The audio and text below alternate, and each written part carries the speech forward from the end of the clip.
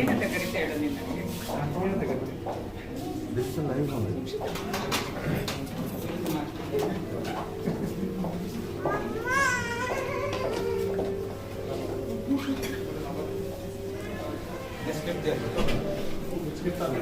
This one. Sorry, this one.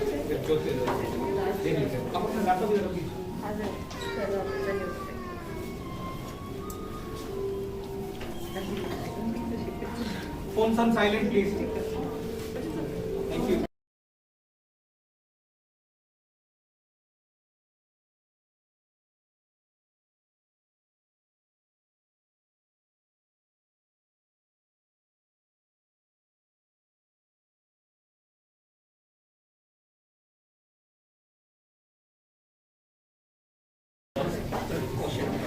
Sorry. We're waiting for you this side. Please come. Surprise entry. It's a surprise entry. Please come.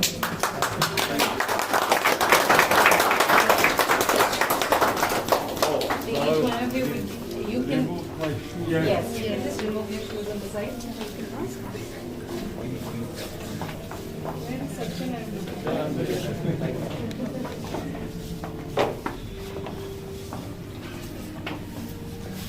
Good morning, everyone. I would like to invite our guest of honor, Mr. Subrat Bakshi, Mr. Manoj Kumar Mishra, Mr. Omkar Rai, and we also have Mr. Manas Panda to do the honors of lighting the lamp. And you know, in our culture, the Yes. men don't do this. Yes. In our culture, it's always the lady of the house. Otherwise, it's not auspicious. Oh, then we and will we not are want that to happen. So then I would like to invite First person in. and members of our leadership team, Soumya, Moni, Anita, Devis, Sukshita, Priya. Please join Now it Chaitanya. is good. Now it is good.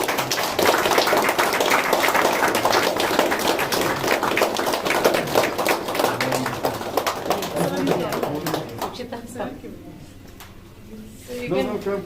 You do it. Look at here. Manoj and I and Dr. Rai will do the last three. Yes.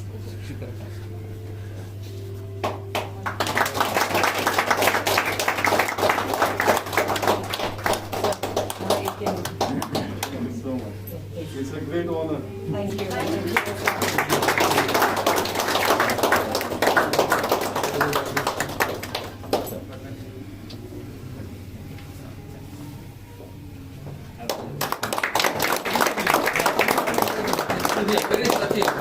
You are the owner. He then let you remove your shoes, so I am making things. That's all I am trying to do. I will pass it on. You start. Sachin will hold on.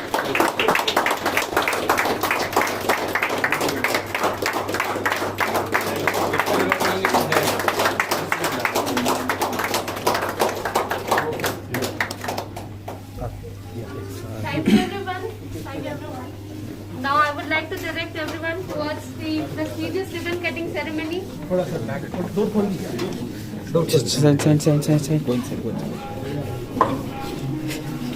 It should be clear, okay, here.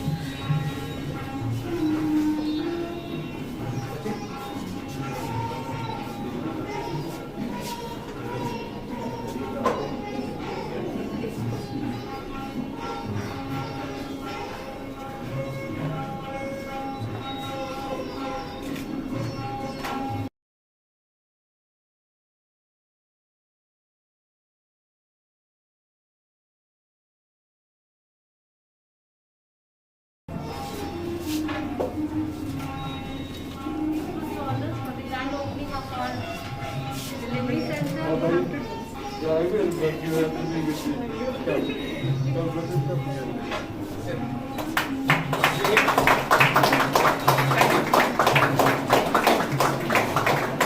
Ready? Ready?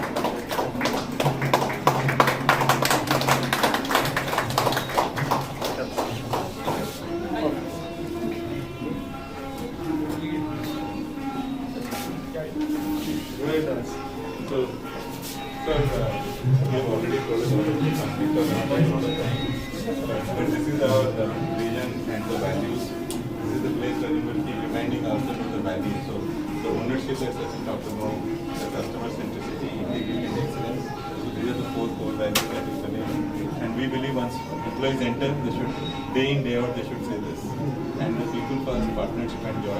And joy is something which we are very passionate about. We should have joy in working, we should have joy in delivering something to the client, and have fun with working. So these are something which is our wall of values and vision. So we will live by it every day. That's the core value. So we took this in April, and because of the pandemic we couldn't spend a lot of time, but in the last 1 month we have invested some time and bring this up. And this is a 130-seater facility, and we hope to grow further as we said, and then once we expand we'll get to the other floors. So this is our innovation skywalk, what we are saying. This is a place where people can go have some free time, think about it, and then we got this space. We said no smoking zone. Yes, it is. Oh, you have no idea. I'll be in my office. Right. Kind of gone out of fashion. It has in the younger lot, they are not picking it up that much, but And the way we have designed it is very spacious. We have not crammed it with a very nicely done. So in the same space we could have put 200. Sachin is very clear that we want to make it very spacious so that people feel that it is Very classy. Some of the art films that we actually got the KIT students to actually do for us inside. So this was very quick notice, but they really related to the 7 core values and they built something for us. So we're very excited with their participation. Wonderful. Please. And Subrata sir, our CSR wing is called Incture. Incture is so that's where we are trying to do some conservation program. Okay. The heritage tree plantation, and Odisha also is going to take it forward. Okay. And definitely we need some help from the government also, and that's where we'll work with Manoj sir. Sure. And then same is the case with the education program. So we have some community computer center and skills development, and then we'll work with your team also to enhance it. Heart in the right place. Right. And this will be our motivational space, and then this is the boardroom wherein most of our key meetings and all the decisions will be taken. And in fact, this is the same setup that we have in Bangalore also. And then all our posters, they have the real insurance. They are our own people. Right. So these are all employees of Yes. Incture. They become a brand ambassadors actually. And this is all about cherry work. Maybe Ravi, who is our product leader. Yeah. So second spoke about it's a brand in the sector, so that's why we are suffering from the services, what we are offering to the products that we are bringing. So this is the largest of the digital applications what we got. These are already about 15 of them, which we the use cases are validated by the industry. So let's say we learn something from oil and gas or the spend management. We package that into a product or something which is generic, which can be applicable across the different consumers. So what is the broad revenue distribution between the product business and the service business right now? Currently it's about, I would say 30% from the product, about 20% influence from the product, but the rest of them are in the services. 30% is primarily to seed the account section, essentially, because these are a suite of applications which are sitting on top of the platform. So it helps us start the conversation. So these are pre-packaged templates which you can apply in most of the business scenarios.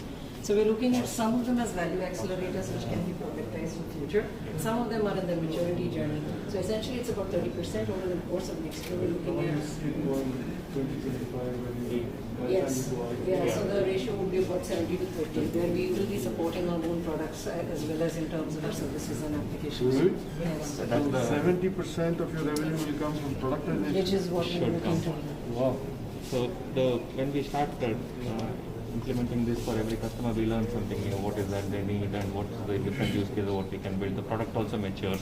Currently the spread is a little This is bit a very more. important point because this will lead to the way that the market will value you. Yes. So if you truly can deliver 70% from product and productized services and 30% from services.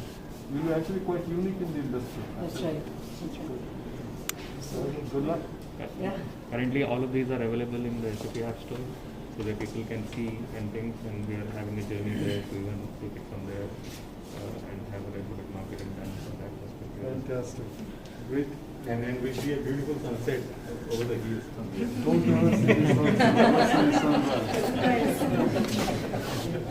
This is not a sunset company, this is a sunrise company. May the sun always be with you. Thank you so much. Thank you.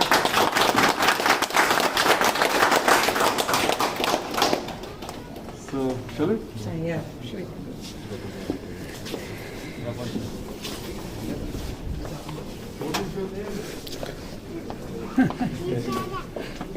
What is your name? Nitara.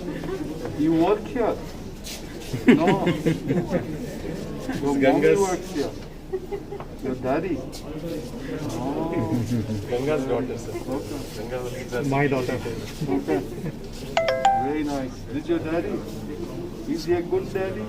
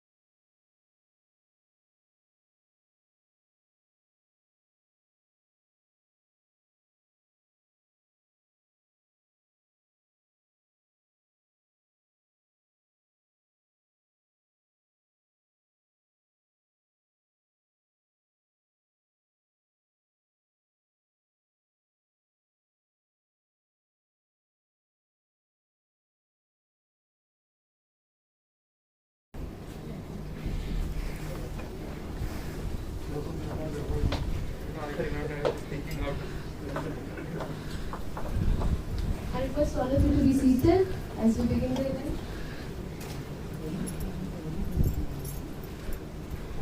I would request one and all to please switch off your mobile phones or put it on silent mode.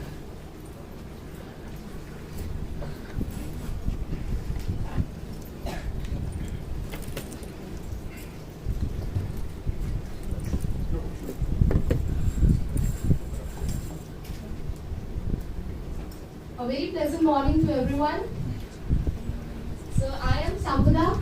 On behalf of Team Incture, I would like to extend a very warm welcome to each one of you and like to thank you for taking the time off from your busy schedules, especially on the weekend, to celebrate with us the inauguration of our Bhubaneswar chapter, Incture Digital Delivery Center in Bhubaneswar.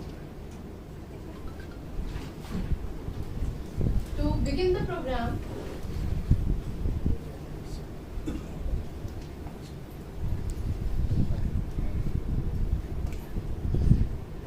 program, I would like to invite Mr. Sachin Verma, founder and CEO of Incture Technologies, to felicitate our guest of honor, Mr. Subrata Bakshi, the chairman, Odisha Skills Development Authority.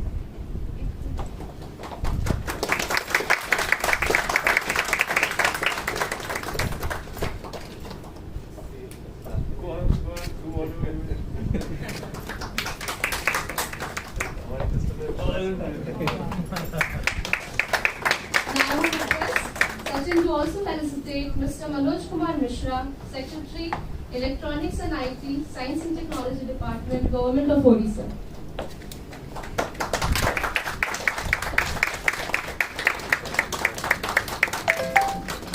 I would request Dr. Omkar Rai, Chairman STPI Next and Senior Director STPI, to please join us for the felicitation.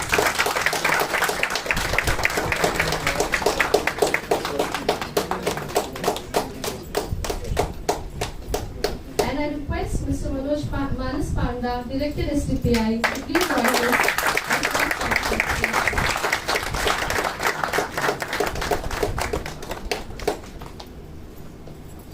Thank you, Sachin. Leadership is the capacity to change a vision into reality. And today we are graced by the presence of the inspirational leaders from the industry and the state amongst us. I would now like to invite Mr. Sachin Verma to speak a few words on this special occasion.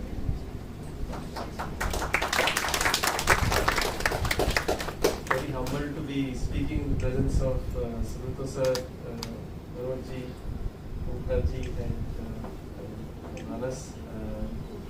I want to start with thanking especially Mr. Sumito sir for creating this platform of IT industry. I can't imagine life without the IT industry, right? I mean, you would agree, no? It has taken us places. It has given us that foundation to do something for our country, for our people, for our society. When I was growing up in a small village in Rajasthan, I used to always yearn, like, what is it that will catapult us to the future, right? And in fact, initially I used to think electronics, so I wanted to do electronics engineering. And somehow when I went to the engineering counseling, the person sitting here changed my life by saying, computers ka zamana hai, bacche ye le le. My father was not there, so whatever he said, I said, okay, sir, le lijie. So, and little did I knew that it will be a platform for me and for all of us to make a big difference to our country, our societies, our states, our communities. There is no better way to live a life, as fulfilled as making a difference. So we want to thank you, sir, and all of you, especially STPI. We were incubated in STPI back in 2006. So if STPI team and culture and their commitment was not there. See, there's a lot of government bodies, but the way STPI is so committed. From every small startup, So when we started in 2006, I was like 1%, so they picked up us from there. In fact, the STPI, none of the incubation support they gave, we also gave them some shares from Incture. I don't know whether they still have that. You never encashed it.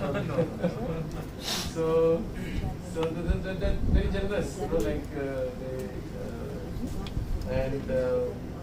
the kind of support we have received all along. And when we started Bhubaneswar Center, we started in the incubation facility, and now they have also supported us with the full floor for us to expand here.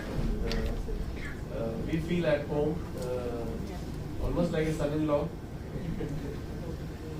So thanks a lot, sir, for your leadership, for your guidance, and God willing, we will continue to feel the fulfillment of contributing back to the society, just the way you have built a generation and inspired a generation.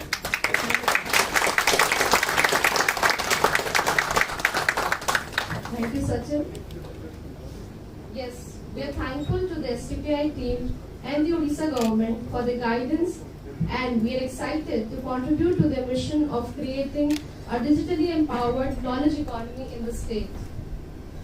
I now would like to call upon Dr. Omkar Rai, the chairperson, STPI Next and Senior Director STPI, to share a few words with us.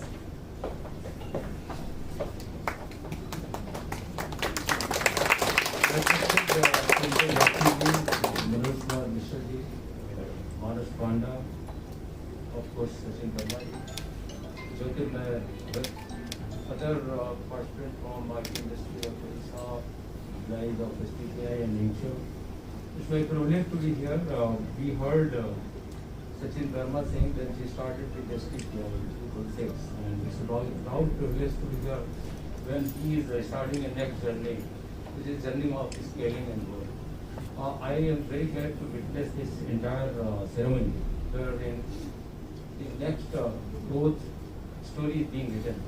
I am very glad that he has landed in Bhubaneswar, and we were listening to him during our conference briefing, that he has huge plans for this place, owing to the fact that this state offers policy-driven administration, practical support, industry-friendly culture. The parts of a very vibrant ecosystem and environment that has been co-created by STPI and Government of Odisha.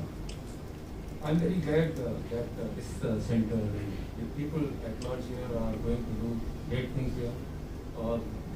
Incture has great plans to establish something in Info Valley with global digital experience learning center, and I must congratulate them for this very good, very growth.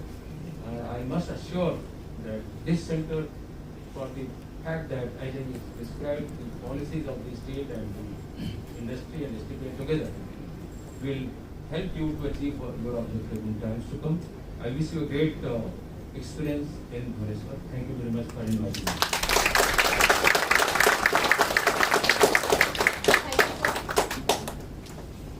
I would now request Mr. Manas Panda, Director STPI, to address the audience on this gracious occasion.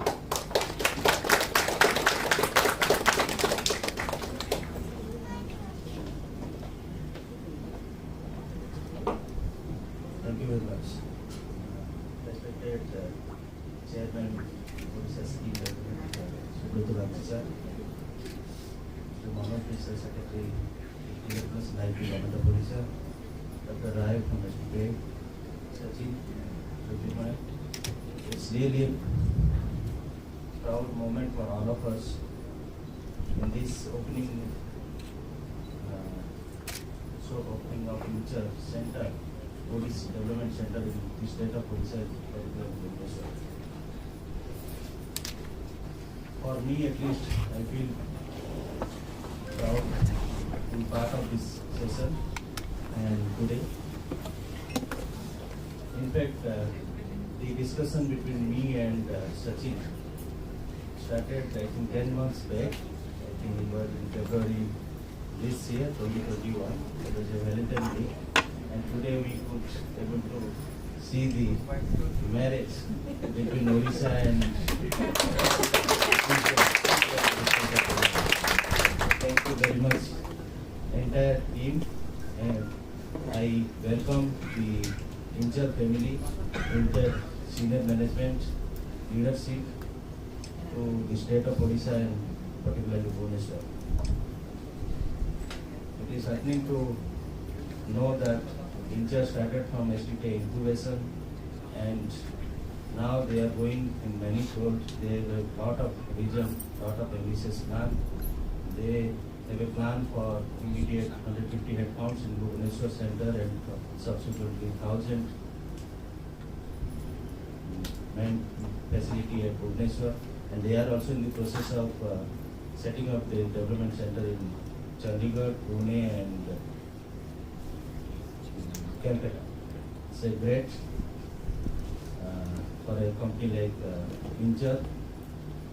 And from STPI side, from Government of Odisha side, we commit whatever help, support required for the betterment of the company, for the betterment state, everything will be offered to you. This basically all the talent, the resources engaged with its Incture. I urge, be honest, be sincere, so that once you run, you deliver, the motivating factor for the management to bring more investment, it will be also a motivating factor for the clients to increase the revenue from this location, which in turn help the state in terms of contributing more and more in the global export. So you must have seen we have got a export tree in the ground floor. Now today we have planted one more company, one more fruit bearing tree in the state of Odisha. So once again I welcome entire Incture team to the state of Odisha and Bhubaneswar and congratulate the management for all this. Thank you. Thank you very much. Thank you, Mr. Manas, for the commitment and the future partnerships. He has successfully delivered strategic projects related to various transport systems as well as contributed to the development of IT, telecom, seaports, waterways and railway infrastructures in the state. I now would request Mr. Manoj Kumar Mishra, our guest of honor, to address the audience here and the Incture employees viewing this event online.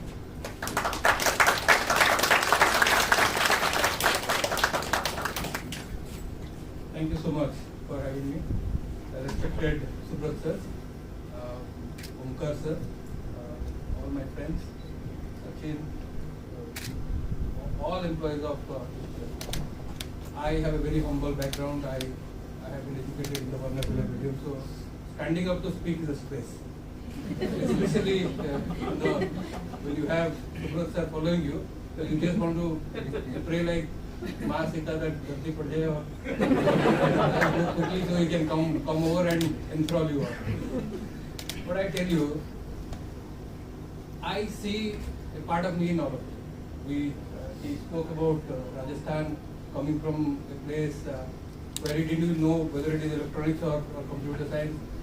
I had no clue what I was doing, and I today complete 6 years with the government, 17.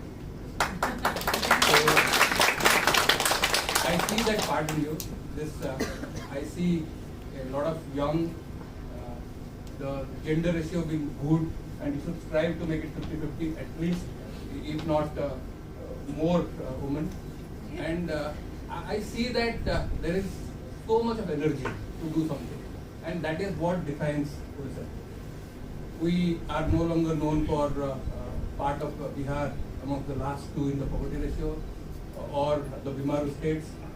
We have scaled that pathetic phase of our lives, where children were sold, where we were known for hunger deaths. Odisha meaning Kalani. That is all that we had in terms of the memory space of outsiders. Today we are very proud people. At least last 10-15 years we are seeing how we have arrived in this stage. I thank Omkar sir because he represents the institution called STPI, which believed in Odisha much before we believed in Odisha. I think their second center after Pune, they started in Bhubaneswar. Third. So after Bangalore started at Pune and Bhubaneswar. So we were there and thereabout. We have missed the bus many times before. And maybe where Hyderabad today is, we should have been there. But let's not lament over the past. Let's not bother about the spilled milk. We can make this happen now. And now is our time where we see, I take a lot of pride in not only the IT fraternity, but even outside. The IT fraternity is mainly because the IT fraternity has given this confidence to entire India. There is no other space which you can say actually truly made Indians global. So from snake charmers, suddenly we have become Infosys. So that is the space we have done. And I keep repeating these examples wherever I go, that you see a cricket match in Melbourne or for that matter in Manchester, you see the largest cheer from the Indians. So we are everywhere now, and that is because of the IT industry. So you represent that, feel proud, and now Odisha's time has come where Odisha will be seen and heard everywhere. Not only in the IT space, you should visit the glamping sites that we have in Kodak, which is very nearby. In 7 places we are doing now the eco retreat.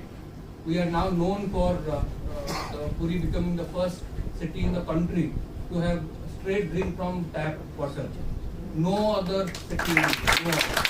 And by 2023 end, we will have 16 cities having the same facilities.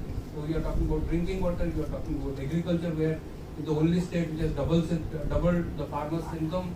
You are talking about IT, you talk about this, any space, now we are there or thereabouts. Now it is on us, it is a challenge on us to take it further and make it number one. Odisha must win. And I congratulate everyone in Incture. I told about my vernacular medium, I couldn't understand what is the meaning of Incture, so I googled it.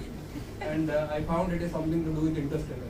So may Lord Jagannath bless you all to reach not only the stars, the interstellar. Thank you so much for having me. All the best.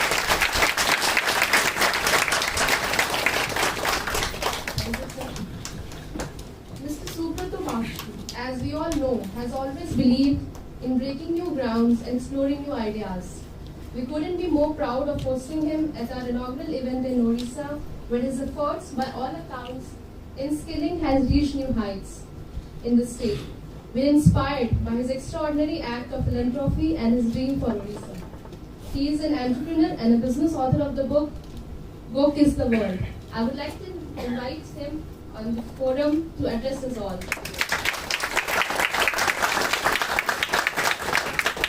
Thank you so much. It's such a pleasure to be with all of you here. My mind goes back in time when the company that I co-founded, Mindtree, was exactly about your age, was about your good looks, about your enthusiasm, and it's just it's a joy to be with all of you here today. I believe that with Shri Mishra's help, you could have gotten somebody more senior than me from the state for an occasion like this, for a company like you. We value, actually, this state truly values organizations like you.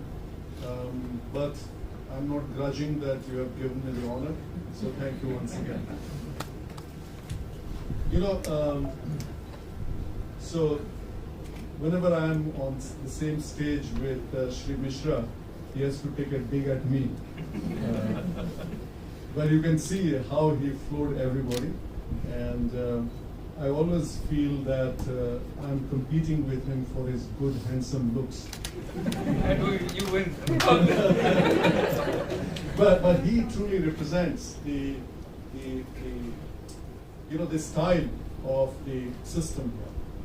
It's a very collaborative, very informal, very engaged leadership team. And I must tell you that the way that we handled the pandemic, the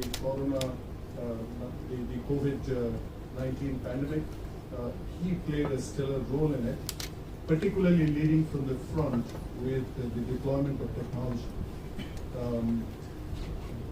The initial days of COVID-19 were days of utter confusion, not knowing where we should go, where is the expertise, and health being a state subject. Pretty much Indian states were left to fend for themselves. And we quickly realized that this war has to be fought with the power of technology. But it's an area where people are prepared. This was a very unscripted event, as all of us know. So deploying technology on a real-time basis to be able to get a hold on unfolding events, Shri Mishra and his team did an absolutely stellar job. And just to give you a sense of that, when we had the lockdown, within days, we were like 10 lakh migrant workers who came back to the state, within days, or I should say within a few weeks. And it is there that his impeccable capability to marshal all the powers, particularly the railways, and movements by road, that made sure that nobody was left behind. People came safely back. But more importantly, they were tracked. So we knew absolutely fully well where those 10 lakh people are. And if that head count and that process of quarantine wouldn't have been done, then we would have been in a very different place today. Then subsequently, obviously, very sophisticated usage of data mining, usage of visualization. It felt, though I came from the information technology industry some time back, I felt the level of sophistication with which he and his team led the path in deployment of technology was remarkable, and I was always wondering if I could have done an equally good job. So thank you, sir, for you will find in the department, in people like him, a genuine affection for technology companies. So that is one part. The second part is, STPI is the mother organization for the information technology industry. So without STPI, we wouldn't be here today. I must tell you, when Infosys and TCS and Wipro, these were the three big companies, the Mindtree wasn't even born. When these three companies in the early part of 1990s were struggling with the challenge of bringing work to India, we were using dial-up modems, so to transmit software, and you use basically the PSTN link, you use a dial-up modem, and how much was the capacity? 64 kbps. Okay? 64 kbps capacity that will get disconnected 4 times. So this was not going to be a model with which India could be a global force in technology. So we clearly needed investment in high bandwidth transmission capability. But none of these companies had the ability the financial ability, to bring in something like 2 crores of investment per city. 2 crores, only 2 crores, for setting up a dish that could be shared with everybody else. And that is where the farsightedness of 2 bureaucrats, one Mr. Vittal and one Mr. Seshagiri. Mr. Seshagiri obviously is a scientist more than a bureaucrat. These 2 people's farsight was necessary, and the creation of STPI happened, and STPI bankrolled that money. STPI gave 2 crores per city so that large antenna could be set up, and then software companies can transmit without any effort. So starting from there, where the companies did not have the capability, STPI actually bankrolled, and that spirit of pioneering, that spirit of risk-taking, and a spirit where they don't claim credit.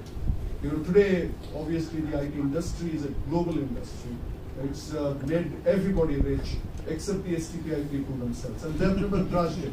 They've never grudged it. They've been happy to be part of the glory, but not seeking credit. This requires a very different kind of character. So we are very grateful to be nurtured by people like Dr. Omkar Rai and people like Manas. And I have, Manas is like a younger brother. I've seen him.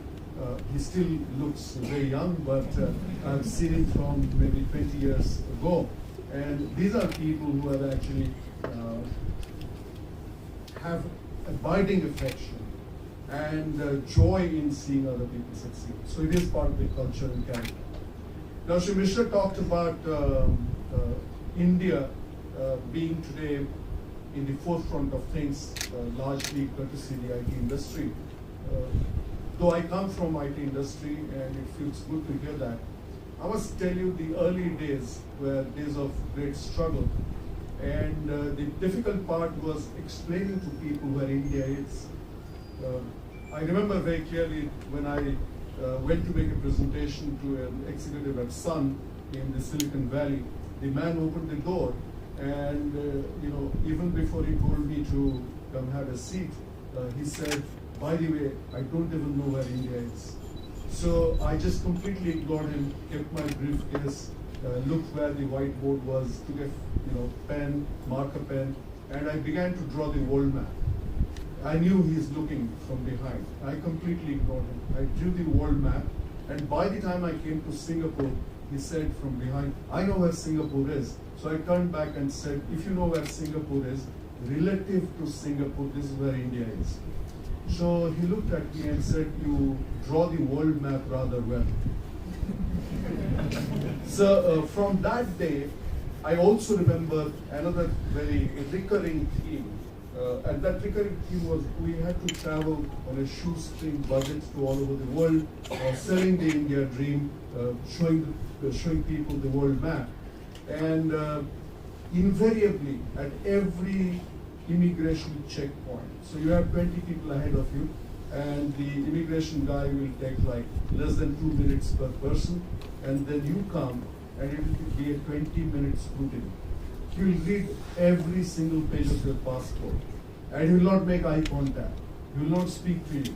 He will make you feel like a worm, and you don't know whether he's going to tell you to go back, to deport you, to give you where you need 6 weeks, he will give you 6 days, and they took an enormous amount of time.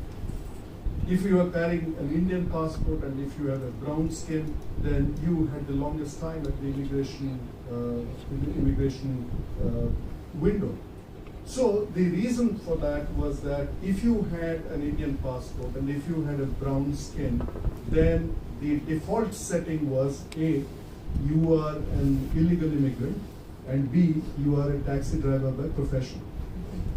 Today, if you are an illegal immigrant and if you are a taxi driver by profession, they think you are a software engineer. So that is what has been delivered to the world, and it has not happened in a matter of just a few days or just a few years or just a few decades. It has taken absolutely great amount of sacrifice by the founding fathers who have brought us where we are today. But more than pride and more than self-glory, we have the great responsibility to help the world, great responsibility to make the world a better place. And the Indian IT industry is leading from the front in making that happen. Now, talking about Incture, today when you were making the presentation to me, as I was telling you, my mind went back in time. And when we were building, by the way, Mindtree is not my first startup. My first startup failed. It was a company that I co-founded when I was 28 years old. It ran for 3 years, and then it closed down. But that spirit was alive, and finally when Mindtree happened, Mindtree, by the time I left Mindtree, it was more than $1 billion in revenue, $10 billion in market cap, more than 20,000 employees. So all very good. But while starting Mindtree, I was keenly paying attention to other great companies and other great startups. And then I found something very interesting. I found that great companies pay attention right in the time that they start, in their early years, to 7 things. Okay, so we are in the land of the Konark Temple. The Konark Temple is a tribute to the sun god. The sun god has 7 horses pulling the chariot. So the 7 horses must pull the chariot in the same direction, at the same time, and at the same speed. Then only it will move in a coherent manner. So like the 7 horses that must come together to pull the chariot of enterprise similarly has to be pulled by 7 elements at the same level of strength at the same time for that company to go someplace. So what are the 7 things? First and foremost, companies need to be very domain focused. You must be very clear as to what domain you are serving. If the world cannot figure out your domain, then you will not last the conversation. So the world needs to know whether you are a giraffe, you are a tiger, you are a rhino, you are a lion, because once they know your domain, they know how to relate to you. So the capacity to clearly articulate your domain is very important. But if you look at great companies, then these companies also focus on tools. What kind of tools people use define what kind of productivity you have, what kind of predictability that you have. So use of tools becomes very important. It's not a random thing. If you run SAP, you will have a very different kind of a company. If you run Salesforce, you will have a very different kind of company. what kind of tools that you use for leadership assessment, what kind of tools that you do for vendor management, what kind of tools that you use for even doing collaboration among your people.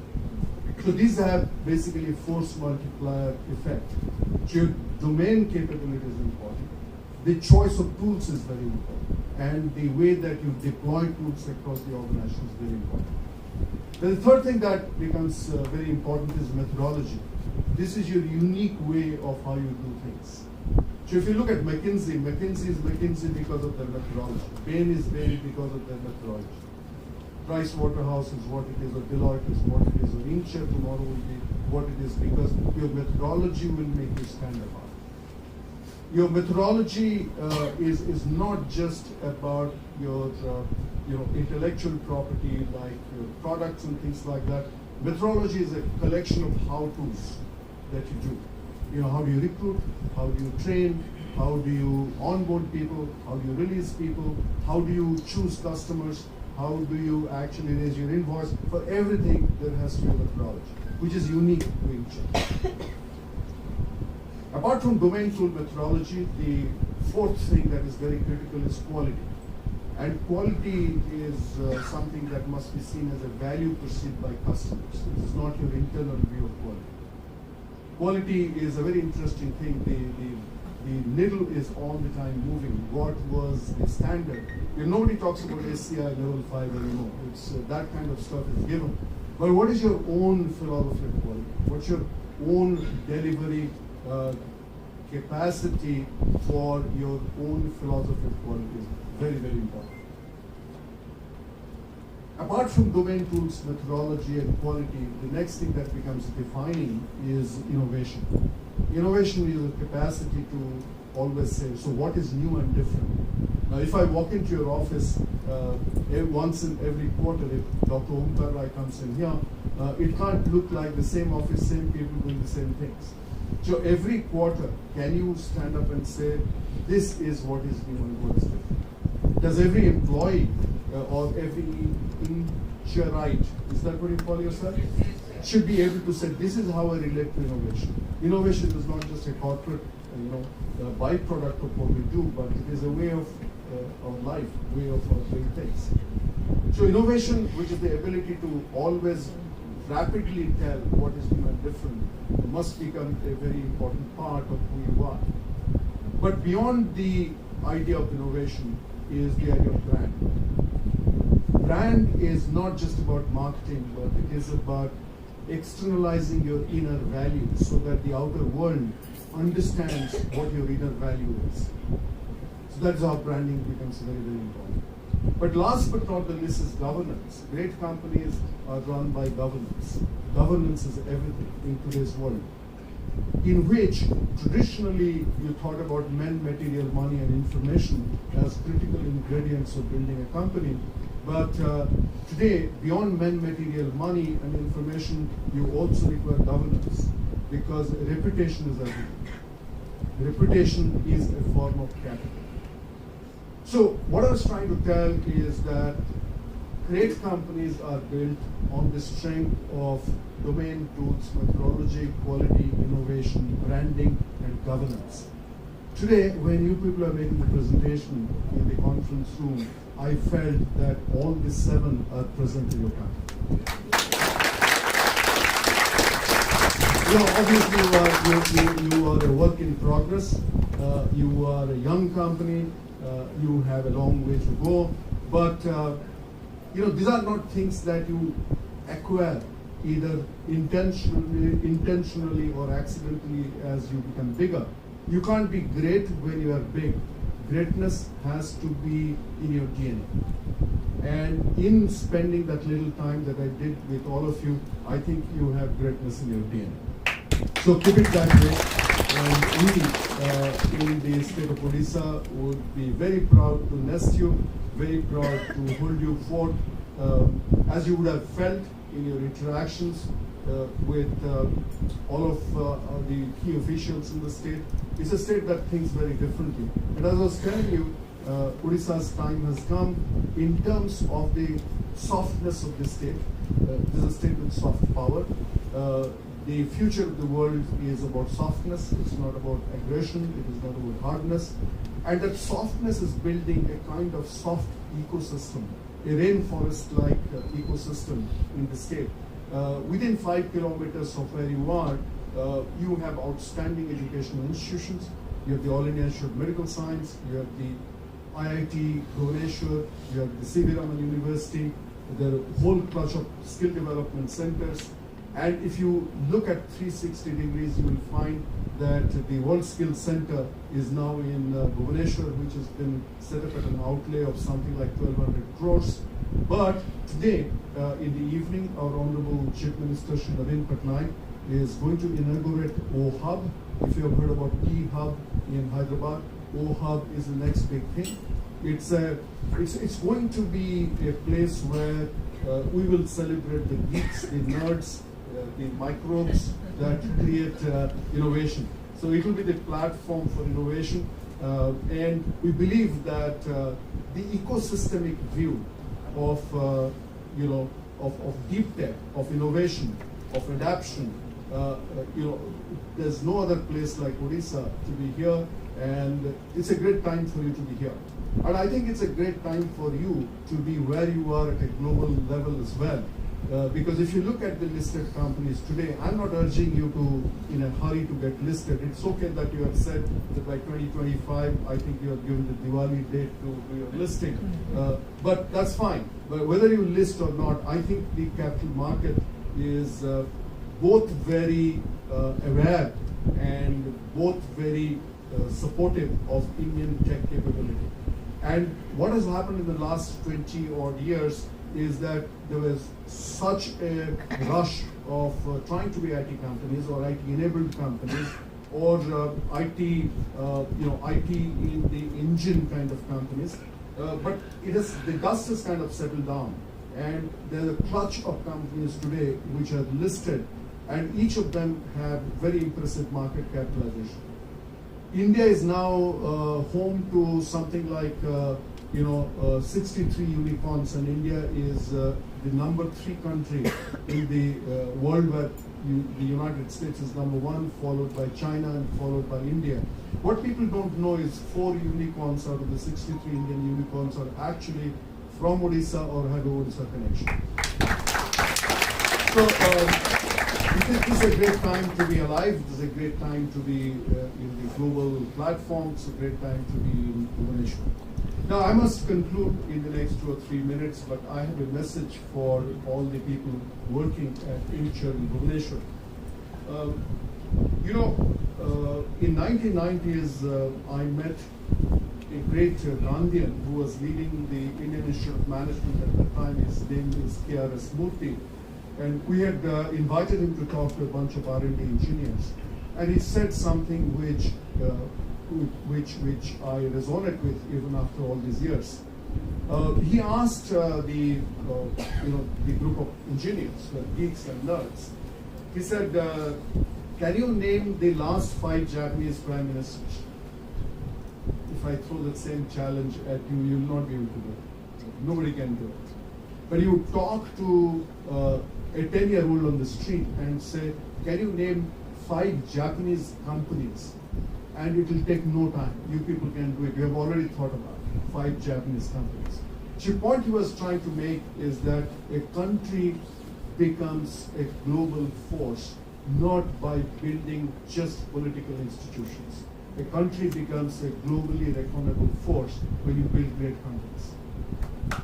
Japan is because there's a Honda, there's a Toyota, there is a Mitsubishi, okay, and there's a Toto.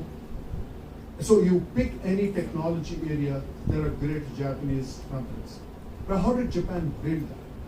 Japan built it because the Japanese people have a hierarchy of how they relate to things.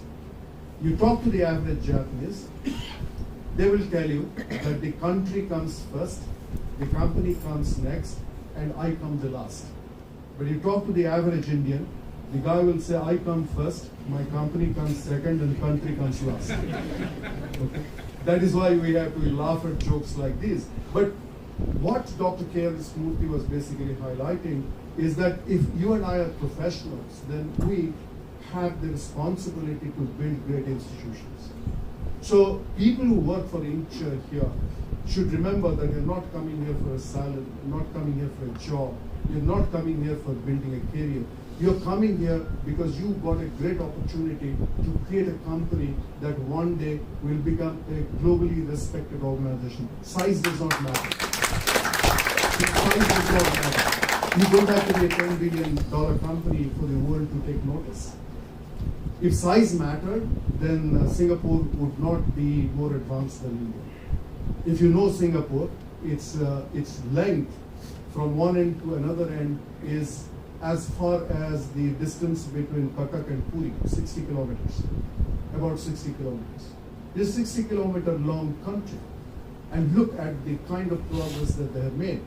So if you look at many of the Nordic countries, it's not about size, it is about what you do then more than how big you are. So you don't have to be big to be powerful, you don't have to be big to be beautiful. So irrespective of size, you have the capacity of creating a great company, and those who work for Incture in Bhubaneswar, please see it as your opportunity, use it as a platform, see it as an opportunity to bring greatness into Odisha, to bring the power of enterprise to make a substantive difference, not just to the tech world, but to the people at the bottom of the pyramid, because that is what governs the state, that is what governs the philosophy of our Honorable Chief Minister Shri Naveen Patnaik. So with that, once again, thank you for getting me here, and all the very best. I will say that we'll keep an eye on you, and the government will do everything possible to make you feel proud that you have sprouted your seed on our land. Thank you very much.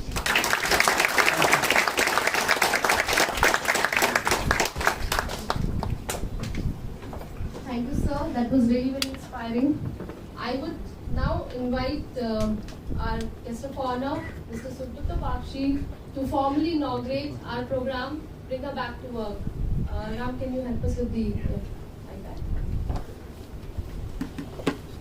This is your program, bringing women back. Okay, so what do I do? Just pretend that I'm doing something. Yes.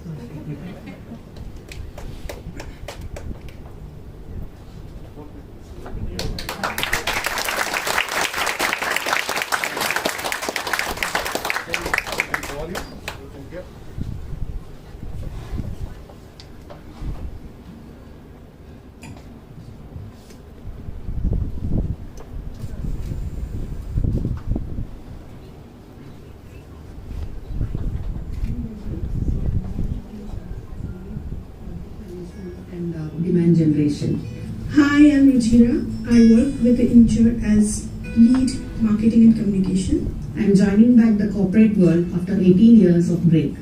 I've taken a break due to maternity and childcare. When I was pregnant with my son, I decided that I should take a break and be with him. And I would say the best decision I've taken. As a mother, I wanted to be with him, and I'm happy that we did it. To start with the second innings, I got an opportunity to work with Incture under the program Bring Her Back to Work. So Incture had given me an opportunity under their Bring Her Back to Work program to explore various opportunities in the corporate field. I heard about Inchure's Bring Her Back to Work programs from my friend. I felt Incture has given us the freedom and flexibility to work, which is more important for organization and also for a person who is coming back to work after a break. I had got this opportunity to work with this wonderful team, and the mentoring here from the leadership has been so good. I feel this is a very good opportunity for every woman. When I can come back for a work, why not you? If I can do it, so can you. Take that big leap of faith. Inchure's Bring Her Back to Work is slowly normalizing the fact that being a break doesn't mean it's the end of your career. So take this opportunity, come back and see you also have it in you.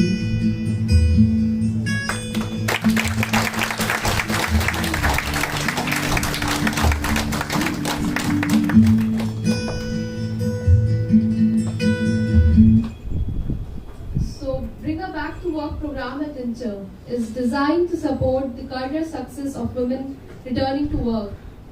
Incture shall help build on their past professional achievements with the latest business and technical skills, plus provide them the leadership training to empower their advancement in Incture.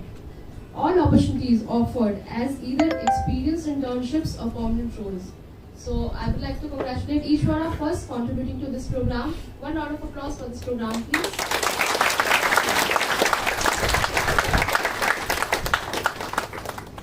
Thank you very much for all the speakers who present here with us today.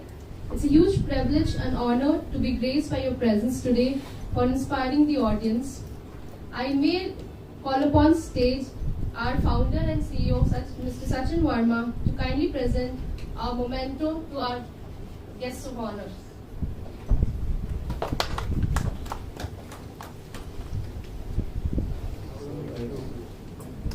I want to say that we have from Bangalore with love to Bhubaneswar.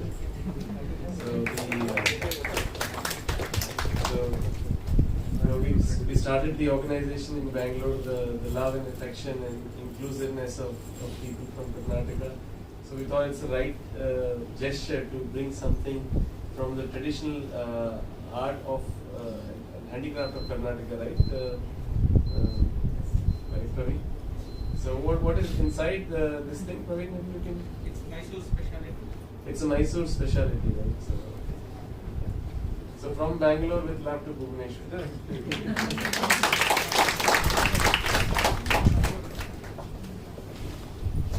Thank you so much.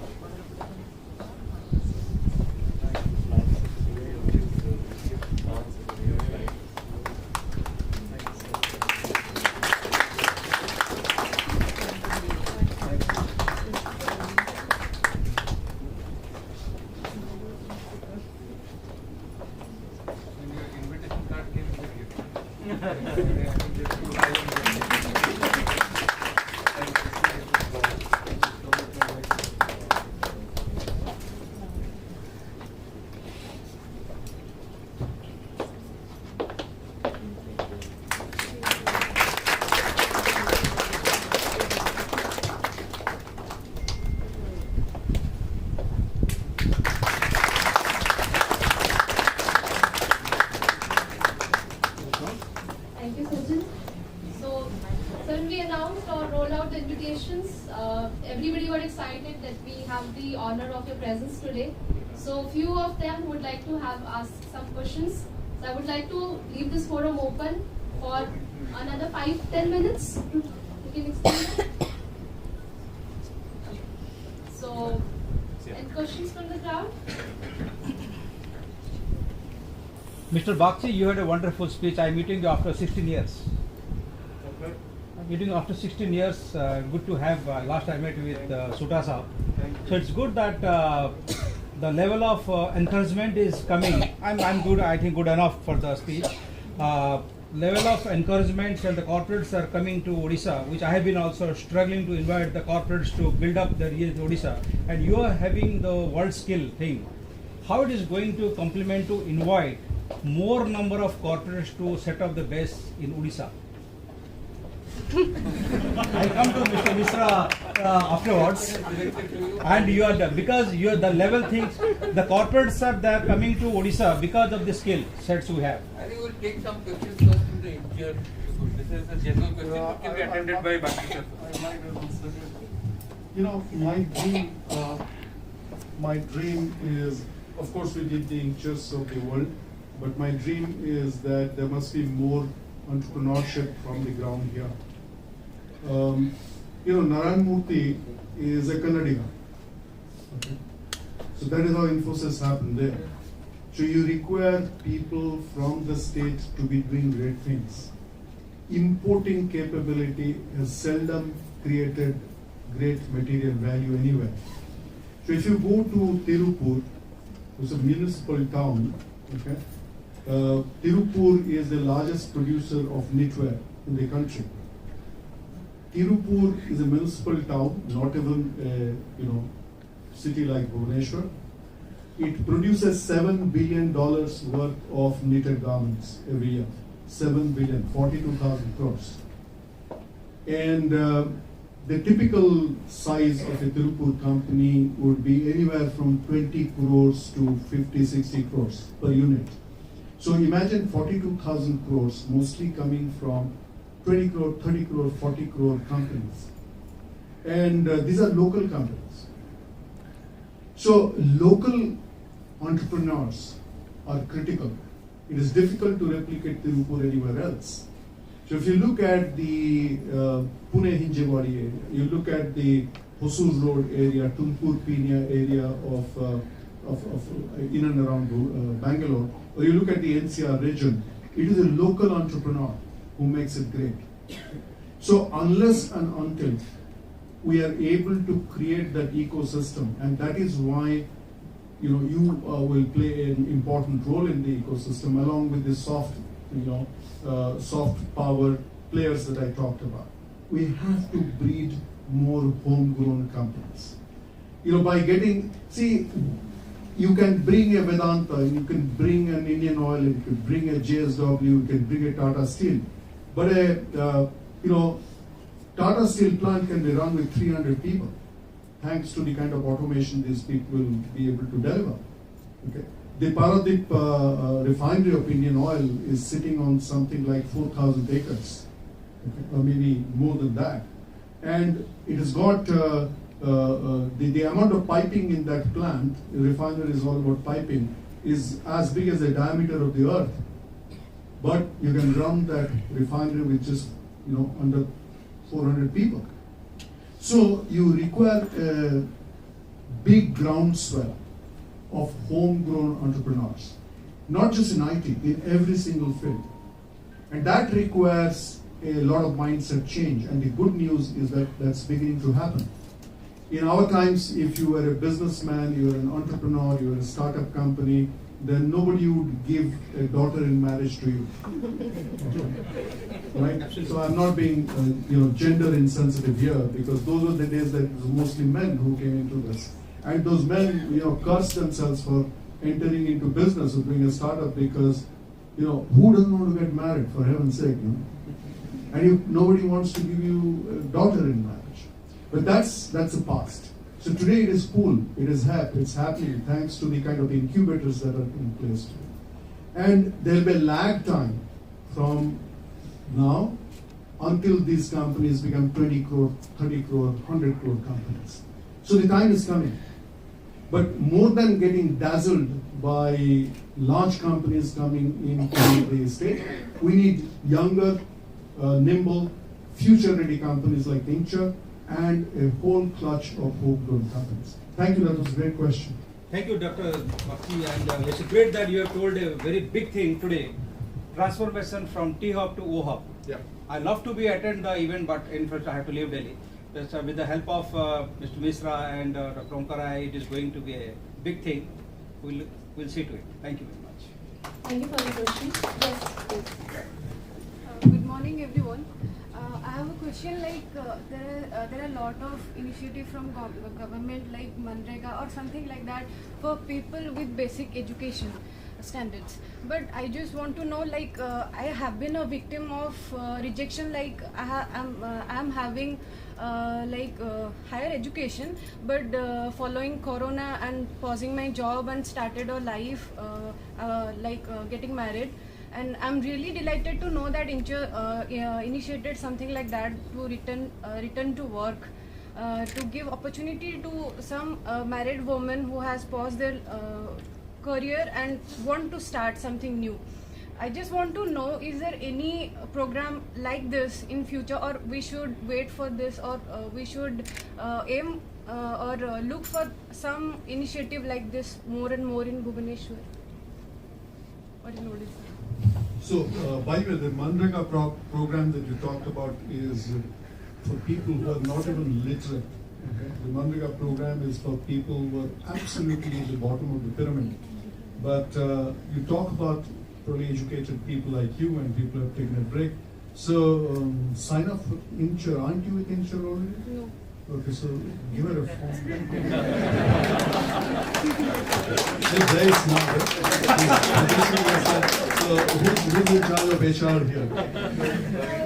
Praveen, please give her a form. Sure, thank you for your question. Yes, Ganga, please. Thank you. I'm Ganga. I'm part of Incture. So my question is, can you describe one aha moment in your leadership journey? Why do you have to ask me? You know, there are other people here, the great leaders. Let him take a stab at it first. He had many aha moments, by the way. I would say that he has done a lot of work. Odisha is progressing ahead with the digitization. For last 3 days, I have been We listening. allow them to speak and answer. We have had enough of it. Sitting here is the aha moment. and I can't imagine that you would ask any question to us when he is there. Either we ask him out and then we can have a conversation, otherwise he will. Because if I were there, I would ask 10 questions to him. Absolutely. And he, not for nothing, he's our spokesperson during the entire 1.5 years of COVID, initial COVID. He represented the government to people on COVID. He is our spokesperson. Yes, Sakshita, you can go next. My aha moment. So, you know, I know that I'm in an IT company, okay? So, and I hope nobody is recording this and you guys will not post it on. Right in front of us. Anyway, so let me tell you, my aha moment was when I was 18 and my wife was not my wife at that time. So she was barely 16 and she said yes to me. That was my aha moment.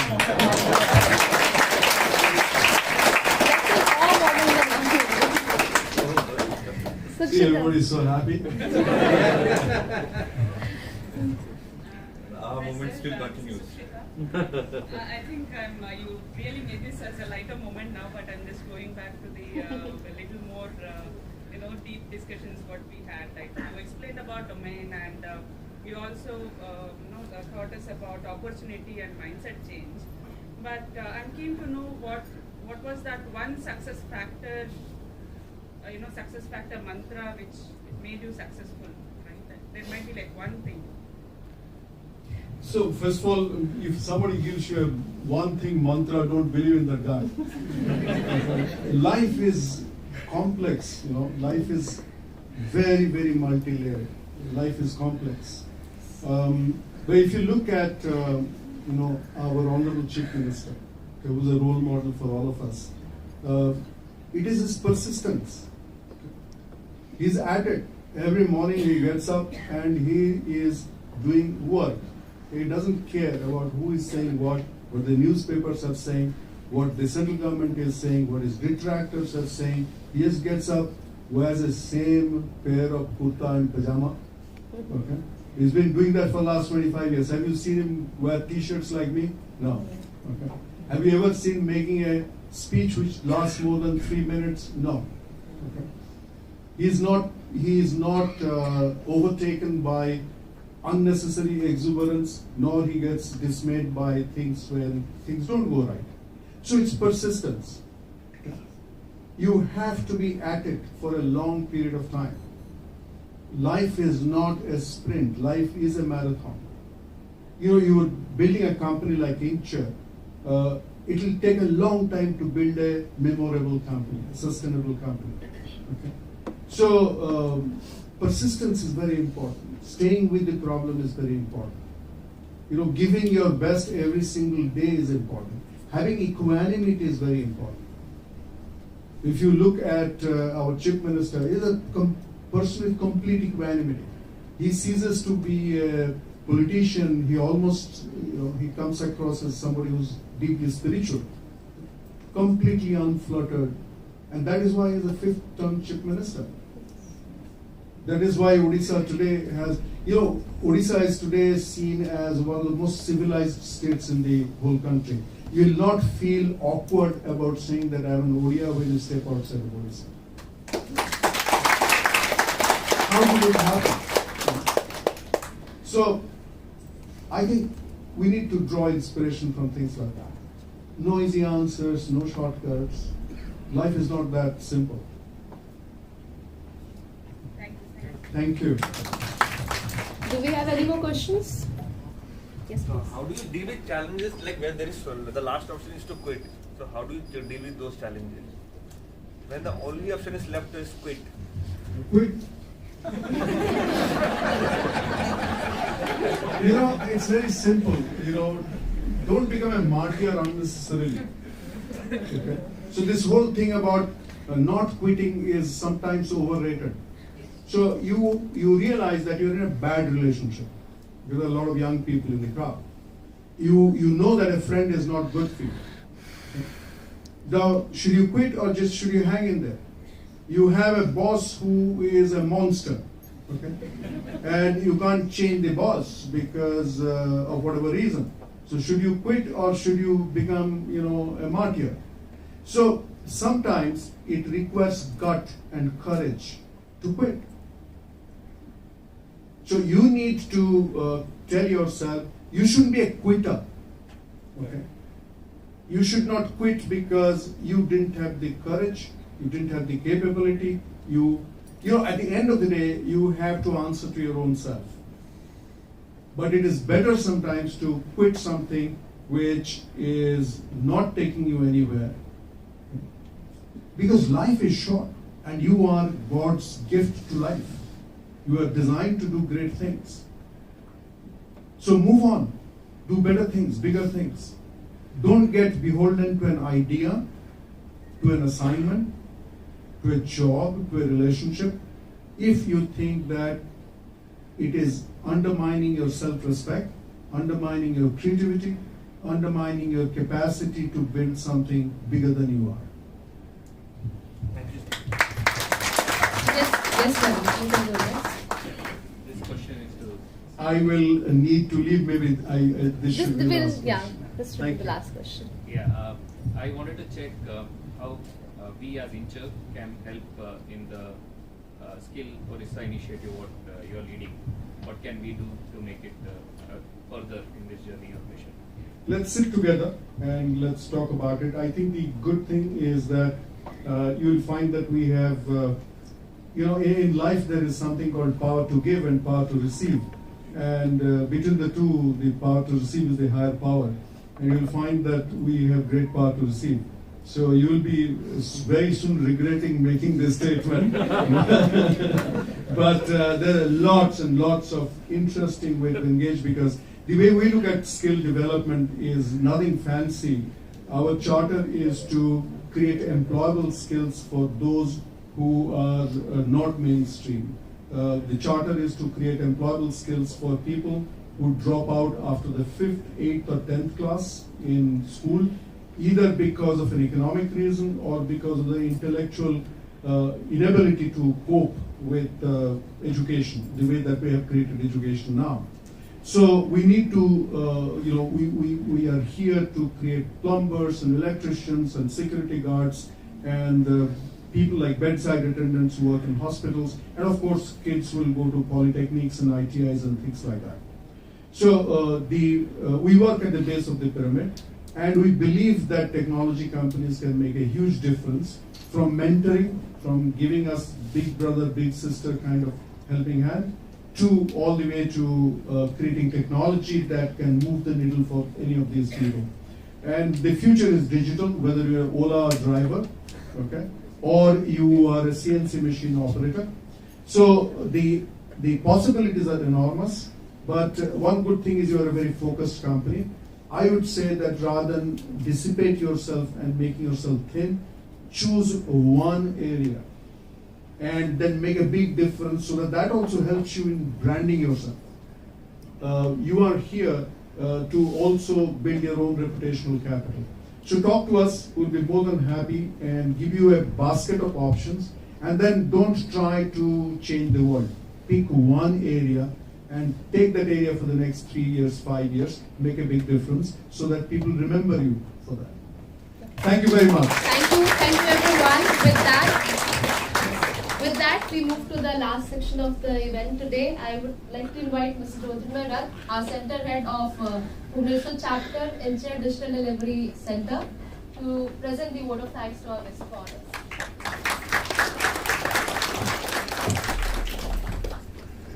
What a day.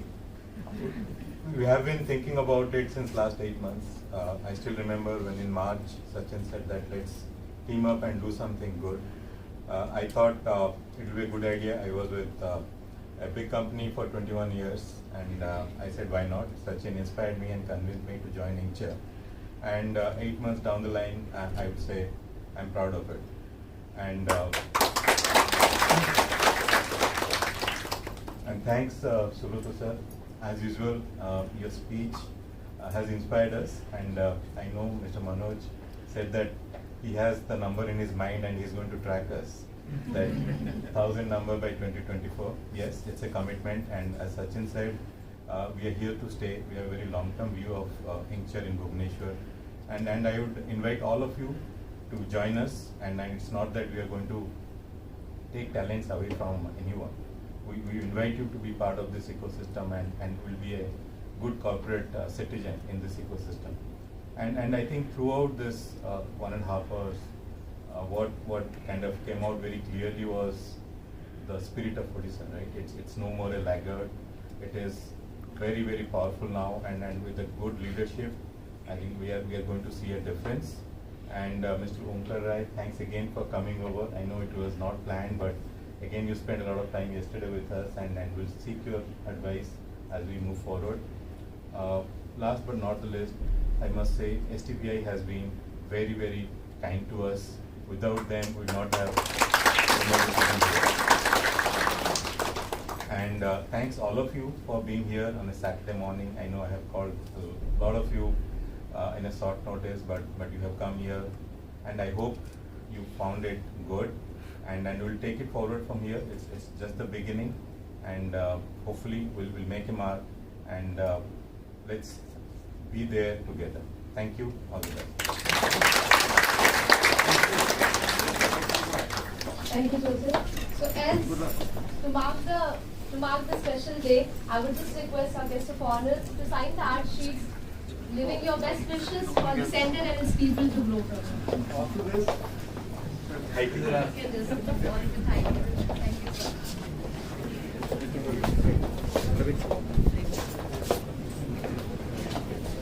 what do I do here? You can give the best wishes to each other. So this will be a valuable thing for us.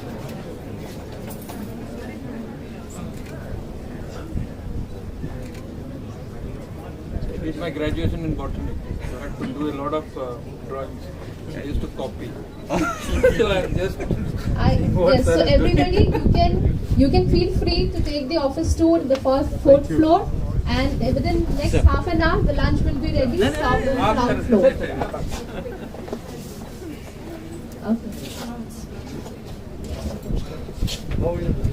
Okay, I would like to invite everybody who has joined us today for this event for a common group pic.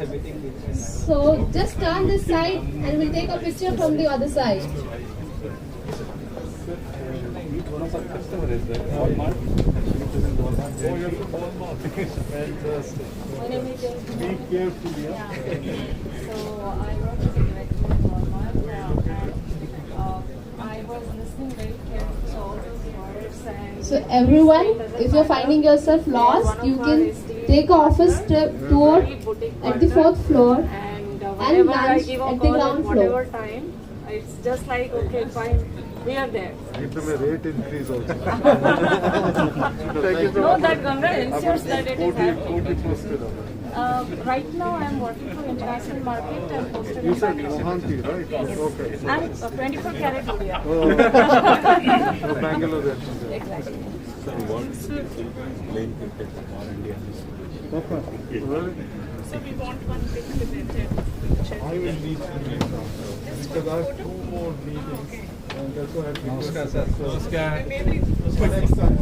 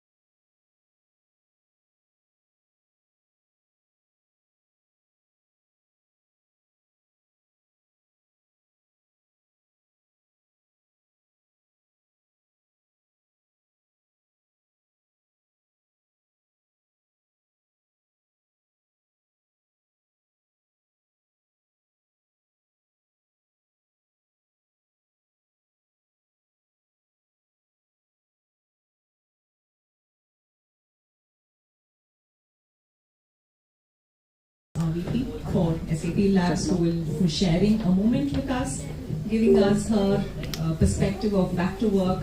So let's hear her. Hello Team Incture. I'm absolutely delighted to be here virtually with all of you at the launch of the SAP Delivery Center in Bhubaneswar. And I've been told by so many people that this center will be the largest digital engineering hub in the eastern part of India, and all of you will be focusing on building next generation products and intelligent platforms for our SAP customers worldwide. And this is absolutely great. So I want to wish the team continued success in your expansion plans and for setting many more milestones for both Incture as well as for SAP.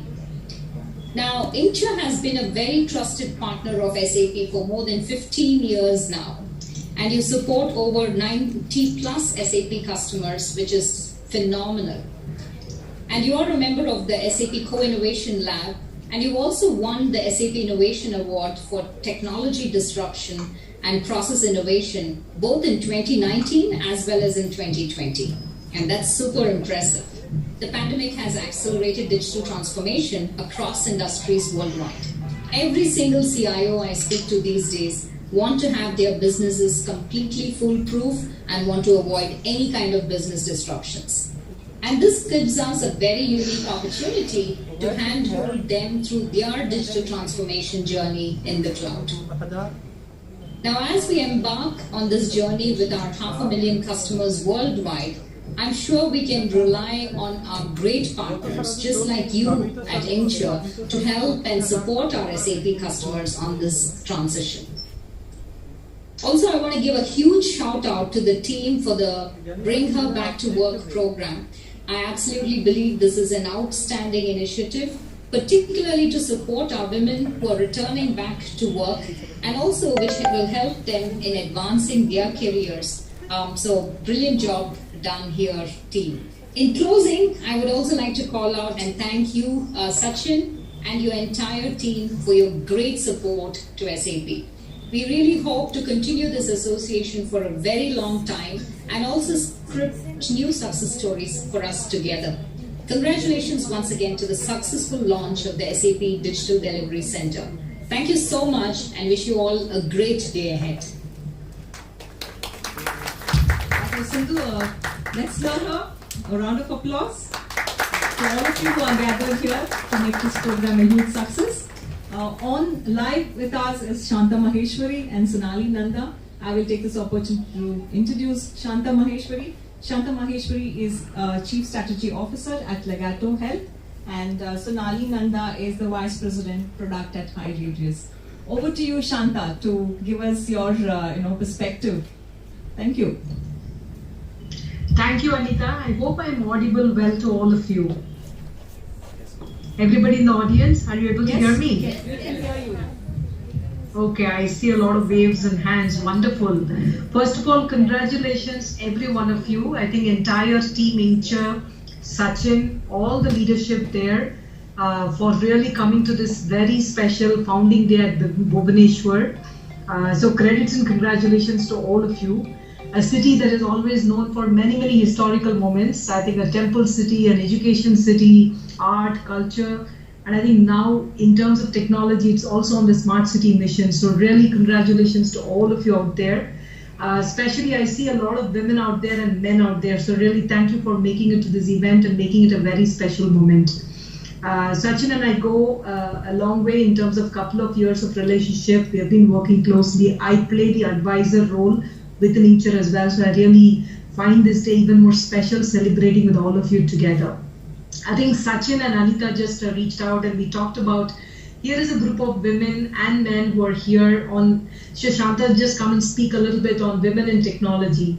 So I was wondering what I should really be talking to all of you. So I thought probably the best way to do, and following what Sindhu spoke to all of you just now, today, I think the technology and the times of IT and BPM, we are at the most fascinating time of the industry. The IT and BPM industry is probably solving the world's greatest problems on everything that we can think of with the power of technology. The convergence of industries, just look at the great example of this whole pandemic itself, right? The amount of digitalization that has happened just on the COVID app and every one of our records being treated, and look at many companies which has transformed many applications and systems for really managing this whole pandemic, the work from home, remote, Wi-Fi connections. Probably the comms industry was tested the highest. I don't think they would have anyway tested their live networks. This is probably the best test that could happen, right? Across India population, I think they've tested live the networks that can really work at all times. So I would say, I think the industry convergence, the power of technology solving wonderful problems and really greater problems, including inclusivity, accessibility, and many more, and the power of digitization. All the technologies, cloud, data, mobility, every one of them has found a much greater meaning in the times of transformation now, pandemic and beyond.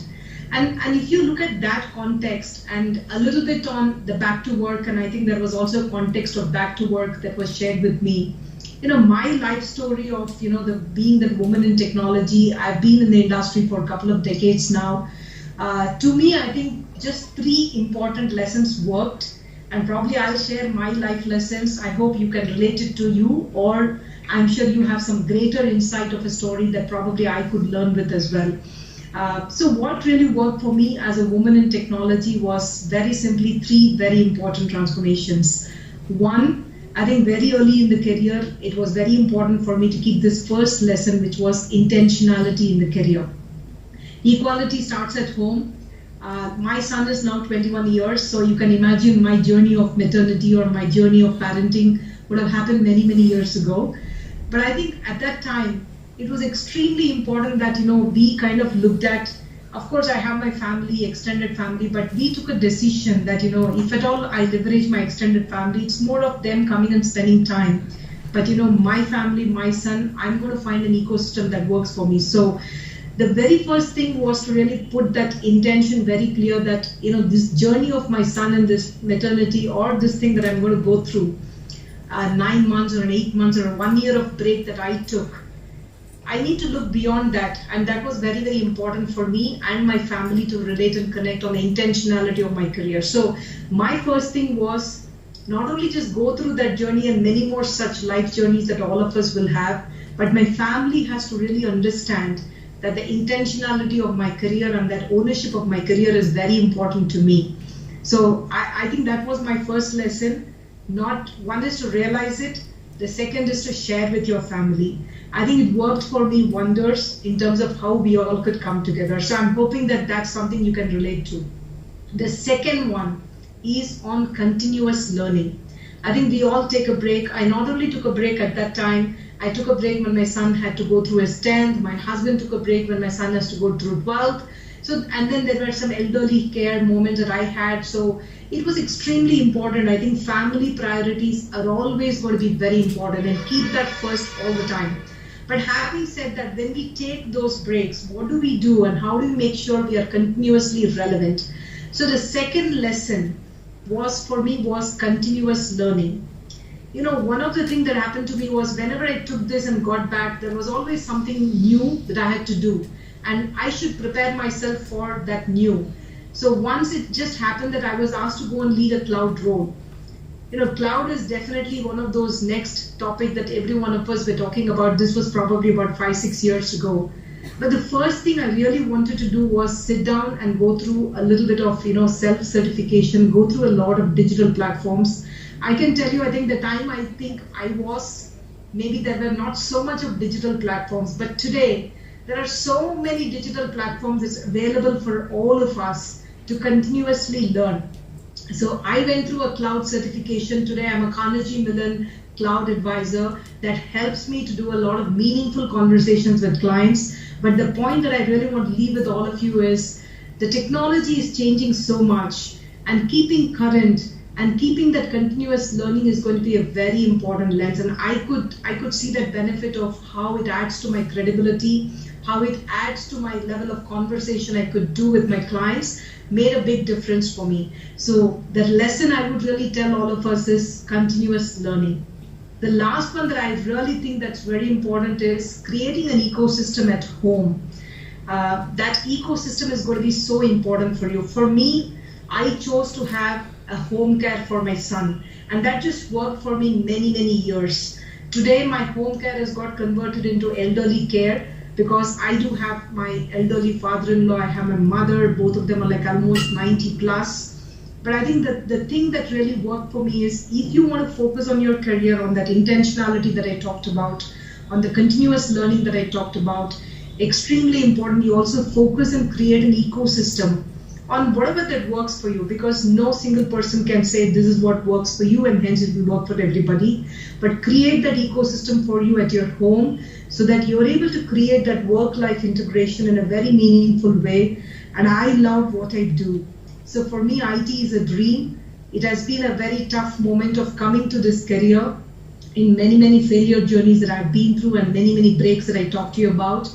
But I think today, I enjoy every one of the aspects that I've done. Every one of the decisions that I've taken has always worked much greater for me. And I think the role that I play today in Legato and Anthem is a much greater opportunity to really solve world's healthcare challenges powered by innovation. So I just thought intentionality of the career, continuous learning, an ecosystem that you could create to have your work life, and always keep your family priorities at the top of what you do, and staying curious and staying relevant has helped me in my journey. I'm hoping that helps. This helps a little bit of those moments.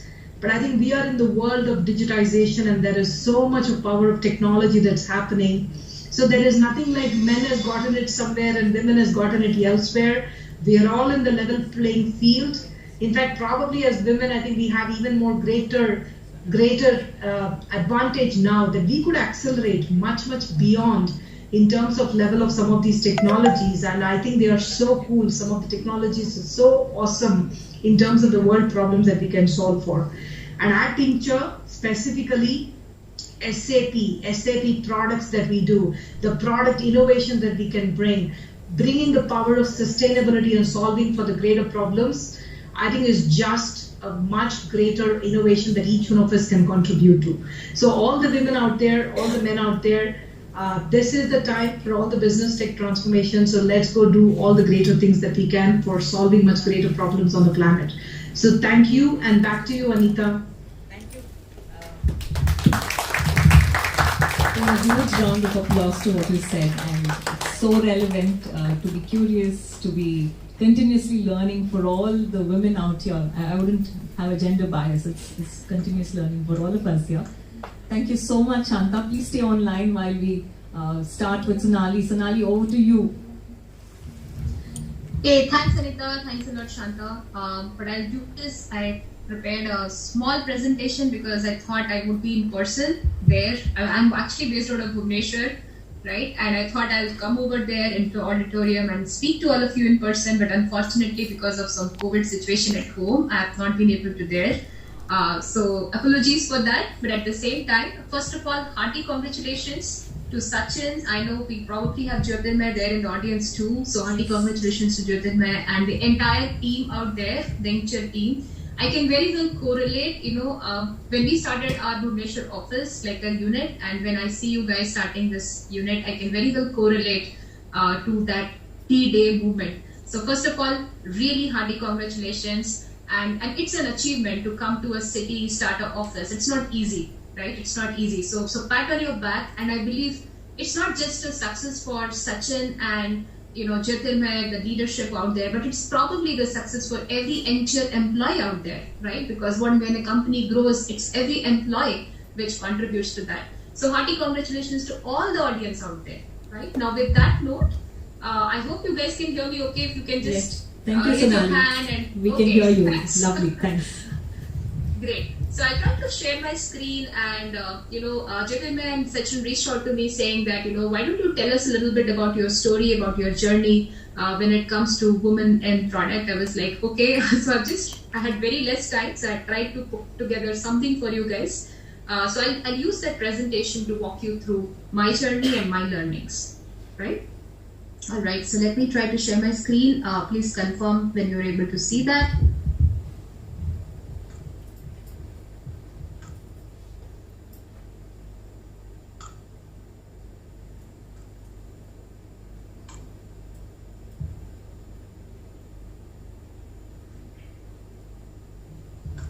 Sonali, you can use the arrow button to share. Yeah, I'm just trying to do that. For some reason, it's showing up. Just a second, guys. So all of you out here, while we finish and conclude with Sonali, we'll also have Sachin speak a few words. And we'll leave the floor open for a Q&A before we go forward with Jayashri here, also who's going to be our speaker. Are you able to see my screen by any chance now? Yes, we can. Alright, so are you seeing a slide saying this is my story by any chance? We have your desktop which has been seen, Sonali. Oh, is it? Okay. Alright, so I think there is some issue. Share your desktop and your screen, please. Yeah. So it was working fine. Then we did the screen sharing testing. Let me see.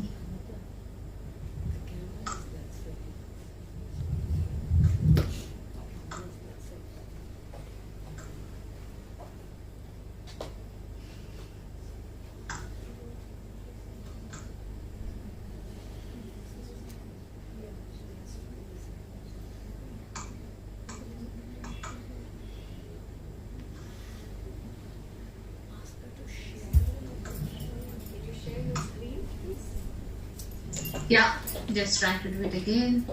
Are you able to see the presentation now by any chance? Yes. Alright.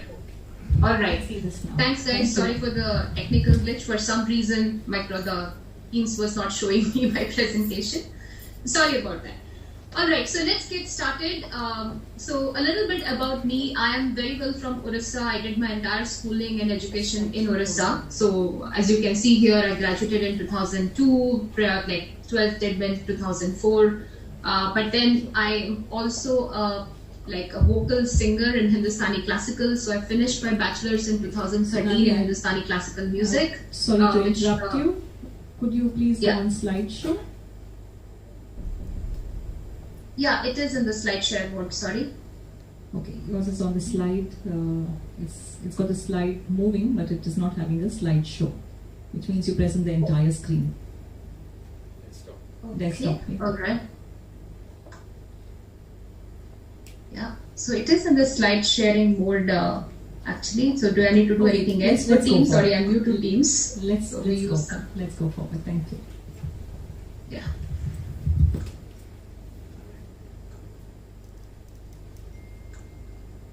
Okay, is it visible?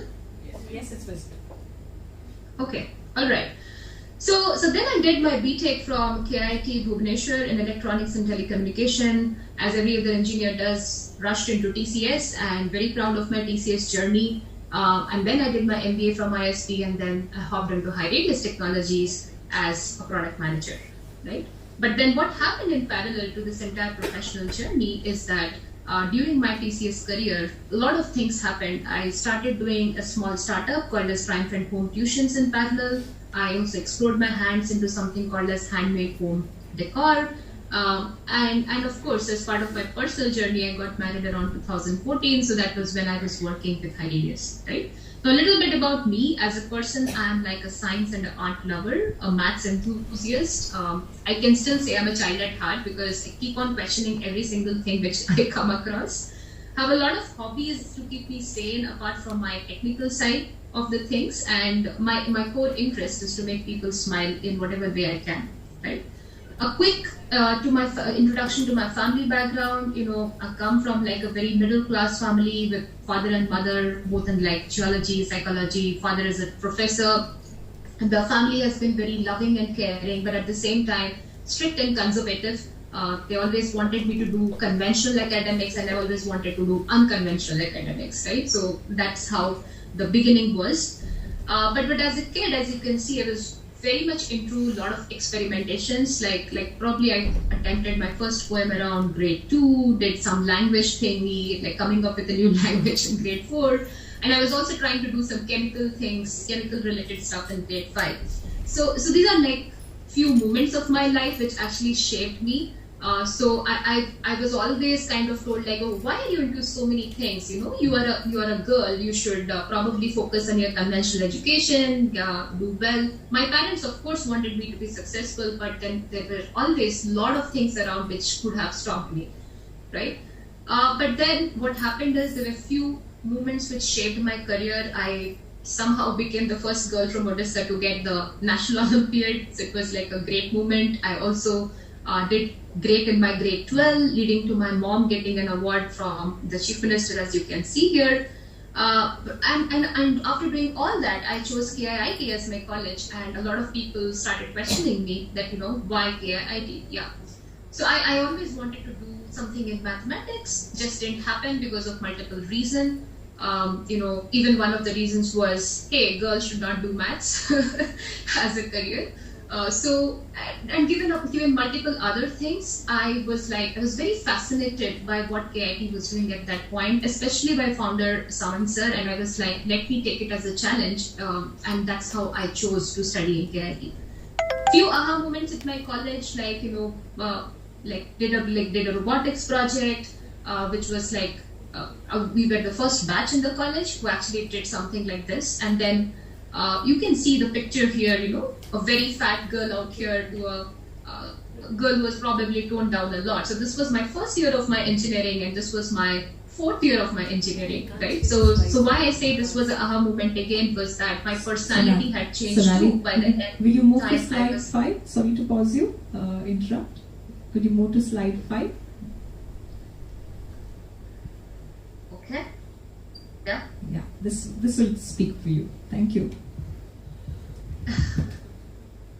Yeah, so I think I already spoke about this slide. Can you hear me okay?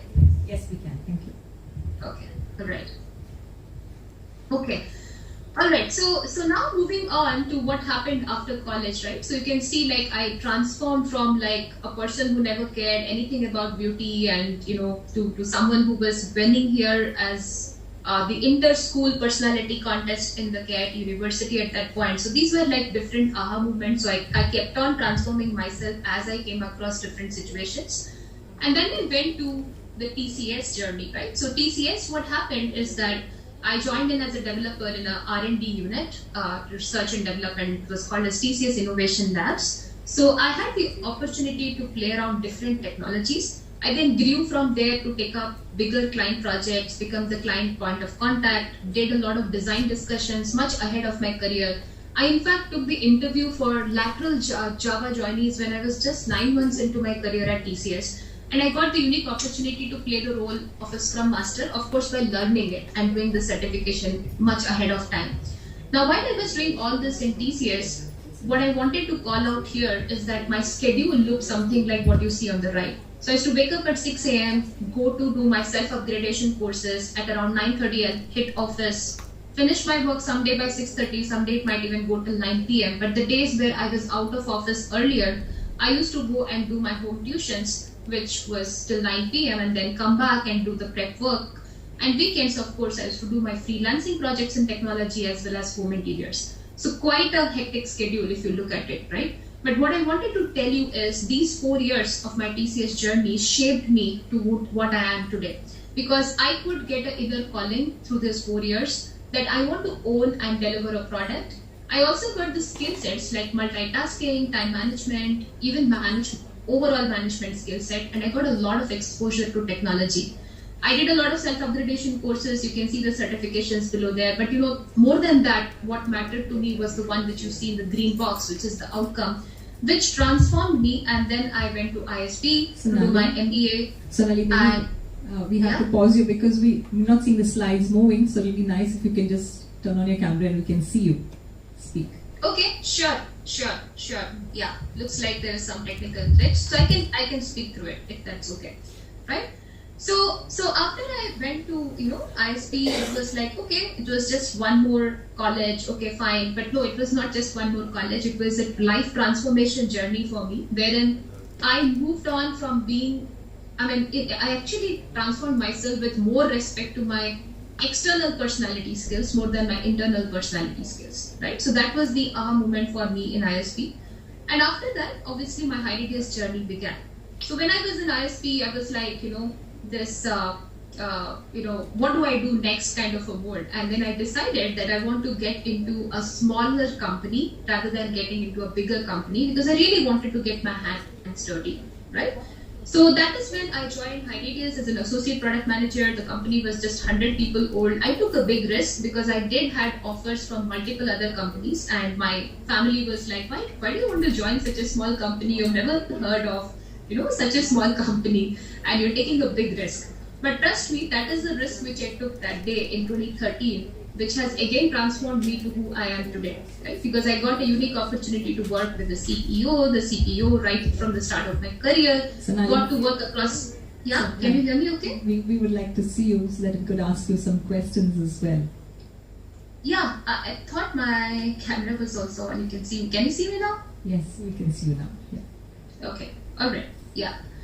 Yeah, so what I was saying is then came my Hyradius journey through which, I was able to transform myself by working on different kind of products, like new products. It was products which are in the scaling mode, which were products which needed a technology upgrade, which were products which were possibly getting into a sinking mode. So I got an opportunity to work on different kind of products. I kept myself very flexible and open to take up any challenge which came my way.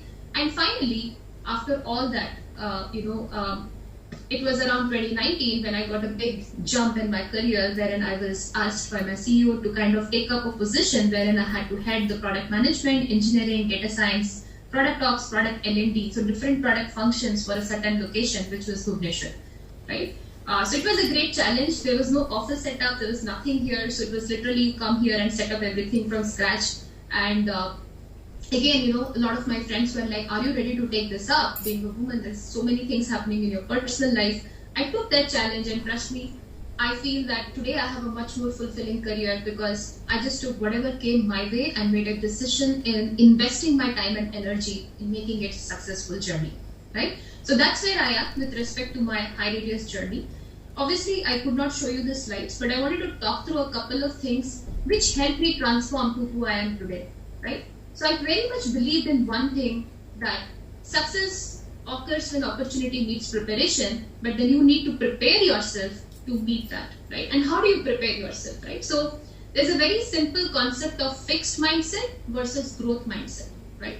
So fixed mindset is when you feel that, you always are on the negative side, that, there are challenges, it is static, you're not happy with someone else's success, you feel threatened, you expect a reward very quickly without putting any effort, right? And growth mindset is about embracing the challenges, training your mind to meet the toughness, putting the effort and learning from the feedback, and getting inspired if your colleagues are successful or even your peers are successful, right? Getting inspired by their stories, looking forward to it positively, right? So that is what was one of my biggest learnings, or something which I have believed in from the start of my career, and it has always helped me. The second thing, of course, was time. Considering time as the scarcest resource on earth did help me in doing effective time management and do whatever I could do so far in my career. And the third important thing is not giving up, right? Because I told you the positive side of my story. Not that I have not gone through any hardships. I've gone through many moments of lowness, to the extent that I might have even gone to a doctor to meet and overcome my low moments. But then what helped me is never giving up, right? So that is the next message which I wanted to leave you with. And the fourth important message is, please think positive, right? I mean, I literally have I had a slide for you where I had posted what I put on my room every day, and I wake up and see that. It is all about optimism. It is about telling, today is a great day, and every day is going to be special, right? Starting with that optimism every single day, no matter how your day was yesterday. And the last thing is, please never estimate the power of a woman, right? As this is mostly for all the women crowd there, right? I can tell you when I was setting up the office here, I had to go and check the chair quality as an example, right? Or I had to go and work with a person who is doing the fire setting, right? Or I had to go and check with the person who is doing the interior designers. Now, a lot of times it was so much crowded with male population that they used to be like, "Madam, aap idhar mat aao," right? Hum kar lenge. And I was like, no, I have to be there to get it done, right? So I'm just trying to tell you that as a woman, all of us can do every single thing out there. There is nothing that a woman can't do, whether it is physically challenging or mentally challenging. So if you underestimate yourself, you cannot. If you don't underestimate yourself, you can. So that's what I'm telling you. Please do not underestimate the power of a woman, right? And lastly, I think what Shanta said in the beginning is my message to you. Please stay curious, right? And most importantly, enjoy your present, right? Please don't bother about what is going to be future, what's going to be past. Enjoy your present. Your present is the best gift you have on your lap, right? It is in your hands. No one can steal your present from you, right? That's the best gift God has given us, or the superpower has given us. So please don't waste that. And as long as you utilize that, you will do wonders. The last thing is, everyone will tell you to take care of your health. I would want to leave you with this. Please take care of your mental health, especially to the women fraternity out there. Please make sure you take care of your mental health. It's extremely important to stay strong as you go through every single obstacle which come your way. Stay strong, stay safe, stay curious, and stay happy. Thank you, Sonali. A round of applause. I think very meaningful message from you. Very realistic. Today, please stay online while we have Sachin talk a few words on RTW. Return to work for us. I know, first of all, very humbled to see hear from Shanta and also from Sonali and the fraternity, women fraternity here in Bhubaneswar. So I invite the audience especially to be a bit interactive. If you feel like sharing a story that is coming to your mind, you feel like saying it where you are sitting or standing up and coming here. This is really an interactive session, right? So we are here to ignite each other, right? And so that's the session that is remaining. Yeah. So thank you, Sachin. So over to you, in the audience here. Do you have some questions for Shanta and Sonali, who shared very realistic, thoughts?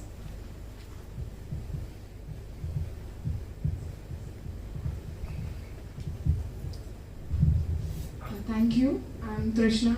I hope I'm audible.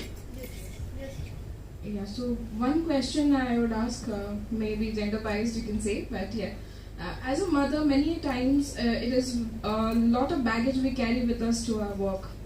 It is general for everyone, and it is not only mothers, but fathers do carry, every person do carry some sort of baggage to work.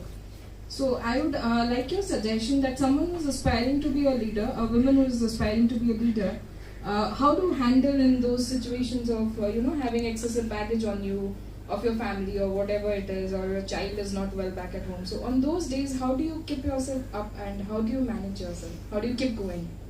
Thank you. So firstly, thank you for the question, and thank you for a real practical question.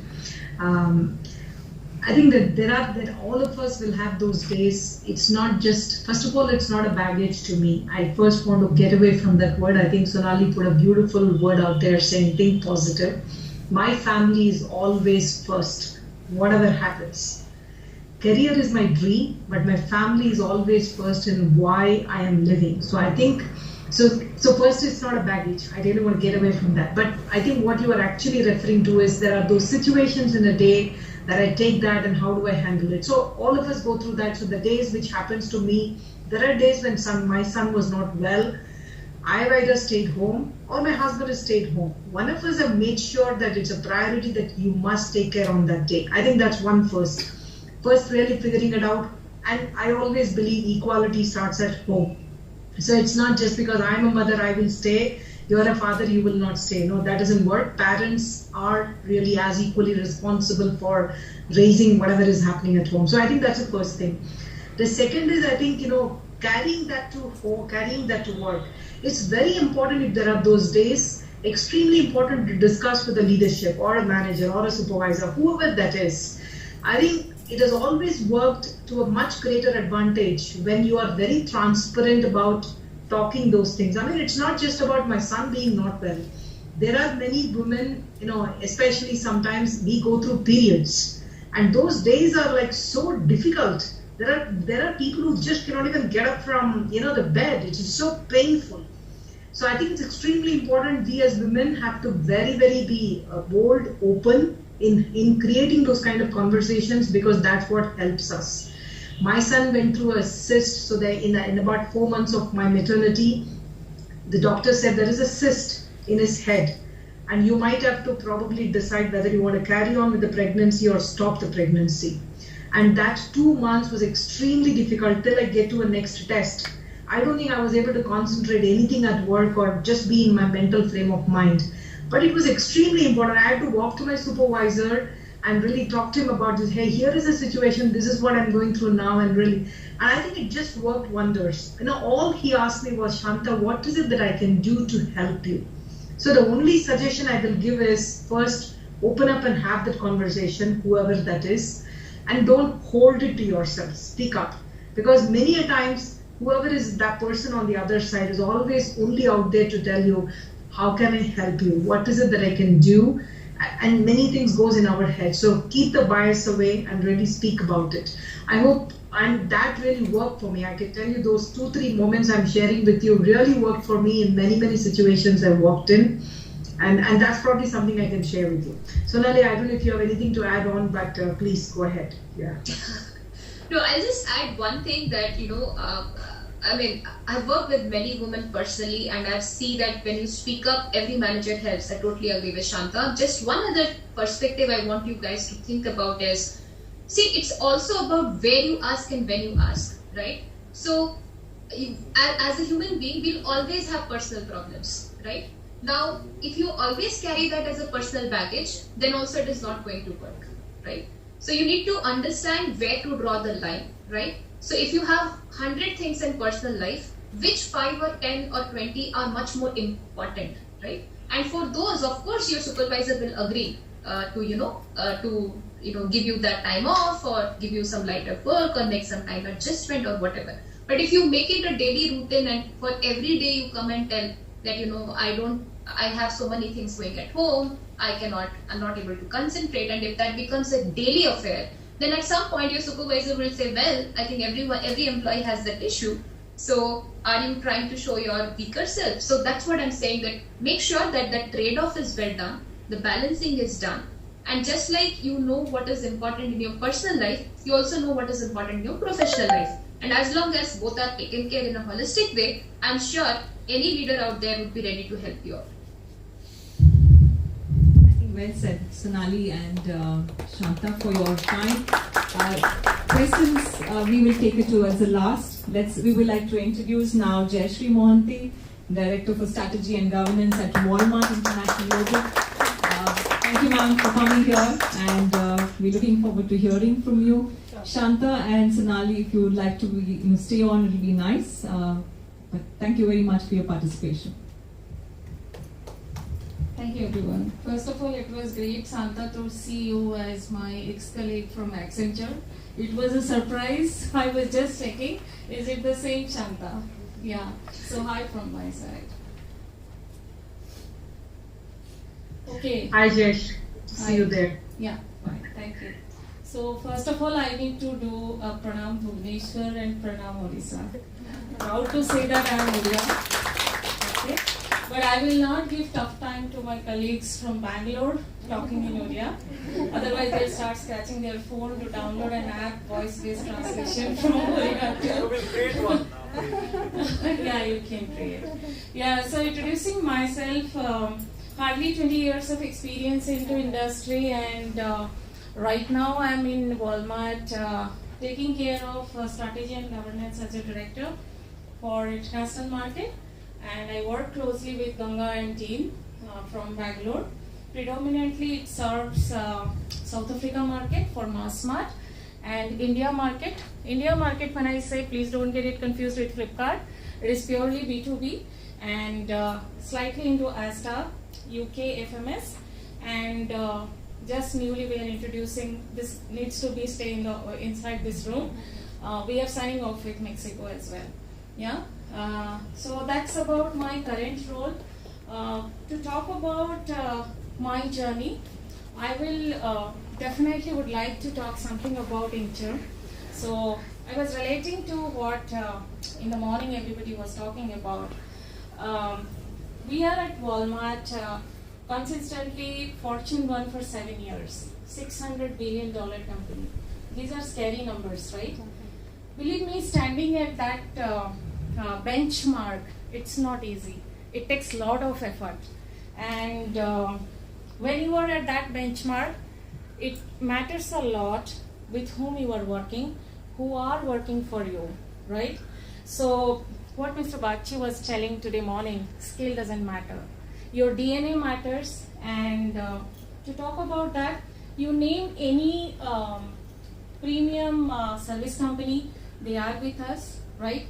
And to name, we have one of the preferred partner, Incture, right? So I wanted to call out that very clearly, that Incture being one of our trusted and preferred partner, not every partner is tagged as preferred. Let me tell you that also, right? So generally my portfolio belongs to SAP SOC, yeah? And those niche skills, it is very difficult to get in market. Today I was talking to Jyoti, I was talking to Sachin, and yeah, those niche skills and any demand that comes, Ganga keeps asking me, when are we getting those demands? I always say it is yesterday, right? So that's what it is. But regardless of the time, I don't look at my clock, we need these resources. Yes, you will get it. That's what they understand, the business criticality. And that's what gives us a sleep, gives us our business in right hands, right? So being a captive company, we will be partner dependent. So our business success is definitely banking on your hands, right? So that's what I would like to say. Any success in our business, definitely each one of you are undivided partners to us, right? So yeah, coming to my journey, I don't belong to very premium hi-fi education background. Maybe most of you have it. My father was a government employee, he's a doctor, and I will have to bank always on my educational scores, right? So you know, like if you have certain percentage, you get admission into this college, that college, right? So I come from that background. Now I am ISB qualified, okay? So what I want to try to say is, it's always the choice that you make. It's always the priority that you decide for yourself. I started from a very small company. I was fortunate to start with Oracle DBA, not from the programming, but it was going smooth, right? I moved to Mumbai, and I started growing in my career, moved to people management and all. Sorry, I have a very bad throat. When I was in Philips, Bangalore, I was doing very comfortably, I was doing a good job there. So then I tried to disrupt my career. Let's do something new. Let me try to make people life better. That's where I changed it to neuroscience. I changed it to healthcare. I'm a certified FDA auditor as on today. And with 5 certifications which are very unique in India. What I tried to do is, I tried to deploy SAFE. That time it was SAFE 3.0, I'm talking about 7 years back, sorry. So Scrum Alliance came to us, and they tried to do a case study. I don't know if it is still published today or not. Today, whatever metrics that you see are recommended for any kind of project or program or initiative, those are adapted from those kind of case studies, right? The way we have implemented or used AWS, that was the biggest consumer at that time. Even AWS also has published that as a case study. I don't know if that is there, it should be there. So what I'm trying to say is, don't look at to follow something. You have the potential to start something new as well. A very small example I would like to give you. I was staying in Taj Hotel. You might have seen they give this room slippers, right? I said, why do you have this big size slippers? It doesn't fit me. Ma'am, we have only one free size.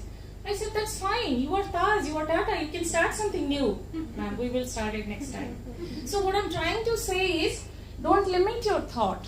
Innovation doesn't come looking at what is happening around you, right? And when you want to move on, live your own dream. Do not, there will be challenges. and be comfortable to be uncomfortable. That's what I always keep telling. I am being IMD champ for most of the corporates that I work. That's one message that I believe, and I always try to tell everybody, be comfortable to be uncomfortable. Because things will never be okay. You will face challenge. You have to stay determined. Yes, I want to live my dream. This is my priority. This is what is my choice. It may be family sometime, it may be career sometime. You have to take your own decisions. And hence, if you fail in those decisions, you should be ready to take that blame on yourself. This is my decision. I failed. I take it on myself. Not on my parents, not on my colleague, not on my boss. Right? So that's what it is. And regarding women in technology and leadership, yes, that's interesting, right? Don't you think it is related only to working ladies? I feel everyone at home who are not working, being a woman, is a leader without studying anything in ISB. Don't you agree with that? Yes. My mom is here. I look at her. I learned a lot from her, and most of you, right? So that's about leadership that I believe. And if I talk about women in technology, I wanted to talk about STEM. It's a very broad question though. I mean, if you open it, it will start from government to NGO to ourselves to corporate and everything. I'll narrow down it. If we talk about STEM, if anybody who is confused with STEM, science, technology, engineering and mathematics. So mostly you will see that it is ruled by men. There is no offense, but it's a practical reality, right? So my suggestion here, my thought here, my ask here to this group is we need to focus, we need to engage from beginning.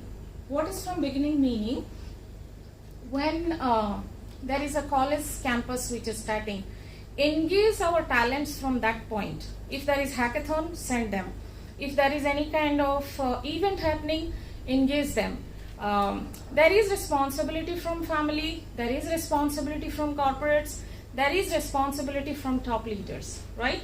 That's what I was talking in the morning with someone, that the focus, Incture as an organization, they are putting on diversity, they are putting on doing something to community, is literally scalable. I mean, I have not seen this much of focus with such a young company of 15 years.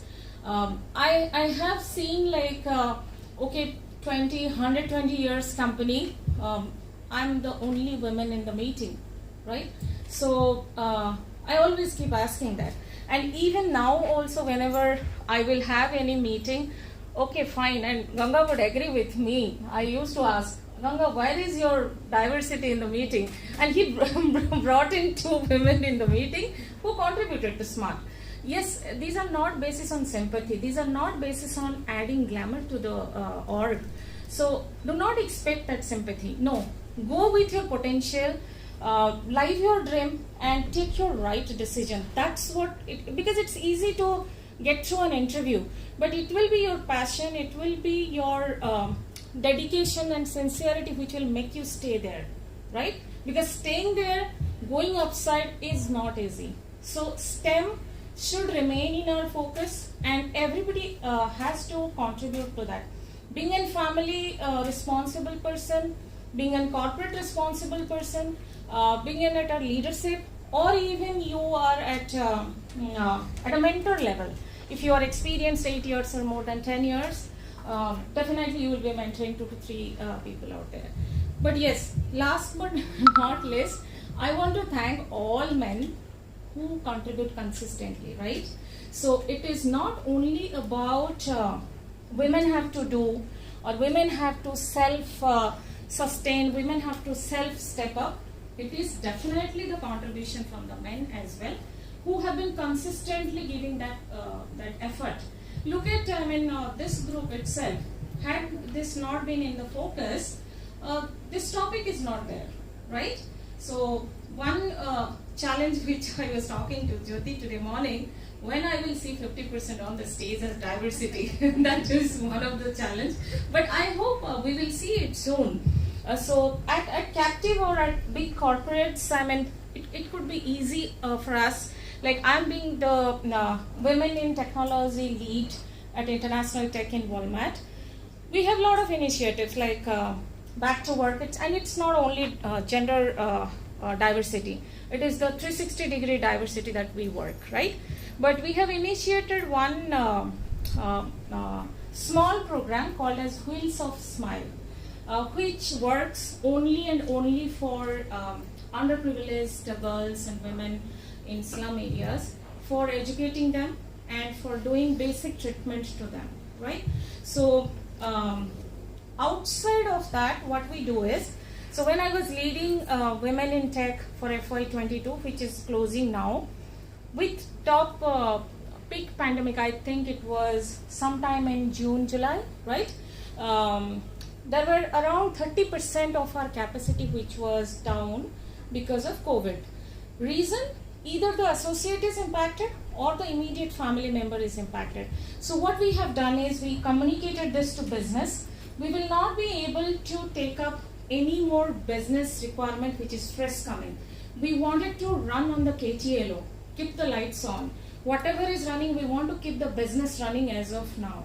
So this was a conscious decision, and we had to take certain steps. And definitely I would like to say a big thank you again in this forum that Incture has helped us a lot on that, right?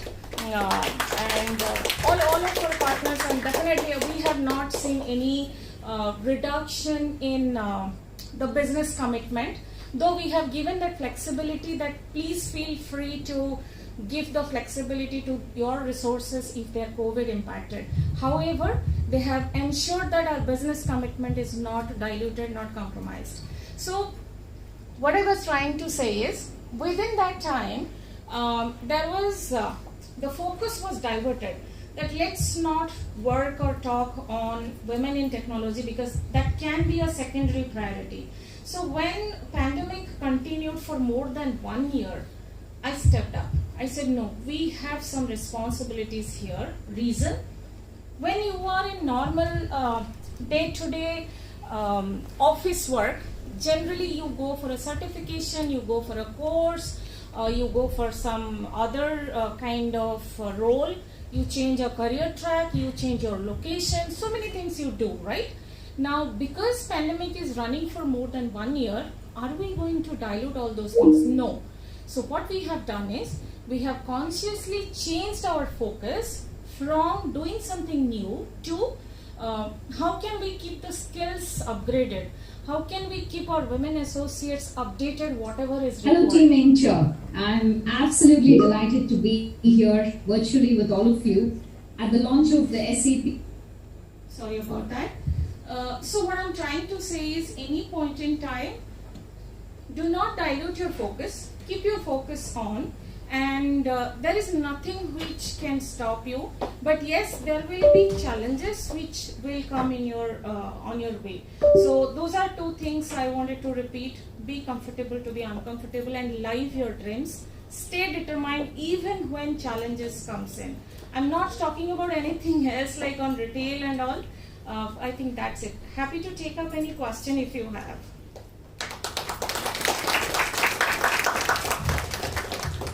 Any questions?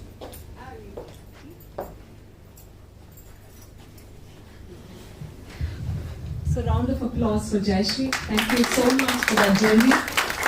We have Sushita next, our leader. Yeah, we just start. No questions from the team?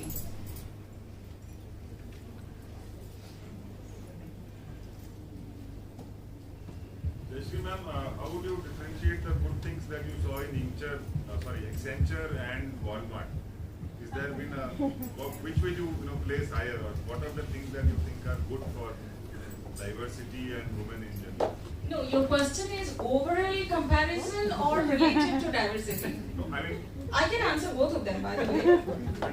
what my point was, you've seen the evolution, right? Probably you were at Accenture when this was not so much in focus compared to now when you were in Walmart. Okay, so I'll go to the first part, the comparison between Accenture and Incture, the focus.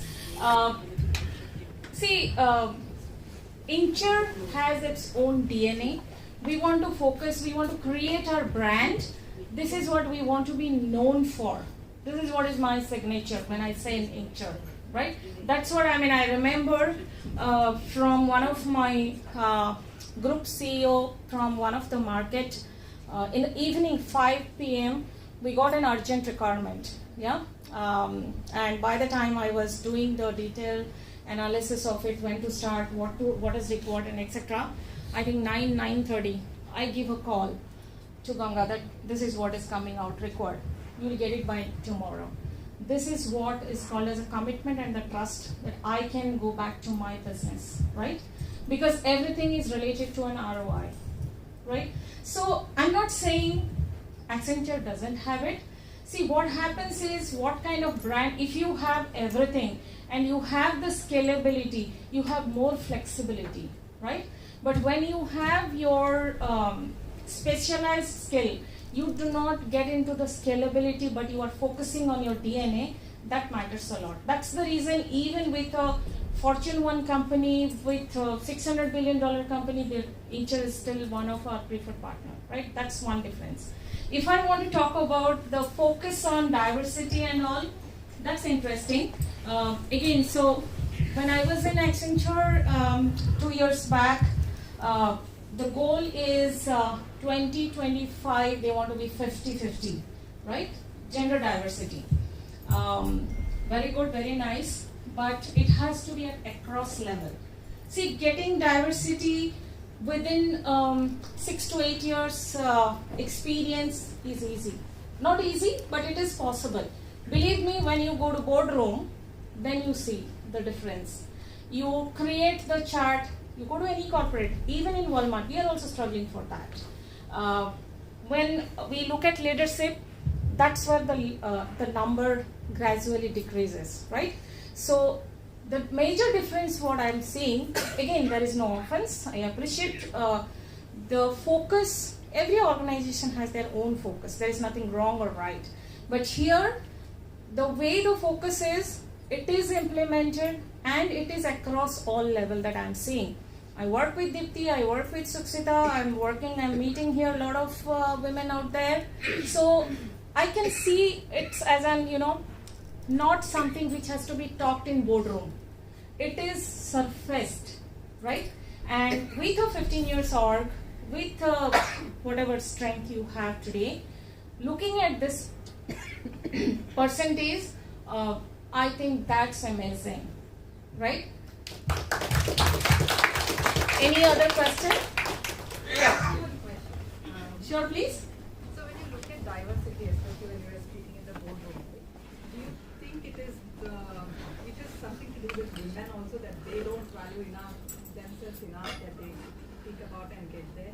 Or is it diversity being that you have to push through at some point?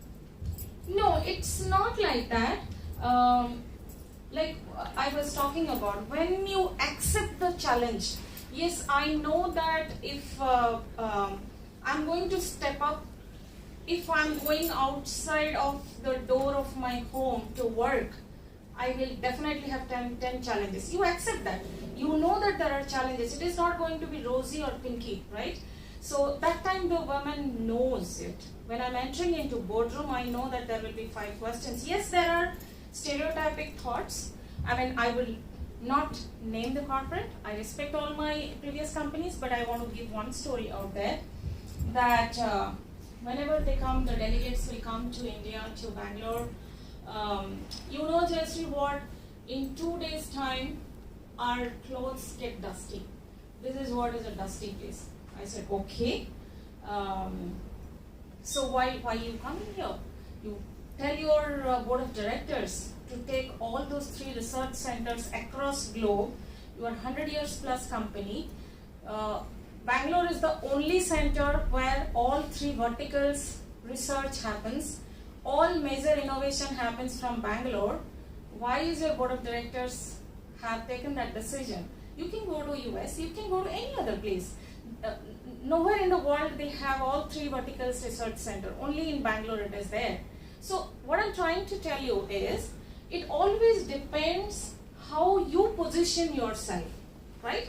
Be it in the family, be it in the work, how you position yourself, that is important. And it's not like you are going to push yourself, right? Did that answer your question? Yes. I mean, what I was asking was, many times I feel that, you have to tell the woman, you can do it. Whereas a guy will pick it up even if he doesn't know it, right? So, to ask the question in the other way, do you see that happening, or do you see that as a reason why in your boardroom there are more men than women? Yeah, no, I will not avoid your question, and that's a very, very deep question. What's your good name? Priya. Priya, thanks for asking that question. We should not be avoiding this question, because the reason is we are sometimes brought up in a way that we keep ourselves limited, right? If I speak up, what will others think, right? So that's where we need the help, right? That's where we need the help to create that spark and do that self-ignition that, hey, you know what, this is what is your potential, this is what you can do. I can tell you one story. When I was working in Pune, I was with Zensar, and beautiful, if anybody has been there, beautiful campus, and they were the first company who were there in Kharadi, the industrial area campus. After lunch, I was just walking. I saw one woman was baking under the tree. I didn't know her, right? I was working with Ganesh Natarajan, and I was mostly heading the Cisco ODC. So I said, hey, what happened? No, it's okay. So I said, no, you are not okay. There's something wrong happened. Can I help you? And she was not opening up. So then she told me that, you know what, the HR is saying that if I'm going on maternity leave for more than 6 months, they're asking me to put down the paper to do the resignation. I said, oh really? That's not good, and that's not the rule also. I don't know which HR you are working. Do one thing. Drop them one email. I told her the name of the HR vice president also. I know that Pramila Kalive, Ganesh Natarajan, they were very, very fantastic leaders. And they do appreciate all kind of encouragement on women empowerment, right? I said, just write one email to the HR, ask her once again formally. So then I said, are you okay now? I left from the place. And I think after 1 year, I was just at 5 p.m. coming out of my cabin, and I saw her wearing a sari. She became fat, and I was not able to recognize her. She said, you know, you are Jayashree. I said, yes. What happened? Now, you remember me? I was there. I said, yeah, look at, that's my kid, my husband, and I'm still continuing with Zensar. So what I'm trying to say is, this is what we can help each other. You do not need to be powerful, you do not need to be in authority, it's just that motivation level, right? So that's what it is, and it's a deep question. Yeah. Yes. When we talk about women empowerment, we always talk about the challenges women face. But I personally believe that women are not exactly self-made. There are a lot of men, like their husband or son or their father, they are also face challenges for their decisions. So how do you quote that special man or some male members of your family to be here in your success? Okay, so that's what I'll go back to the point. You need to stay focused what you want to do, and don't think that, okay, fine, I'm daughter, my father is saying me to do medical. My father always was telling me to do medical. By the way, my mom has to close her ears now. So I was always trying to do engineering, but my father always wanted to do I should do medical. So what I'm trying to say, even if there is the son is also there, they will think definitely good things for him or her, right? But as you grow in age and you understand this is what I want to do, this is what is my self-calling, you should be able to filter what is right for you, So that's where you need to make a decision, you need to choose that. And do not look at everything that, okay, fine, because I am a girl, this is what has come. There may be some realistic things which are, we need to accept also. Let's say, for example, I mean, if you are doing a support center here in this building, definitely the corporate has to think about the safety, right? If you are running a 24/7 project in this building, you will need to think about it. There is nothing wrong in that. We will have to accept that and proceed on. So that's what I am trying to tell you, that not everything is related to, we need to be constrained or thought in a limited way because it's a girl child or it's women out there. So there may be some positive things. So look at from 360-degree aspect and then take your decision. So actually my question is, how do you credit the men in our life to be successful? Okay, definitely whoever it is, it could be your colleague, your boss, your brother, your father, whoever it is, even a female also, definitely do not shy away in giving a credit. And believe me, it's my experience, little 20 years of experience. When you work as a leader, if you optimize the motivation level versus command and control, you get more productivity. When you give them the flexibility, the motivation level, you get more productivity. So whoever it is, give them the credit without any condition. It should go unconditionally. You should appreciate definitely people, right? Today I am here. My spouse is there taking care of somebody who is in hospital. Why I am here? Because I got that support, right? Definitely I share that credit with him, right? Whoever it is, you need to give that credit without any condition. Thank you so much for your wisdom, and thank you so much, Jayashree. Next, we just want to bring a bit of a perspective from Incture. So over to Sukshita, and then it will be Bobby Nayak who will give us a bit more perspective from her HR, where she brings in years of experience with Infosys. So over to you, ma'am, after Sukshita. Hi all. I think my voice is equally loud. I don't need my So yeah, I think I'm not as experienced as Jayashree and other two ladies who spoke here today, the women leaders Shanta Maheshwari and Sonali Not Nanda. experienced, not by age. Not by age, yeah. But yeah, of course, that's a good thought. I mean, good point. Because I have experienced all the people issues from the kind of experience I have gone through this Incture journey.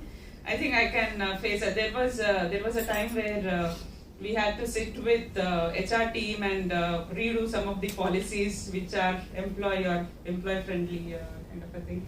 So I think what I would like to speak, it's just 2 minutes. What do you want to hear? Leadership? Leadership on what? I mean, there are too many things. Okay, quickly about myself, who don't know me. I'm Sukshita, and I have around 15 years of IT experience and 5 years with Incture.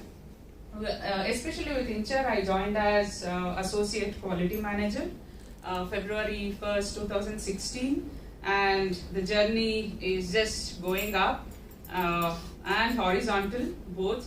So through this journey, while my core area is quality engineering and building that practice, I have cross-experienced managing the resources. I'm in the overall resource management, DRM, for around 6 months, and then Ekalavya first program 2016, first batch managed by me, and then some end-to-end business and finance discussions, and as I said, HR, hiring people. So when I joined, my team was around 15 members. Today we have around 100 plus, including contractors, and yeah, that's the QA team only. So as I said, I joined Associate Quality Manager. Today I own 3 portfolios, Digital Assurance, RPA, and AMS.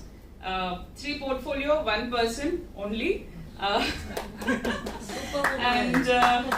Yeah, thank you to Sachin. I don't know, he just recognized that potential in me, or I don't know, he just pushed me and I just go on grabbing. I have to see what is my limit, or I'm just trying to expand, or what. So through the journey, it was like learning. I could learn from my peers.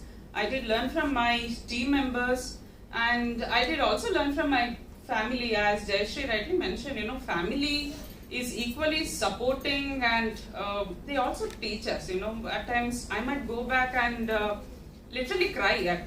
I say things are not working out, or someone very close to you just resigned, and you just feel so low that day. You just feel like, man, what really went wrong?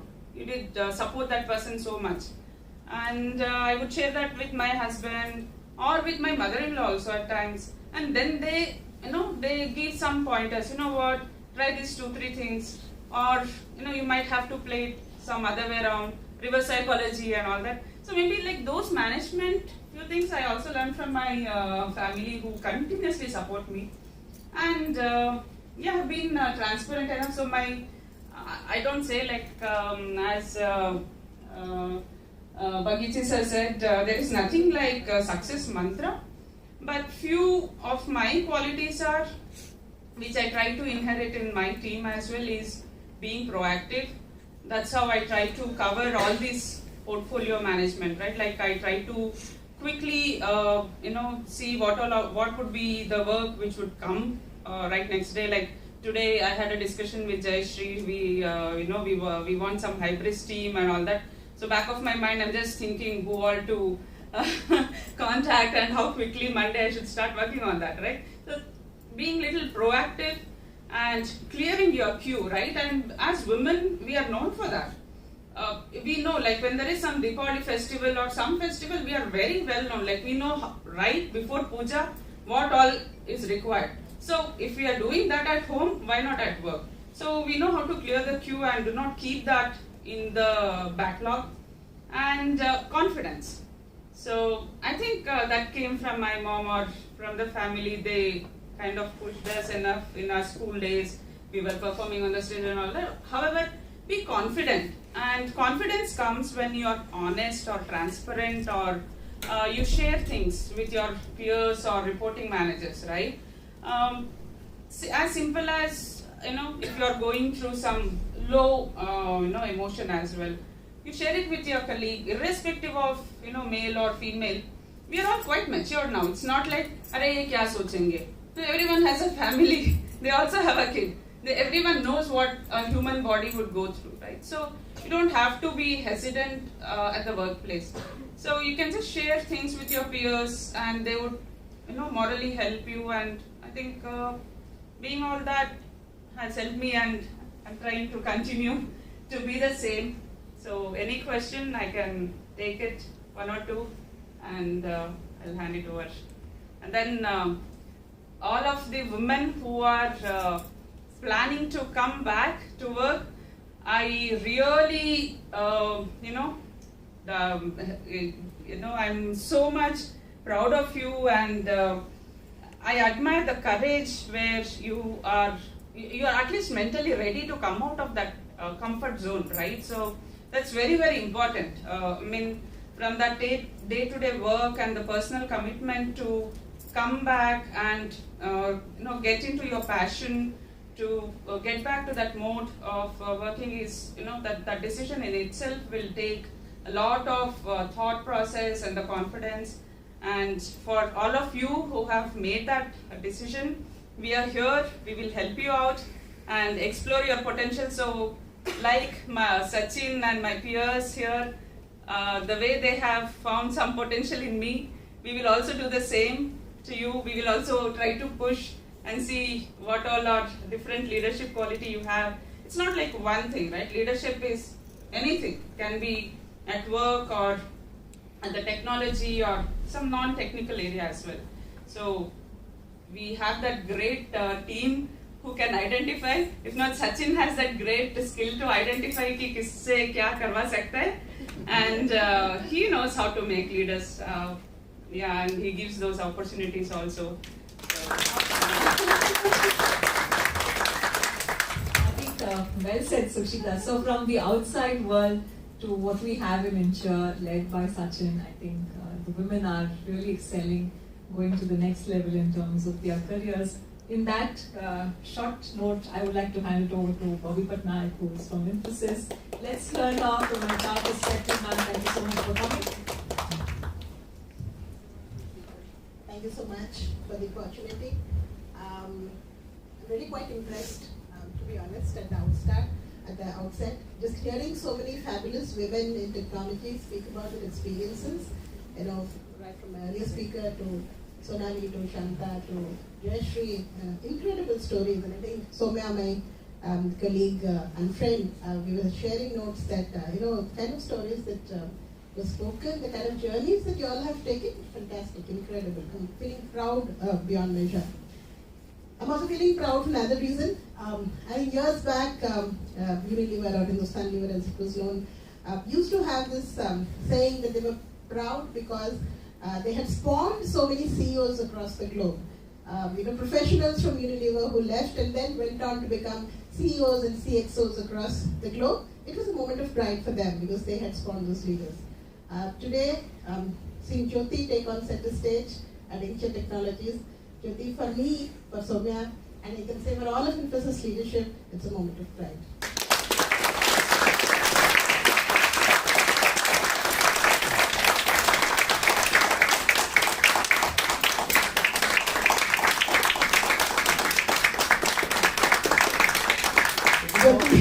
Knowing Jyoti is probably, cringing inside and feeling so embarrassed. Probably thinking I'm never ever going to invite her to one of my Incture. But I couldn't let that go, Jyoti, honestly. It's a feeling of pride. And I know Soumya, I was telling Jyoti, she's actually not feeling too well today. She has a little pain in her leg, but she said Jyoti has invited her and I will come, and she did come with me. I'll make it short, honestly, because like I said, wonderful stories. I really don't see what I can add. So I'll try and keep it crisp. If I don't, Soumya, and I let the microphone run away with me, you can look daggers at me and get the clue. Yesterday we, very coincidentally, we were having I think Friday or Thursday, we were having a discussion with the top leadership at Infosys with Aruna Newton, who heads diversity at a global level. And she was showing this beautiful picture, I think it was there in Twitter as well, on how, what is the difference between equality, equity and empowerment. And it was a very powerful picture. For equality, I wish I could show you the picture.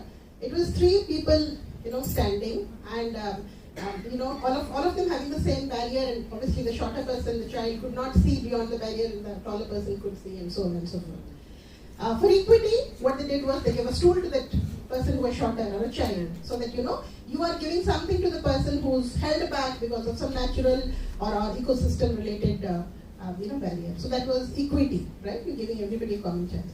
Empowerment, they just took off the barrier, right? And it reminded to me, I think it was Anand Mahindra or somebody who had tweeted long time back, that when men and women are running a race, right? It was a kind of a marathon or something, and the men, have it clear, they can just run, it's a sprint for them.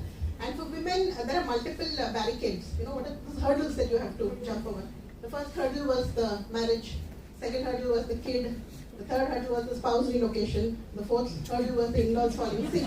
So he showed that and I was amazed, and he said, my God, they say a picture says 1,000 words, it did say, right? I think some of you asked very pertinent questions. I think Priya asked a pertinent question, somebody else asked a pertinent question. Years back, when Sheryl Sandberg was giving a talk on leaning, and many of you would have seen that, I'm just repeating myself.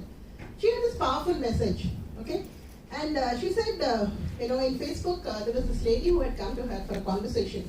And she was saying that, I will plan my family, I will have a kid and all of that, and I'm in this high pressure job. So how do I plan ahead? And how do I ensure that I pull back so as to ensure I'm maintaining a balance at work and at home? And so Sheryl got talking to her and all of that. And she said, I figured out that she didn't have a baby. She was not even pregnant. In fact, she was not married. And once of all, she didn't even have a boyfriend. So she said, the point is that you have, quote unquote, left before you leave. Right? And this is true. I've seen that, in whatever 2 decades plus experience. It's a credit to men, honestly. If they are going on a sabbatical tomorrow, they will work till today and they will ask for the promotion today also. A woman, if she's planning to go for a sabbatical 6 months down the line, she's already pulling back today, mentally. And if you start pulling back mentally, you will start pulling back in whatever ways that, your demonstrated behavior at work, right? You will do that. That is bound to happen. Somebody was speaking about, the challenges the smaller organizations face. Trust me, it's the same challenge across. A large organization that we are, going close to 3 lakh employees, we face the same challenge. And I think Jayashree probably spoke about it, it was a very pertinent point. We are at 40%, close to 40% overall women headcount. Women headcount at leadership levels, 10%.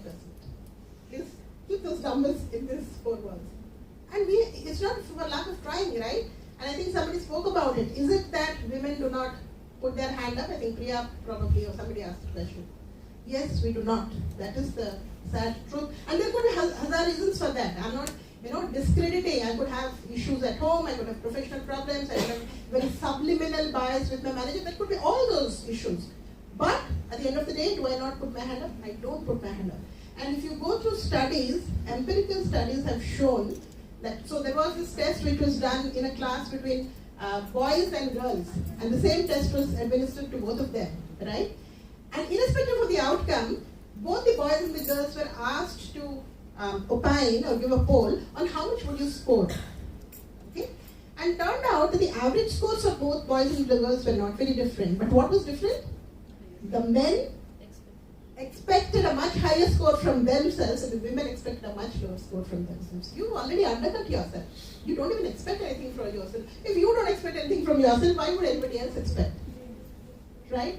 So we don't put our hands up. In a boardroom, when we go to a boardroom and there are 2 rounds of chairs around the board, around the table, we take the second, the one which is towards the wall, not the one which is facing the table. We don't take a place at the table, right? Studies have shown that men, and I've seen this again, men put up their hands when they're only 70% ready for a role. Women put up their hands only after they're 120% ready. They're always thinking about which are the ways in which I'm not ready. Whereas what you need to think is which are the ways I'm already ready. I can always scale up for another 30%. I'm 70% there. But I'm thinking 20% I'm not there. Right? So that's one. The other one which, again, going back to Cheryl, there was this test which was done again by, I'm forgetting the name of the professor. So this was a real case study where, he gave 2 sets of the class, the same case study, about somebody who was hugely successful, great business person, bringing in the revenue and doing all that sort of cool thing. And to one set of people, he said, this person is Howard, who obviously is a guy. And to the other set, he said, this is Heidi, who's obviously a girl. And he asked both the sets to give their opinion on how this person would be as a person, not really as a business person, but as a person. The people who got Howard as a case study said, okay, great guy, he's great business, must be a great husband, a great father, somebody very cool to hang out with and all of that. Heidi, again, great business person, fabulously effective and doing all that cool stuff. But as a person, not great probably wouldn't be a great mother, maybe not a great wife and all of that. So what she said was, mostly she has found that success and likability are directly correlated to each other for men, but for women probably not so much. I don't know, it could be a bias, it could be something which goes away with time. But she said, I want my kids to go into a world where my daughter is as successful and as liked as my son, who is also equally successful and likable. So sometimes you might have to make that very critical decision, right?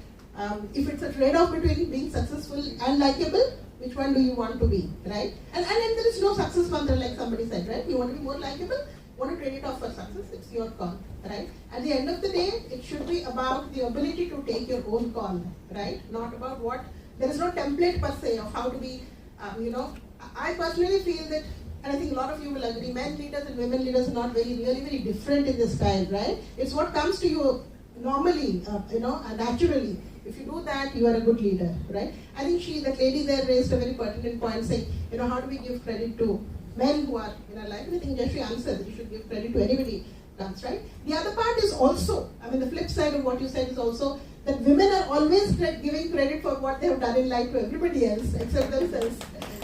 Right? Please give credit to yourself. You have, obviously the whole make you successful, but you have to conspire with yourself to make you successful first and foremost, right? Then everybody else will come down. I will not speak long, like I said, and I want Soumya to also say a few words. As far as my journey is concerned, after I heard these wonderful stories, I really don't think mine has been a roller coaster ride from that perspective at all. But I think I would leave you just with one, one philosophy is that it's a little filmy, but it's that movie, right, where Shah Rukh Khan says, if you want something, sari kainat tumko help karti hai, something like that. I honestly feel if you are very hungry, the whole world will conspire to make you successful.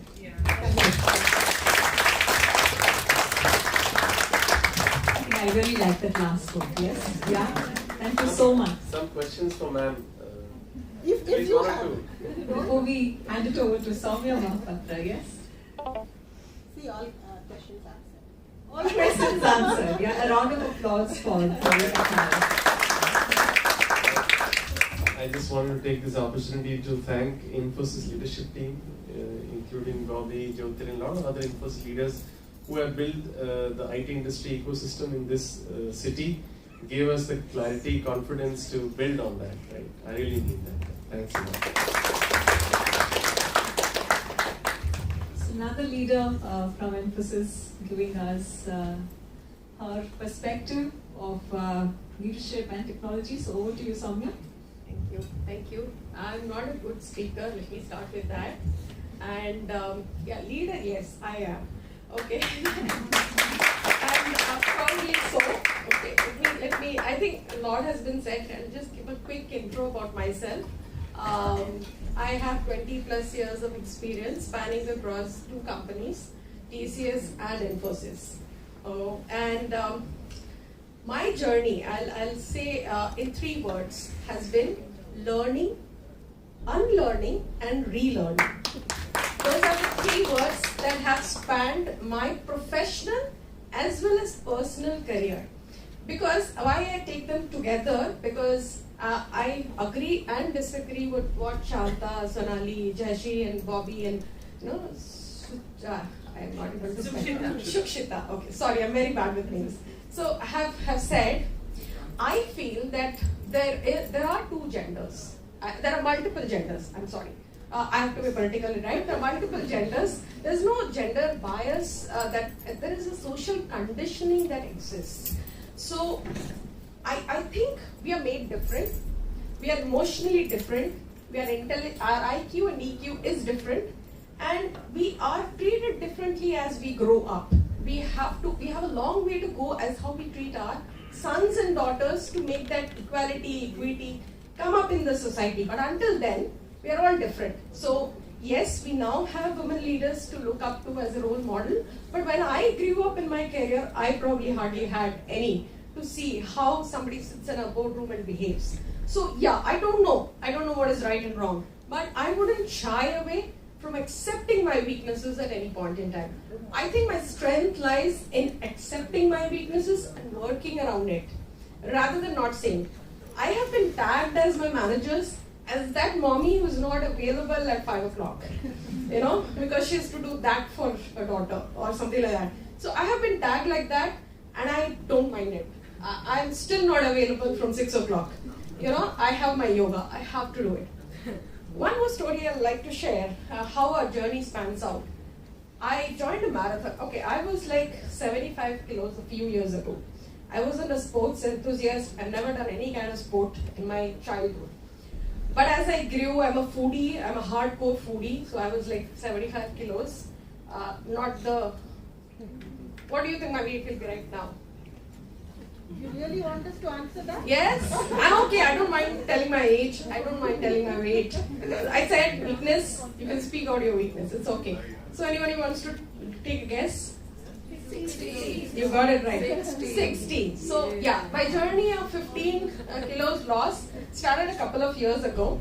And I thought I was fit enough, and I went and participated in an Intel marathon in Bangalore with my brother-in-law. Oh, I thought I had it all. I know Zumba, I can, do it. I started, there was 1,000 crowd, and I was like, running.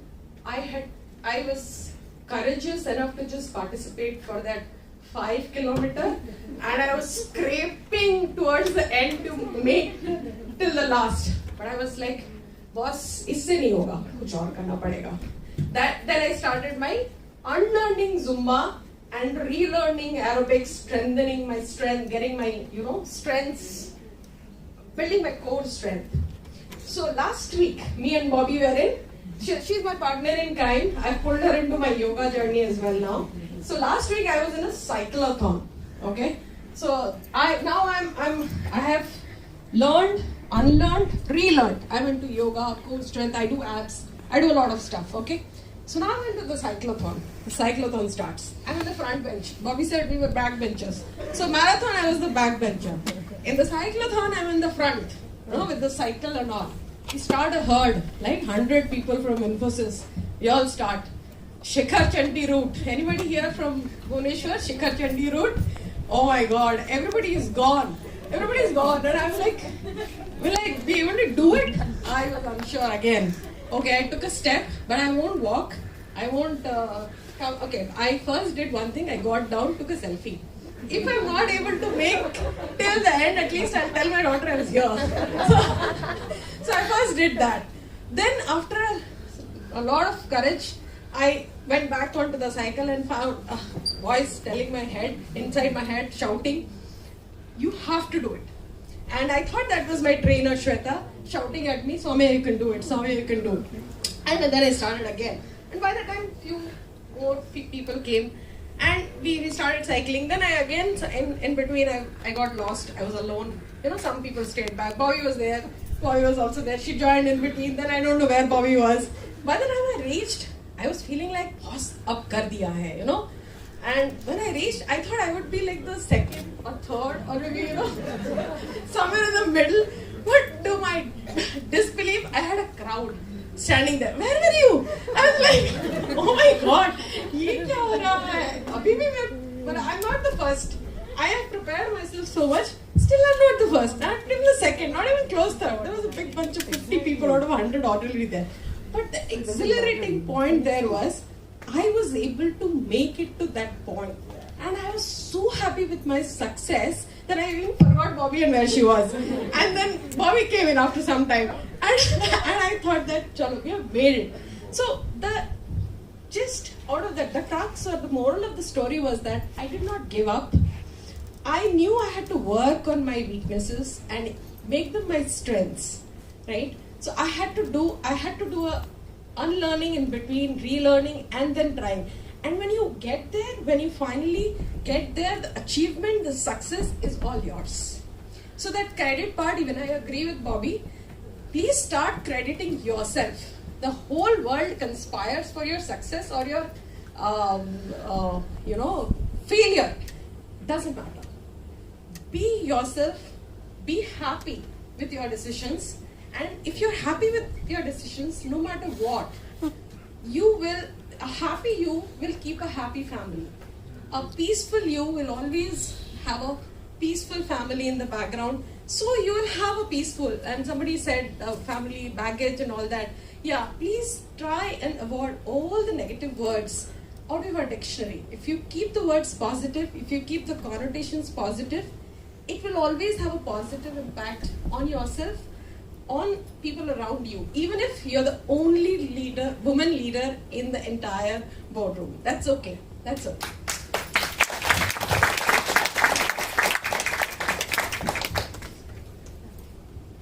Thank you. Thank you so much for those. I think I can imagine how I would have felt if I was that one person standing beside with all of you there. Yeah. So we have Lopa now.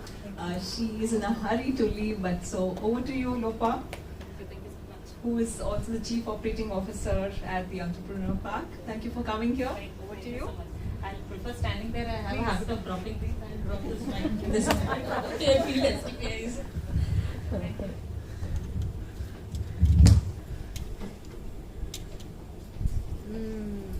Namaskar, Sachin. And it's really wonderful.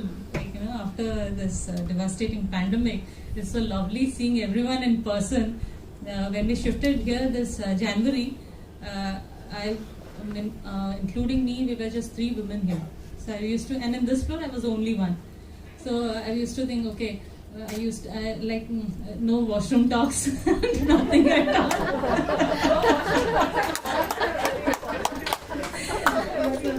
So yes, I used to feel alienated actually. So I made my colleagues, I said, no, whatever it is, you need to talk to me about what I talk, that is it. It has to be about my babies, it has to be everything. Even during our virtual meetings, my kids used to run around. I have 2 kids, one is a 9 years old, one is a 6 years old. So I say to anybody who's there in the meeting, I said, these are value-added services, so you have to bear with it. Like today, instead of being the protagonist in this frame, I really would like to sit back and listen. Seriously, I don't have any inspiring stories to tell, but I really have inspiring people around me to listen to. It is wonderful. I really would like to give a big round of applause to all of you. We always actually, sometimes I feel we always look up to roaring tigers for inspiration. But in my case, I feel a cute little yawning panda is also an inspiration. Okay? So, whatever it is, we just have to be rolling all the time. It can be anything. We have to just go with the flow instead of thinking, "Acha kya hoga, kya nahi hoga, theek hoga, galat hoga." Just have to go with the flow. I'll read out. I had today googled an Oscar Wilde's very brilliant quote. It said, "The strength of women comes from the fact that psychology cannot explain, and men can be analyzed and women adored." I'm sorry, sir. That is it. With no offense, I must say that a woman's sphere of influence is unique, and it cannot be duplicated. Whatever it is, it really cannot be duplicated. And hats off to you for bringing this up, for bringing her back to work. Whereas I feel we are working all the time. We have never taken a break from work. I say to my kids, wish I had office on Saturdays and Sundays. At least I get a chair to sit with in my home. I'm just running after you all the time, catering to your needs. Mama this, mama that. So it's better I'm in the office. But thanks to you, thanks for all that you have extended, all the support, and to all people out here in Incture, I'll say, whenever you need a friend to talk to, my floor, this is my floor, and my room is there, my doors are open. I really literally never keep my doors closed. So it's always open anytime. Please feel free to walk in. And before we leave this place, when you're outside the auditorium, you may please see what is written on the wall. There's a beautiful writing which says, you go to sleep with a dream, you wake up with a commitment, and then you strive to achieve that goal. So I won't say that I'll stop here. I'll take a pause because miles to go before we sleep. Thank you so much.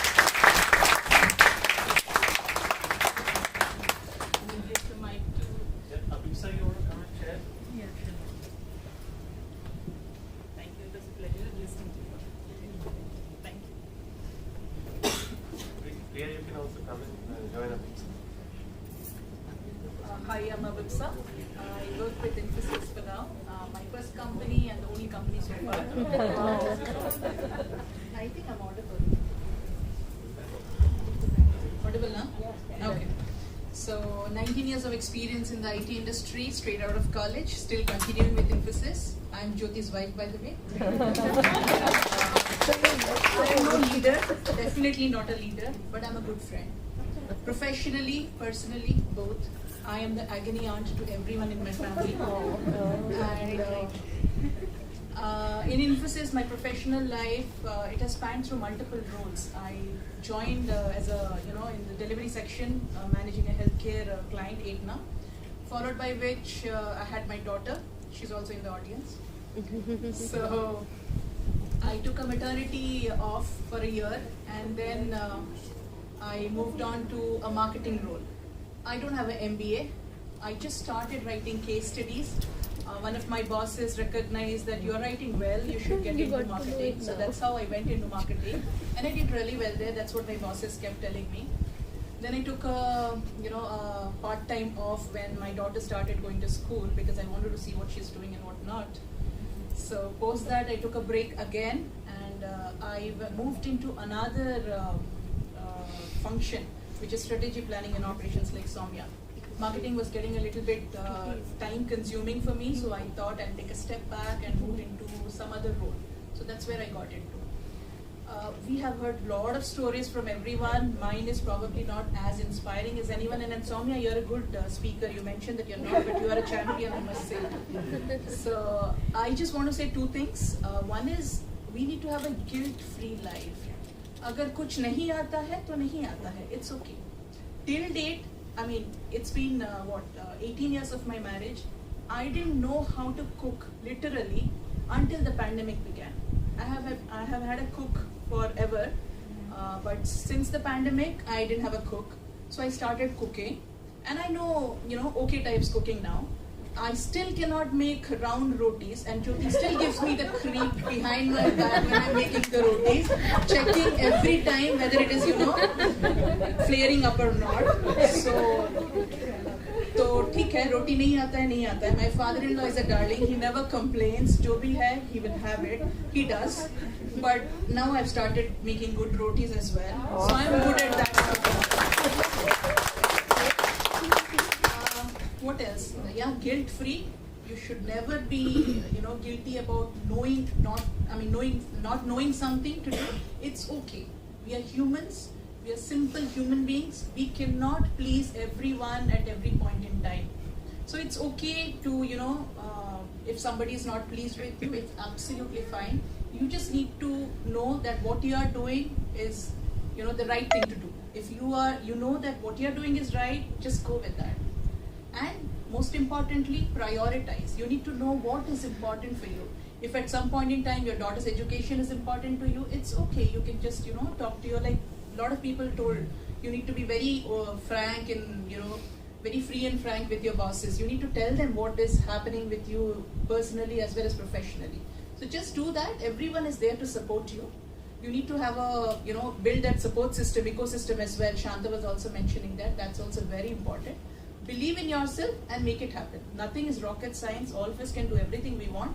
But yeah, you need to prioritize your life. You cannot achieve everything. It's okay not to be at the top, but it's most important to be happy with what you're doing.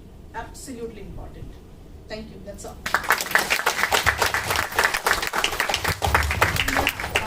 I also wanted to take a minute to share we are now part of the Incture family. What I have seen, Sachin, in the last couple of days of interaction is, it's actually, being a family itself. Such beautiful people, such soft-spoken people, salute, really. I think I really liked the story of the rotis. I think I tried that even today to try to make it round. So you don't.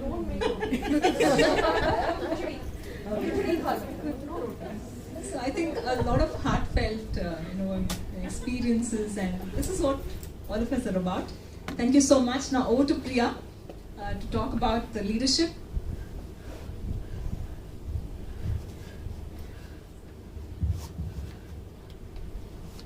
Thank you. Sure.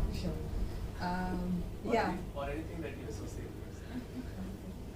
Okay.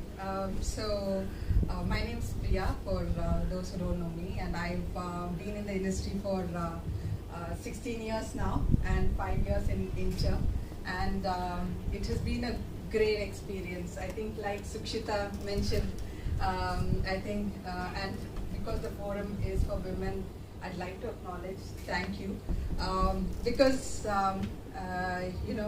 the kind of growth that even I've had, after I've joined Incture, has been phenomenal, right? And some of the questions that I asked were something that I felt too, right? Like in the sense that many a times it's probably because of, like she mentioned, somebody around you that you actually get an opportunity, right?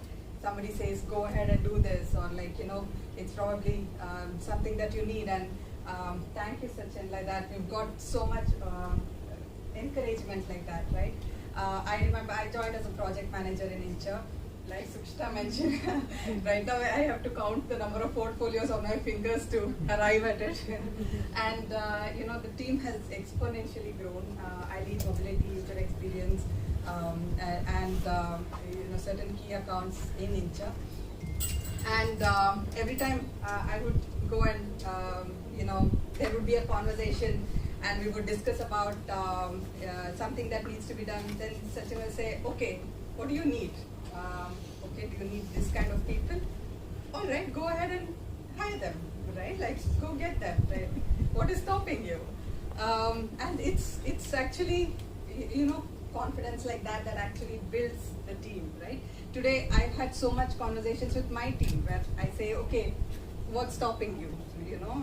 What do you need to do this, right? And after the third time, they don't come back to me as well. Like, they're doing it by themselves. It's just the first or second time that they need to be given that confidence. And it's also about the risk appetite that goes with it, right? Because then you fail, and then you have to have that the backing to actually deal with it if something goes wrong, right? And I think somewhere also it is about paying it forward. Like many a times, it does help that you take it forward without any intention of return, and then like she mentioned, the world conspires to come around and make things happen for you. So it's a very nice feeling to see how all of this has come together. Well, my topic was on technology and design, and I'll probably switch to that. Right, so with my daughter being 7 now, I think I've seen almost every children movie that has been there, right? Like if the TV is theirs now, like we just participants in the living room. And I saw this Jungle Book that was written recently. So what separated movie from all those animals over there, right? Like when left in the wild, the only thing that differentiates us from other species is that we can build tools, right? We can build tools to succeed, which they cannot do so easily. And that's what we are doing in the IT industry. We're just building tools, which is helping us, make us better, faster, more efficient, bring more sustainability and all of that. And what we want to do over here is, make that happen. Like, when my daughter wants to bake a cake, or my mom wants to see me and I have to go immediately. It's all a tool at the end of the day. I need an oven or a car, right? In terms of that, I think technology is a big savior. And unlike 20-30 years when machines were like the big discovery, today it's about designing them so that people can use them the way they understand, as compared to us doing it somehow and then giving a big instruction manual, right? So, and that's where I feel, as women, also we bring in a unique perspective over there. So I was reading this book, which is one of my favorite books, Where Good Ideas Come From. And there are so many strategies in that, like wherein a lone scientist or like a eureka moment it's very rare, right? Like if you look at some of the big innovations, your eureka moments are only so many, where one person came up with an idea out of the blue. It doesn't happen. It comes with liquid networks, with seeing the possibility of how it is being done somewhere else, how something has evolved, or something, like say for example, this example is one of my favorites. I think for years together, people built, roads to address traffic, right? The bigger the traffic, the bigger the road. And then it became 4 lane, 6 lane, 8 lane, whatever. And then the flyovers. And when Google was building Google Maps, they did like a study of the ants. So how do the ants flow? And whenever the ants are going in a row and there's a blockage, they don't widen the road and make the blockage less. They just choose another path, right? They choose another path, they find an alternate path and go there. And so finding sources of inspiration like this is also something that is very important in technology and design. And those kind of human-centered approaches and those design perspectives is something that I feel like, you know, a lot of fresh perspective also helps, and those who see the world a little more widely, also it helps when they bring in their perspective to design. And also, sorry, I forget her name.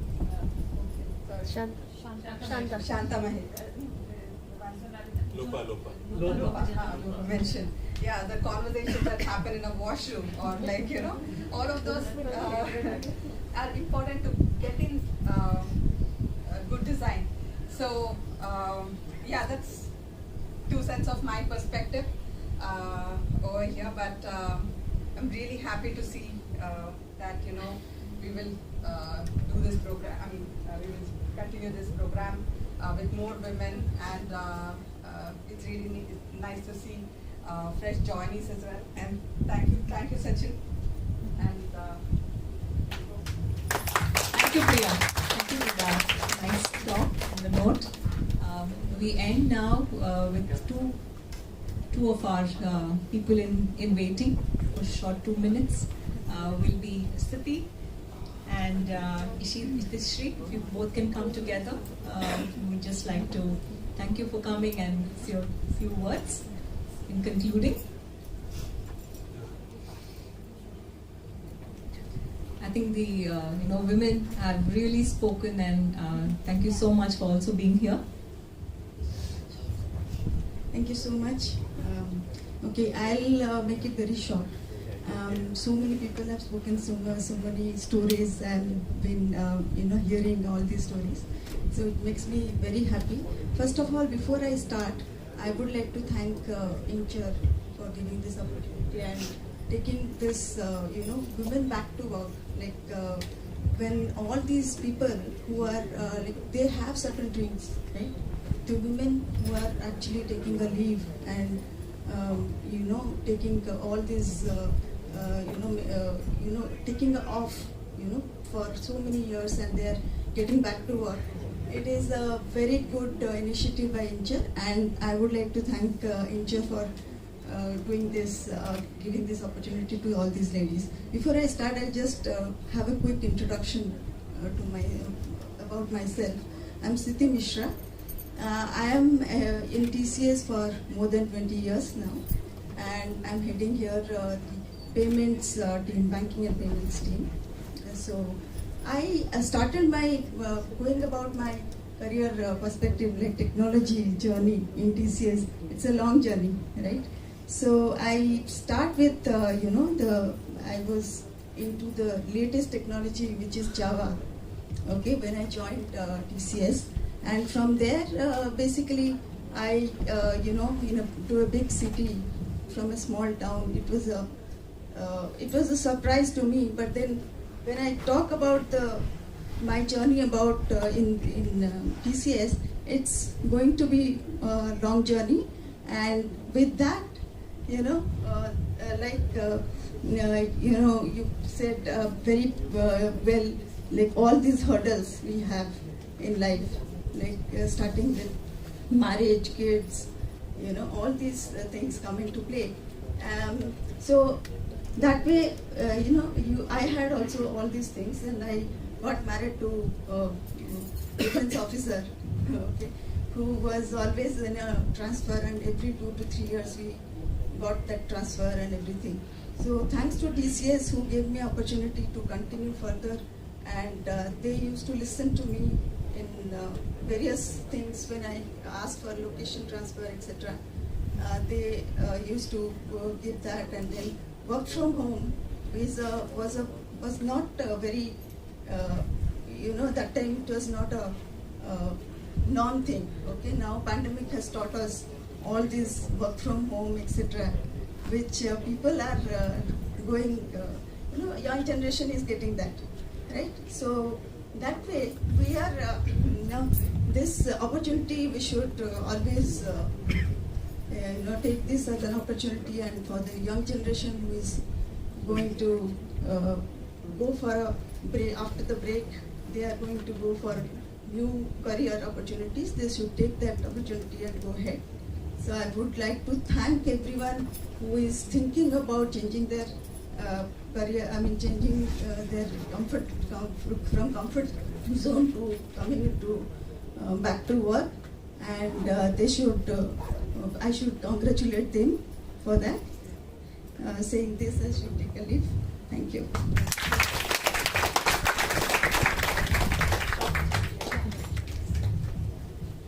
Well, I'm not sure why I'm here.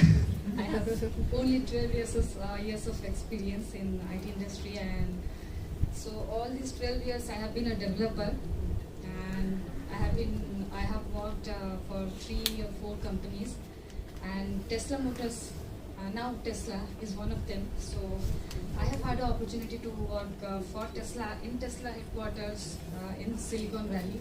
So that was quite an experience. It was a kind of exposure that changed my outlook, and I learned so much. I would just say that being a developer, developing software or coding is nothing more than solving a problem, right? It's just about solving a problem with what resource you have at your disposal. Like if you can, and we women are excellent problem solvers, right? If we can design a costume for our kids for her fancy dress competition, why can't we just build a software with what resource we have, right? So, and also we are good multitaskers, right? I know I'm a good multitasker, better than my husband. Yeah. So, Tuesday, both my husband and my daughter were not very well, and I had a P1 production work to solve, one day to solve that, and I managed all of that in one day. So I just want to say that never shy away from opportunity, and what helped me a lot in this journey is never shy away from asking questions. Ask a lot of questions. If you don't understand or don't know anything, don't hesitate at all. I remember one of my seniors at Tesla, he had a plastic spoon on the desk from the cafeteria. When I asked him, why do you have this? Then he said, you always ask so much questions, I think I have to spoon feed you. So the spoon is for you. But yeah, I was never ashamed of that. I mean, I still ask a lot of questions, and I'm famous for that, asking a lot of questions. So yeah, just grab the opportunity. The market is big, and it is only going to grow bigger. So this industry is a very interesting world. So anyone, if you have a problem solving ability, or you know that you have that knack, right? Then you can, you don't need to have a special skill for doing any development coding or any, so it's not rocket science. You can just learn something from online. We have a lot of things available right online, and then you can jump into it, and yeah, it will work for you. Thank you so much. Rishi, that is why you were here, to speak your 12 years of experience, yeah? Don't stop asking those questions. So with this, I want to thank all of you, all the speakers who are here. Thank you for this wonderful moment. Thank you, Sachin, for this opportunity as well. We want to give a token of gifts to everyone. So thank you for being here. So before I'll take another 5 minutes, all of you. Before we end this session, I don't think we can close the conversation on women in technology without Anita adding to it. Anita is humbling herself. She comes with 20 plus years of industry experience, and she is one of the Santur moms that we see. She has 2 beautiful girls, and the one being already 25 years of age. So we would really want you to add to the conversation. I have Sachin glaring at me and say, let them all go. So I wouldn't want to say anything but, the HR journey. I have tears in my eyes because I do not want to call myself RTW, but, I want to thank Sachin. I wanted to actually chill the next 1 more year with my daughter who's going to go away. So I took the time when my daughter was 25 years old, 8 years back, when she said she wanted to go out of country. I never took her seriously. I said, "Arey, she will never go."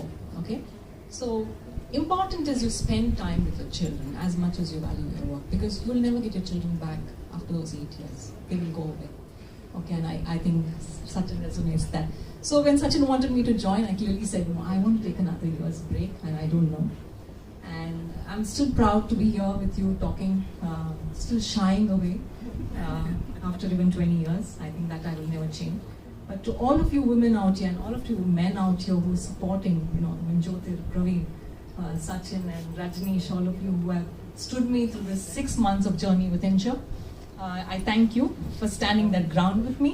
Thank you, Sachin, for that opportunity. And all of you women out here, I think it's a wonderful way to start your day by saying, I'm glad I have this day. Yeah, whether I'm going to make round rotis or square rotis, I don't care. I think I have my 2 hands to feed my children, yeah, and my family. And with that, thank you so much for the opportunity as well. So we give the gifts? Yes.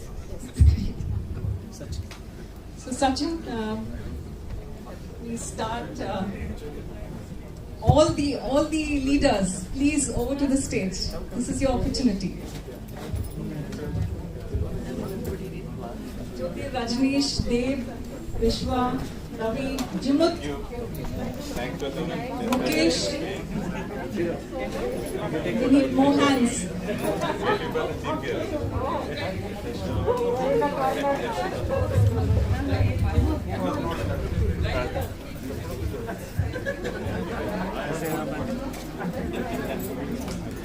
She was rejoicing you speaking. Ganga, please, thank you. पूरे time phone पर ही रखी थी.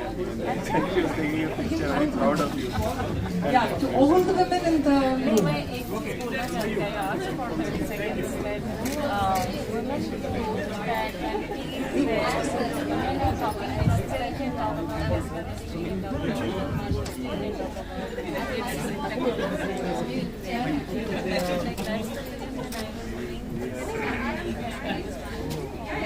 Thank you so much for sharing your insights.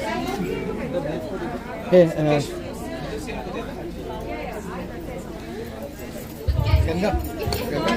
Before I end, I want to say a big thank you to Praveen, to Jyotish.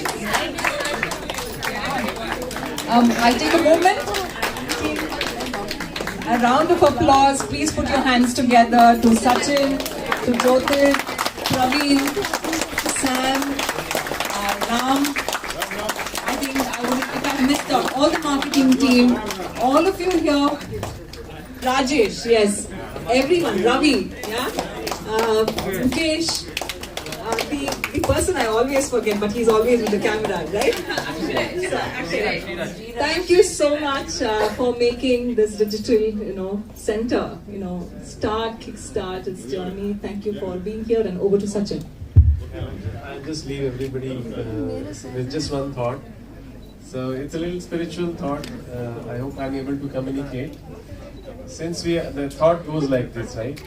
Since we are born to you, the way you feel, we would too. So you get my point, right? So, and I grew up with my father was not there, so my mom and my sister, my aunt, and everybody. So now I have 3 women at home. So again, surrounded by.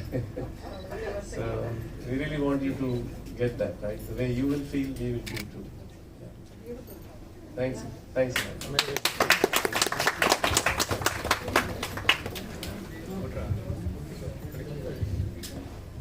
Thank you, and we'll wind up this. Thank you. Thank you. Thank you.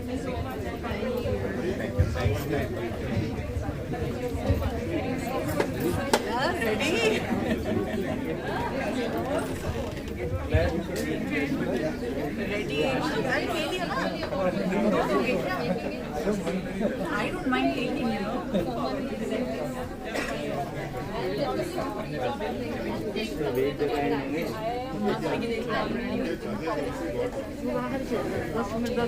partially marketing. ನಮಗೆ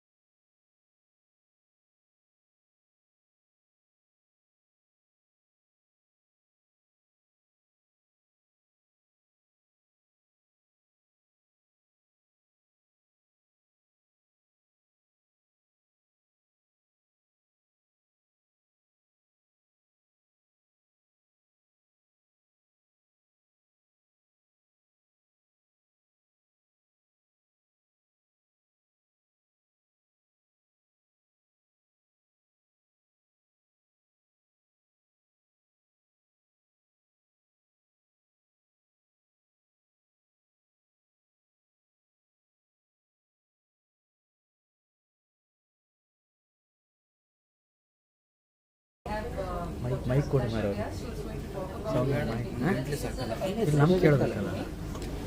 Just to let you know as to what the organization is about, what is our mission, how we are getting started. So we're just going to talk about that, and I'd request Dr. Abhilasha Vyas to kickstart the Women in Big Data session for us. Thank you. Thank you, Soumya, for inviting me. Thank you. So I've presented my screen, and I just need a confirmation, Soumya, that it is this visible. My audio is clear? Yes, it is. Yeah. Okay. Thank you. So before starting this session, as Soumya told me to introduce myself, so would like to introduce that I'm associated with Women in Big Data India chapter from 2020 October, when we initially launched this chapter on 2nd of October. And before October, we met and we decided that we will be starting this. I'm working with Cloud Technologies as a vertical head, cloud security, and I'm delivering trainings on cloud security services which Azure is providing, and also AWS Cloud as well. And I have 20 years of experience, which is combination of academia and industry. And I'm part of other communities also, because my motto is that if you know something and if you got the opportunity to work as a woman, we should also give the opportunity to other women to come into this field. So I'm part of Women in Big Data as an Executive Council member. I'm part of Advisory Board Cyber Preserve, Breaking Barrier, and also I'm part of InfoSec Girl as a Gujarat chapter lead.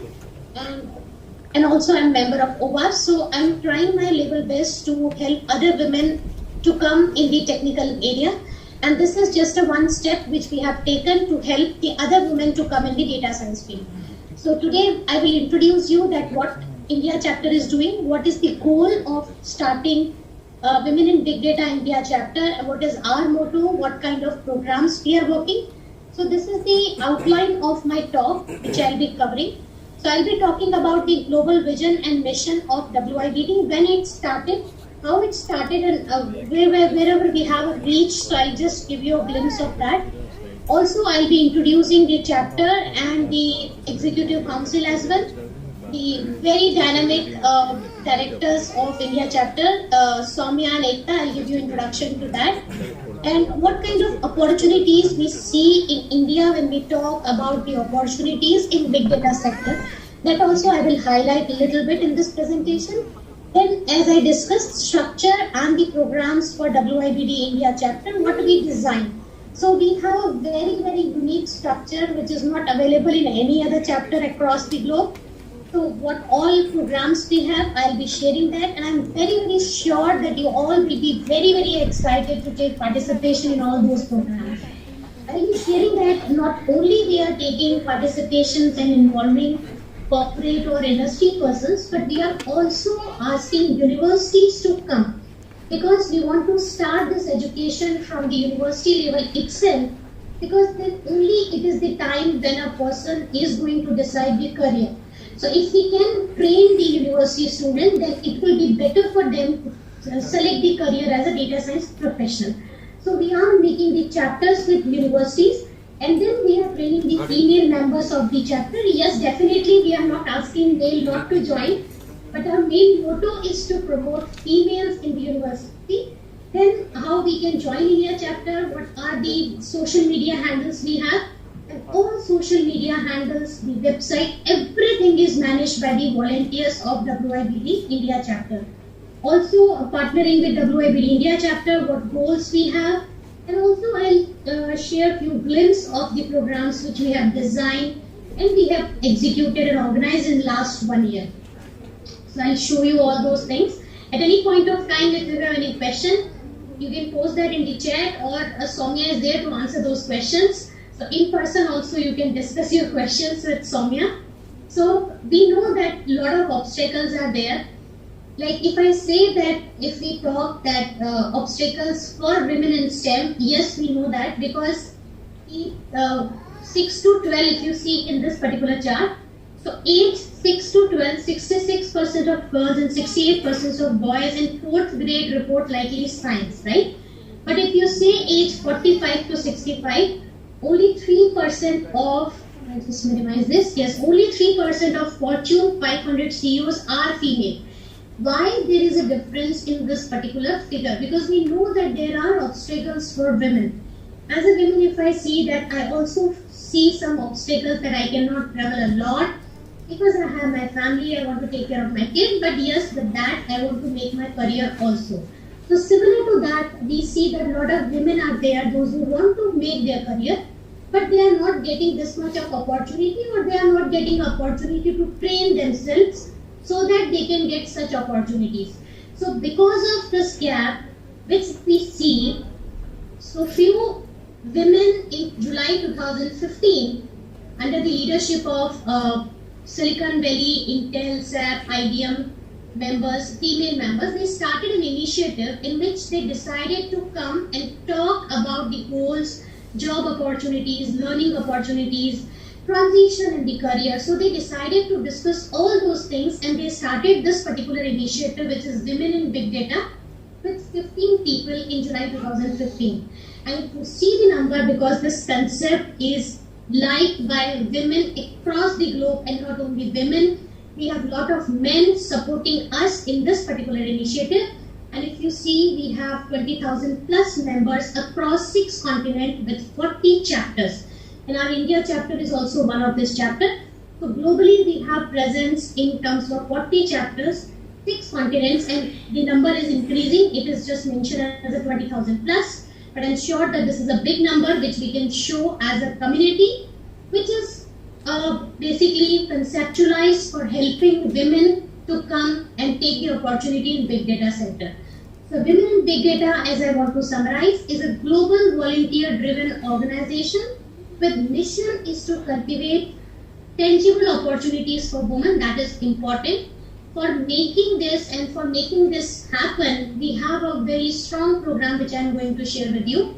Also unlock latent potential through accessible training and act as a catalyst for advancement with thought leadership. So we are not only thinking about the women, those who are on the positions, but we are looking for the women, those who are just starting their career, or if they have any gap, they want to restart their career. So we want to promote and empower equity allies of any gender with inclusive mentorship, with the vision that a future. So if I take much time, please stop me, because in this topic we can talk a lot, you know that. So what is the vision is that a future in which gender and resources don't limit equitable participation in big data influenced career, and we value, connect, cultivate and champion. So these are the things which is mission and history coming for Women in Big Data global community. Then we have chapters in that. So if you see, this is a global organizational structure. We have chapters, we have directors of every chapter. So in India also we have a chapter, and we have associations with industries and with universities. So I'll be sharing that with you. So these are our global sponsors and partners we have, from which we are getting help, not only in terms of, I'll just reschedule this, just give me a minute, sorry for this disturbance. Technology always behave weird. Then beyond that, okay, so it will be going to reschedule 10:36 p.m. Okay, perfect, yes. So I'll continue. So these are our global sponsors and partners which are helping us a lot in organizing the events. They are sponsoring us. Whenever we have any conference, we are looking for speakers, we are looking for sponsors, so we are reaching out to these partners. This is not an entire complete list. The list is very long, but we have just added few couple to mention. Now I'll just quickly move to the India chapter. That what we do in India chapter. So as I told you that we have a very two dynamic, hardworking ladies with us. Those who are motivating every day that yes, we have to do something for women in India to promote big data and data science in India. So WIBD Foundation is a non-for-profit Section 8 company which is registered in Vadodara, Gujarat, India. Ekta Mehul and Soumya Moni is director of this particular chapter. Dr. Ekta Mehul is very, very dynamic and having a lot of positive energy. You know Soumya also, so they both are equally same likely-minded people. Together driving this force in India and motivating us also to do a lot of activities for women. So she is Director and CEO Arena Solutions Private Limited. She is having around 25 years of experience. And Soumya is Director at Incture Technologies Private Limited. You know she is your girl. So I'm not going to talk much about Soumya. So I'll just give you a brief about the executive team who is supporting these dynamic directors and leaders of India chapter. We have Piyush Sharma, myself is also executive member. We have Sridevi Murugan with 17 plus years of experience. Bindu Narayana, 20 plus years of experience. So we all are coming together, we all are connected because of this noble cause to promote women in big data. We also have Dr. Sudhindra Kaushik, we have Dr. Jasdeep from Indira Gandhi Technical University, we have Meenakshi Arun from Microsoft. So we all executive council members are meeting every week to discuss the points and the events which we can plan. So I'll show you a few glimpses also for the events. So very dynamic executive committee we have and very dynamic directors we have. So you can see that what kind of events we are planning. So little bit discussion on the data potential in India if you see. So we can see that according to LinkedIn, I think this is not visible, so I'll just mention it, 12%.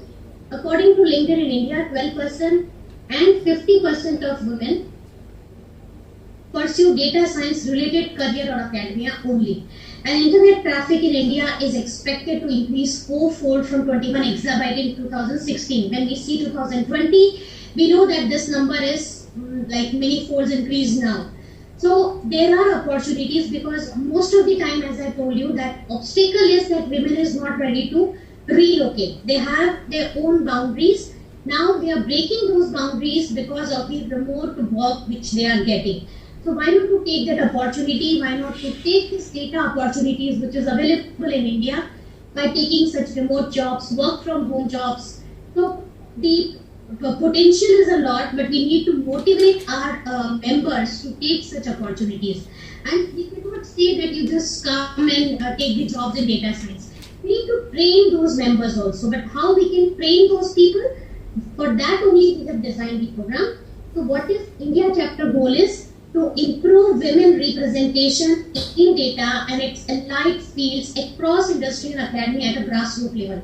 So this is our goal, and with that goal, I'll just show you this. Okay, so this is the India structure, what we do and what are the responsibilities. So I'm not going in that. What I want to give time on this slide, that we have these programs which are very, very strong programs which we have designed with a very strong thought process, and we have given a name as an Indian goddess like Vidya.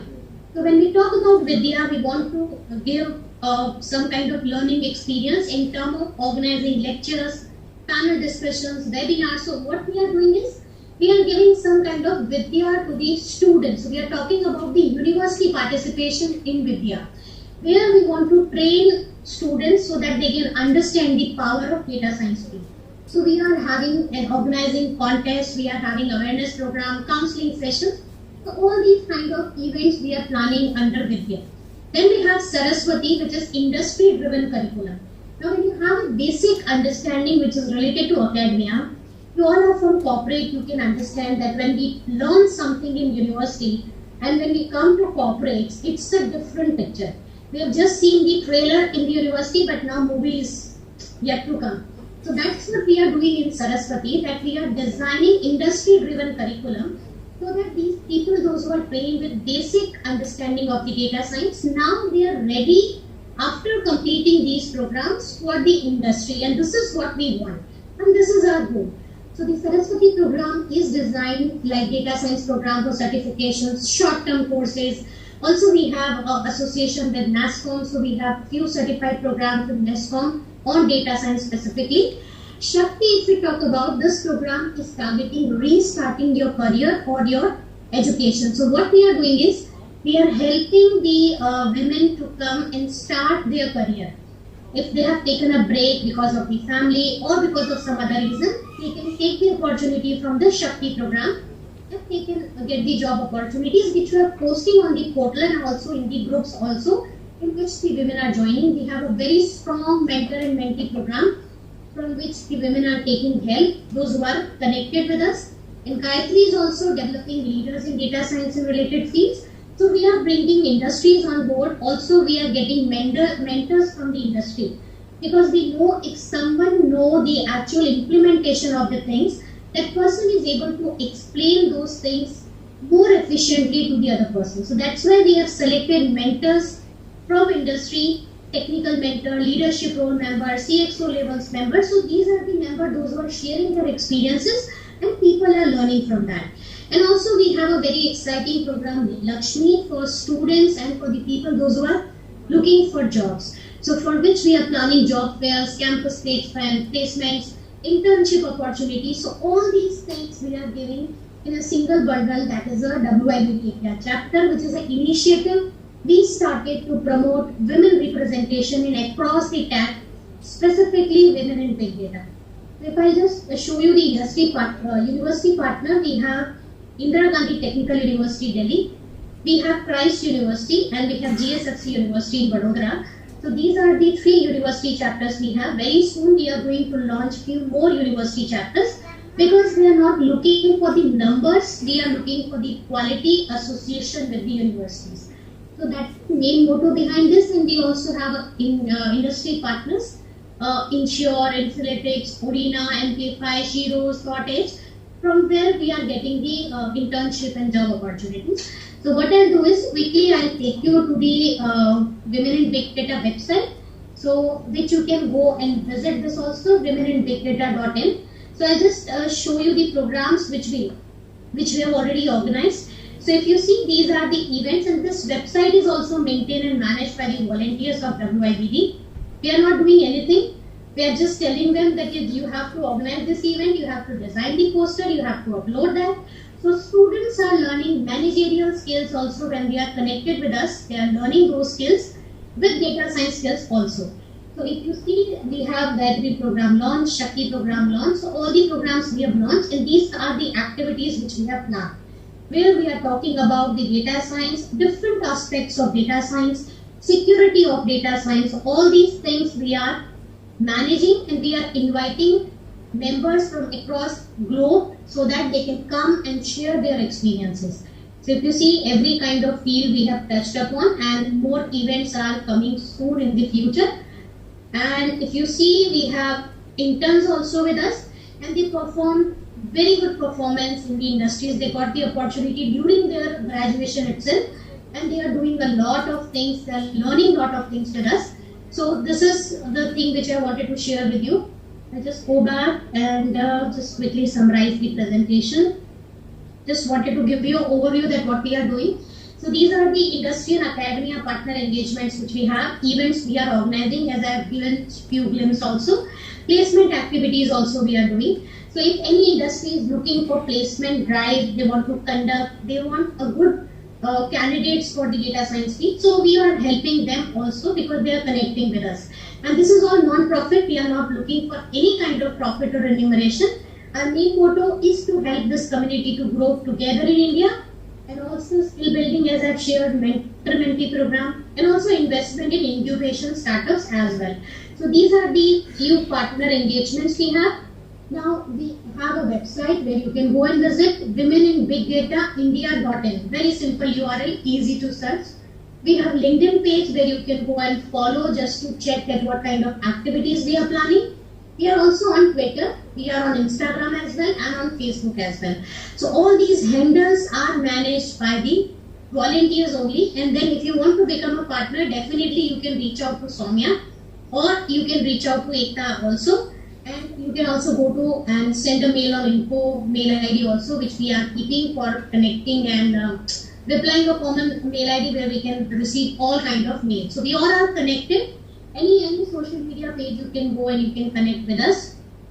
So these are few goals. I'm not going in the detail of these goals, because we are non-profit, but then also we are target oriented. So we have kept certain targets, and I'm very happy that we are achieving and we are exceeding the targets also every year. So this is the 1 year only we have completed in the October 2021, but I'm planning that we'll be going to exceed these targets in the next year also. Okay, so these are the chapters I've discussed. Okay, so there are the detail about the chapters, Indira Gandhi Technical University, about the GSFC University, and about Christ University. Okay, so that's it from my side. I've taken a lot of time. Soumya told me to take 15 minutes, but I've taken a little bit more because there is a lot of things which we can talk about India chapter. Very, very excited to be part of India chapter, and I'm sure that if you will be joining us, it will be a fun. Yeah, so that's it from my side. And if you have any questions, you can reach out to Soumya or you can reach out to us also. I have shared the mail, I guess. So that's it from my side, Soumya. Thank you, thank you. Thank you. Can you hear me, Abhilasha? Yes, ma'am. Yeah.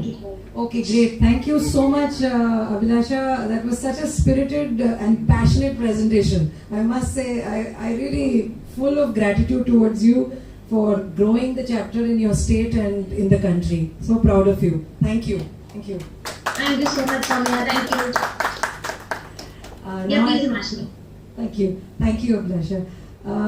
Himashni is actually our volunteer and the spirit of community first approach is really I see in her, and she's been with us. She's actually dialing from Coimbatore, so she's been associated with Women in Big Data. She reached out to me on LinkedIn and she said she wants to be part of it, and she's ever since then she's been supporting so many of these programs herself. I want her to speak about her internship and her volunteering experience with us. Mashni, over to you. Thank you. Hello everyone. First of all, good evening. I'm Himashni from Coimbatore, Tamil Nadu. I currently work in Packer Enterprise and I volunteer in WWD India. So I've been in WWD for the past 6 months.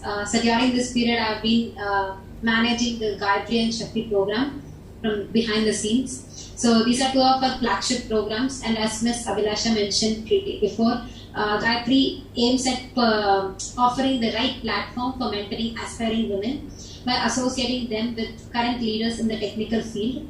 Here we form cohorts of mentor and mentee, so where the mentor will guide the mentee to upskill herself. So whereas Shakti, it helps women who want to restart their career after they've taken a break from their career due to any personal reasons. So we have a pool of mentors who help the women to upskill themselves and become market ready. So currently we have 5 cohorts under both of our programs. So you can view all these details on our website, the link that has been mentioned in the previous slides. So, and other than this, we run 3 other programs, and all the programs' intention is to empower women in the tech industry. About my volunteering journey in WWD, it has been enriching so far.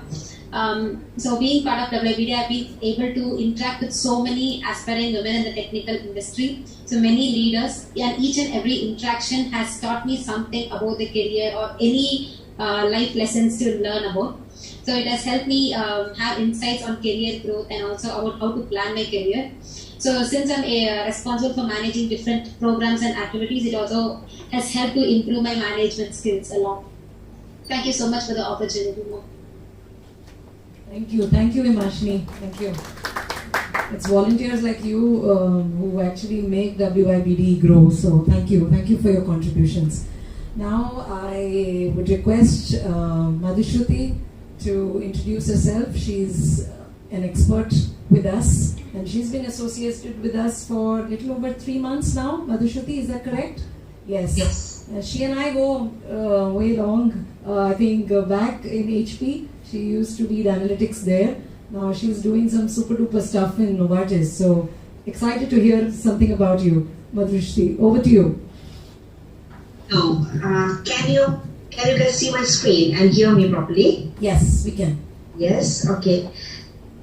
Cool. So first of all, Soumya, thank you so much. And Dr. Abhilasha, it was lovely to hear and your passion and how you talked about women and how we should have more women and get more women into this. So this was really, really good, and happy to collaborate as much as possible. And I can see a few people sitting there. So hello, my name is Madhushruti Roy.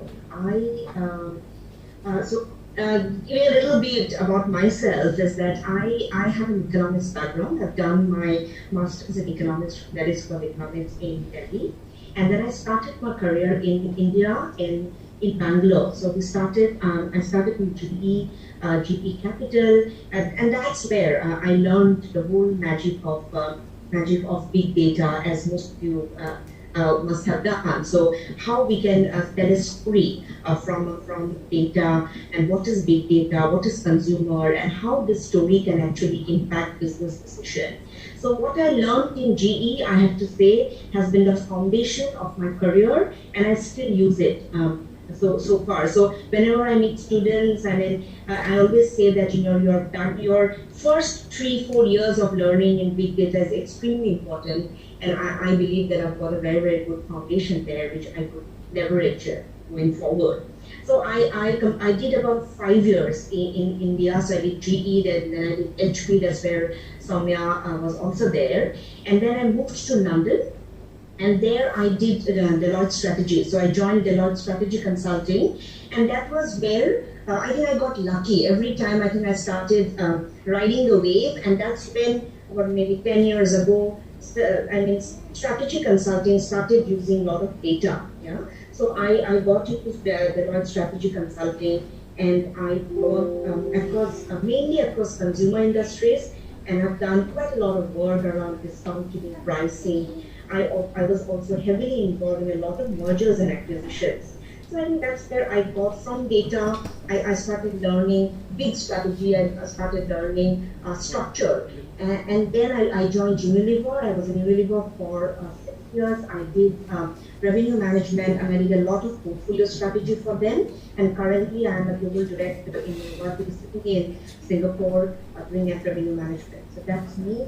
I've worked in India, I've worked in London, Singapore, and then I have to say that I'm a proud volunteer, expert volunteer of WIBG India. So so Soumya asked me to say something about big data applications across industries.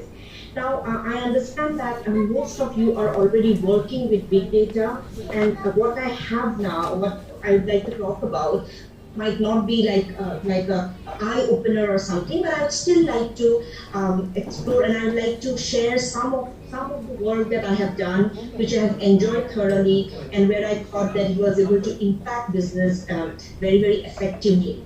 Yeah. So this is my agenda. I'll talk about evolution of big data, what is big data, industries, and few applications. Now, in terms of I think, again, I said that you guys know what it is. So I wouldn't go too much into it, but then we all know that once organizations started having the capacity for data and leverage data, that's where the big data became fuel for growth, and that became a competitive advantage. And most of us who have been working for at least 10-15 years, we know that our career path has also moved with the movement of big data. For personally, I can say that from a data strategist, I've become a business strategist, and how using data has given me competitive advantage. So, that is what has happened, and we have rode along with it, and companies have benefited manifold with the use of data, right? And then, so what does data? I was thinking myself that what does data give? And the simple way, if I have to tell it to anyone, maybe to my 6-year-old, I thought data does something very, very simple. Data gives me insights, and data lets me take informed decisions. And when I take informed decisions, that is where I can impact my business. That is where we can take decisions which is a win-win, not only for the consumers, but also for us. I think that is what data does. And that is again I said, the magic of data. Then, like in terms of industries, again, most of you already know it's being used across all industries, rapidly being adopted, started mainly with the finance, banking, credit card industry, where because of the proliferation of data, or maybe there was so much data available, so that is where it started. And now just name it, and we have everywhere, from the retail, from FMCG, fashion industry, e-commerce, media, healthcare, where not, it's impossible to put everything. And I think I have been fortunate work in most of it, and I thought that I should be just sharing some of the applications that I personally have used across in my career, and have made some impact to the business, I hope. So with this, I'll talk about a few. Some of it, again, I'm sure you guys are already doing it. So I wanted to start it with the classic case of data, of insights. Like when I joined GE, so one of the questions, because I was working with the PLCC, the private level credit cards. So one of the questions that came across is that which credit card consumers will default? And the first thing I remember telling that, the consumers poor who has less income. And they said, no, this is not how we do. So they said, go and explore the data. And that is where I started doing I learned logistic regression. I learned how to look at all the variables and then see what data unravels for us. Yeah. So again, this is very generic. This is not the actual model. But then, yes, we found that, that last month default, number of times consumers defaulting is a very, very significant variable. No regular income. So we found that there might be a consumer who has good income, but he doesn't have a regular income. That impacts consumer default. Then adding more and more cards to the kitty.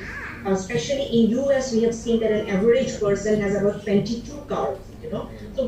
So people are actually transferring balances. People are trying to, if I can say, play up the game. So adding more credit cards in the kitty and address change. When consumers keep changing addresses, these 4 or 5 variables became extremely significant for us to identify defaulters maybe 2 to 3 months ahead so that we can action it. Okay? And this kind of logistic regression, this kind of statistical analysis was extremely impactful because we were able to identify, action them, and stop the losses. So this is one of the classic case of logistic regression, classic case of understanding who the target consumer is, and then most importantly recommending how we identify, how we actually action on it. So in banking sector, credit card, finance sector, insurance, this is one of the classic example that you guys must also use.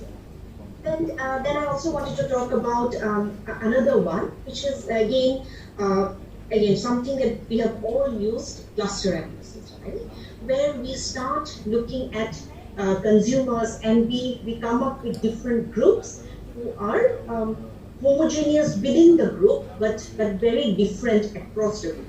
Yeah, and once we know who my consumer is, and once we know what are their key points relevant to what I am looking for, I can actually take business decisions. So this is something from Unilever. This is a beauty product that we were trying to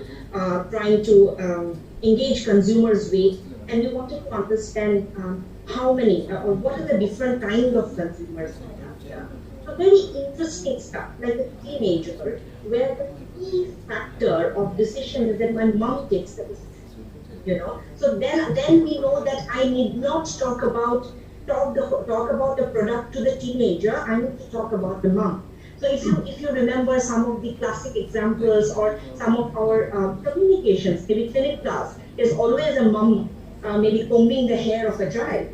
So the key insight that we get is that mom takes the decision. Yeah. So if I talk about like hijab, their key thing is that my body is covered. I don't need a beauty product. And then how we educate them that even if your body is covered, there is something that your body still needs, your skin still needs, and I make targeted products for them. And then we saw somebody like a working mom who says that I don't have the time. And then we said, okay, there are some moments that you have to have during the whole day where you need a product. So when you understand your consumer to this extent, you can also target it in a way that maybe for a teenager, the target was not the product, the target was the communication. We need to just communicate. For a hijab woman, we have to actually come up with a new product that actually works for somebody whose skin is always covered. Yeah. So again, these are the kind of insights that we get, and we can actually use them for our communication, for our product portfolio, which has, the benefits are like outstanding when we see the kind of results that we see. So this is again, I mean, a typical case of cluster analysis, but I wanted to put this out for a kind of insight that comes and how we use this, most importantly, how we are using this insights to actually target them. I don't know how much time I have. Maybe I'll talk very quickly about, again, something that we know, that how Amazon, Amazon says that they are the most consumer-centric company in the world. So what does that mean? So when you look at what they are doing, basically they're trying to understand how and what. Right? So what is it that consumers want? And how do they want it? So they say, okay, I have an Amazon Prime, you're going to get it like in 1 day, or you will get it in 3 days, whatever. And most importantly, they have started anticipating what we want. So every time we see that Amazon has new recommendation for you based on your items, you might also like it. So like sometimes I know that if there is my daughter's birthday party and I type for a return gift, so I just have to type return gift, and then I say that consumers have also bought. Then you have all the confetti, the decor, the birthday cake. So I think now I'm more reliant on Amazon to tell me how should I plan my birthday party, or what should I buy, rather than me searching for each of the products. So what could be a better example of using data to understand consumer? So from a manufacturing point of view, if you are Unilever or P&G, etc., then what happens is that we use this to actually make bundles and discount, promotions, etc. But then again, this is another example of how data is being used to become the most consumer-centric company in the world. Yeah, and then, I mean, these are all examples we can relate to, but there's a lot of data, there's a lot of analysis that happens behind it, and that's what I wanted to do. Let me just tell you maybe one more, I mean, like how Netflix tells us what we should watch. And that again, we are always, nowadays we are so much dependent on them, because I know if I watch something, they give me something that I need to watch. So this is another, how the data is being used. You can see that in the transportation industry. So if you're using an Uber or a Grab, you know that when you go to office, that time you have a surge pricing. During the day, the pricing is less. Then again, while coming back from office, that time, your peak hours, how they are using to maximize the pricing strategy. So, and then they also use live data. So when I was in London, I worked for one of these companies, and then I saw that how they are using live data. So they know that, okay, if there is rain, or there is no more traffic and people are waiting to get a taxi, immediately how do you increase the price? So then how actually you are using data, how you are using the analysis, the past pattern to predict your future and make business decisions. So these are some of the very, very common examples that we see, and then I have used it in my career with outstanding results. Soumya, do I have like a minute or so? Or yeah, can you hear me, Madhushruti? Do I have another minute or so, or this is, or I'm over time? I can't. No, you're okay. You're doing good. You have another 5 minutes to go if you have. Okay. Yeah. Okay. So with this, I have one of my most favorite examples that I generally talk whenever I talk to mainly students or anyone talking about data science, is that. So all the things that I have told, I'm sure you guys have used, and it is with big data, with understanding pattern, past, present. Past is predicting the future, etc. But what happened during the pandemic was amazing, because we never saw a pandemic before, right? Most of us in our lifetimes haven't seen a pandemic. And the question I got from my executive vice president was that, now what do I do? What is my new trend that is coming up and I need to respond to? Then I did not have big data.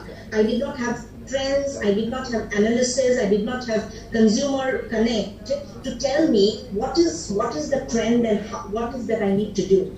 So then what happened is that we listened to social media, So one of the things that when we went through the Instagram post, when we went through the Facebook post and the Twitter post, we saw that one of the major issue that is coming in the skin or in the beauty piece is that because people are wearing masks, there is acne is coming. Okay, and that is what people are calling the mask and acne masking. So when we heard so much in Instagram, Twitter, etc., we thought, okay, this is a trend. This is a trend that is coming up in like every day, you know. So you don't have big data or past 3 years or 5 years to analyze. But what I'm trying to say is that the concept of big data, the concept of analytics is changing because of social media. So you get it, you see it. So we, as a data strategist, we should always keep our eyes and ears open. And then we said, okay, this is a problem. We worked with the R&D department, figured out why there is an acne when you wear a mask. And then we came up with so many, we came up with products, but most importantly, we came up with so many communications. So this is one of the Pond's communication, as you can see. And because there were so many products which was already there that can be used for this. And this is not only us. I mean, you can see Poulet doing it, L'Oreal. I mean, everyone did it. So why I said that this is an important, my favorite example is because, as I said, that the concept, entire concept, everything is evolving, and data science is also evolving, and there is big data, there is AI, there is so much going on, but then at the end of the day, as a business strategist, as someone who is helping others to take business decision, the most important thing is to stay aware, to see around what's going on, and help business take business decisions. Then again, this was one of my most favorite projects. I've been highly credited for this program that I landed in the category, and I thought I should share it with you. I know that there's a spelling mistake. Sorry for that. But yes, I mean this is what it is, and as I'm saying that most of it maybe you guys are already using it, but just wanted to share my experience of how I am using it, how it is helping my career, how I have moved from being a data strategist to a business strategist, and how it is still so fascinating. Yeah, with that, I think I can close. So this is what I wanted to share with all of you. Thank you. Thank you, Soumya. This is it. Thank you so much. I really am indebted to all three of you for turning up at such a short notice. So wonderful session. I would like to ask any one of you if you have any questions for even the folks who are participating on the Zoom. Are there any questions?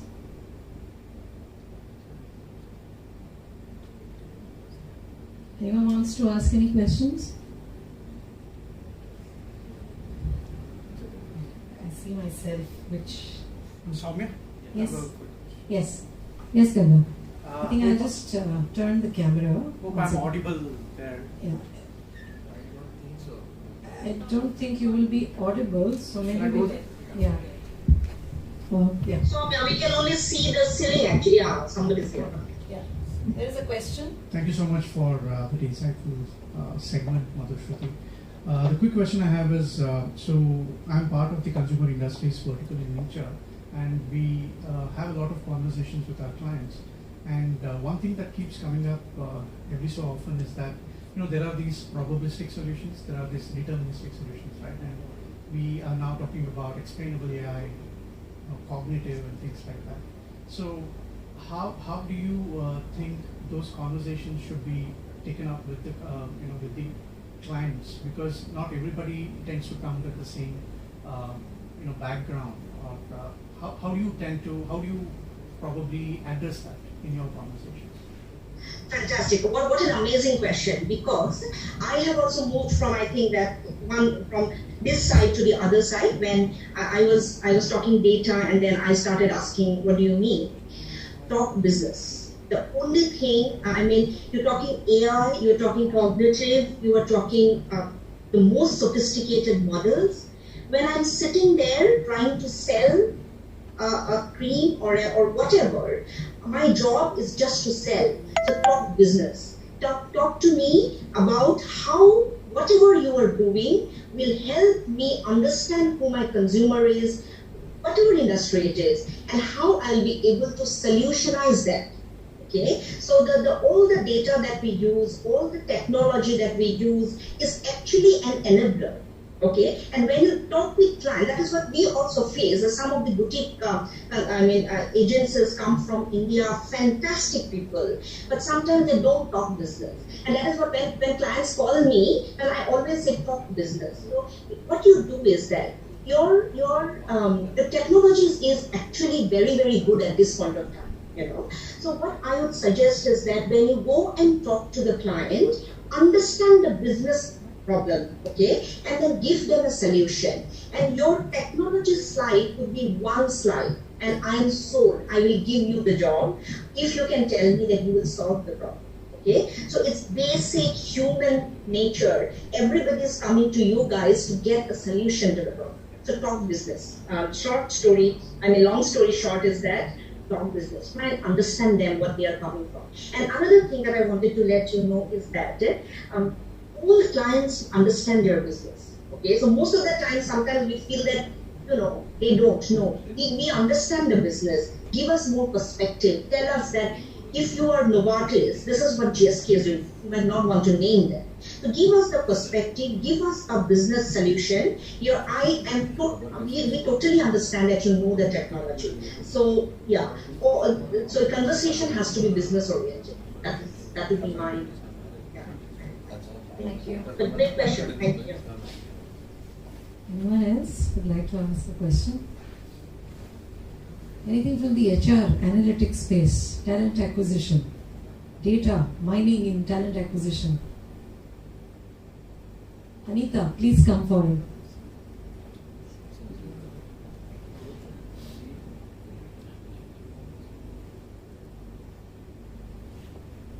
Hi.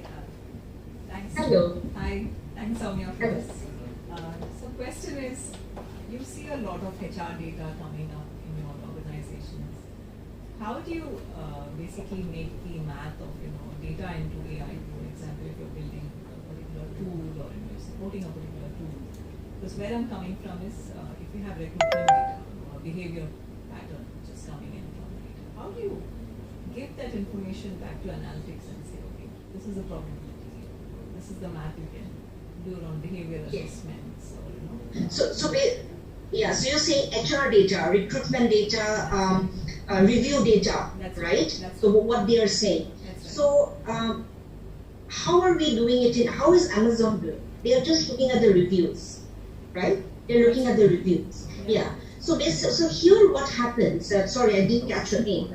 What happened? Yeah. Hi. So what happens is that that was what I pointed to when I showed you the last example. Sometimes you have a lot of data and you can use all the statistical methodology. Sometimes you have qualitative data where you need to make sense, okay?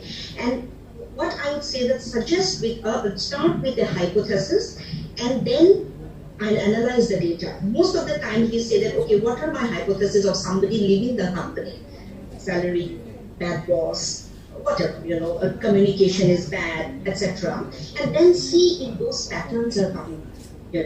And sometimes, so basically, what you have to do is start with if you do not have the millions of data transaction that we can use in a banking sector or credit card sector or a consumer sector, start with the hypothesis. And when you start with the hypothesis, I will again emphasize the same thing as that align with business. Align with business, are these hypothesis making sense, 4, 5, 6 hypotheses, and then start working backward. Yeah, and then if you have a lot of information, then you can use statistics to it. But even with 1,000 data points, I would say start with the hypothesis and see if you can fit. And what happens? The outliers most of the time give you very interesting stuff. So you might think that bad boss and salary and something, but someone might say, yeah, I'm getting married and I'm going to US, and what do I do? Then you might say that maybe a work from home might work. So come up with the hypothesis and you will see the outlier will give you the most interesting insight. So that would be my view. Have you tried such data analysis with any other companies where you have come up with some conclusions? Yes. So basically, I have not done HR data. Maybe that's one piece I haven't done. I haven't done HR data. But we have started, why does somebody want to sell a company? So basically, when you are in a merger and acquisition, what happens? We try and figure out which are my hotspots that I can go to, which are the 10 companies that I should write an email to. So one of the question I was trying to answer is that who will respond? Who will respond? So company growing bigger, this is the time they can't scale anymore, or some issues with the management, or the company is actually not doing well, and that's why they want to do, or something. But so we started with those hypotheses. That these are the 3-4 reasons why I should go and approach it. But what the answer we got is the outlier, is the long-term vision of the company. If the long-term vision of the company is to sustain the company, then they will not sell it to.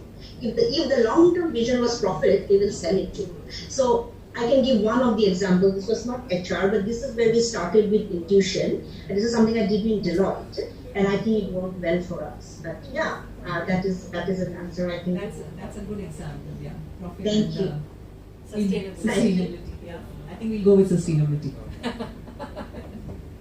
Thank you, Anita. Thank you so much. Anyone else would like to ask a question? It's been a wonderful session. Thank you, Madhushruti. Thank you, Dr. Abhilasha. And thanks, Himashini, for sharing your insights.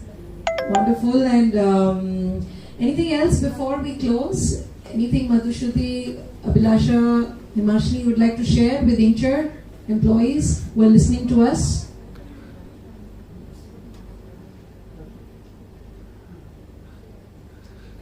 So is it something for me? I can't hear anything. Oh. Or are you?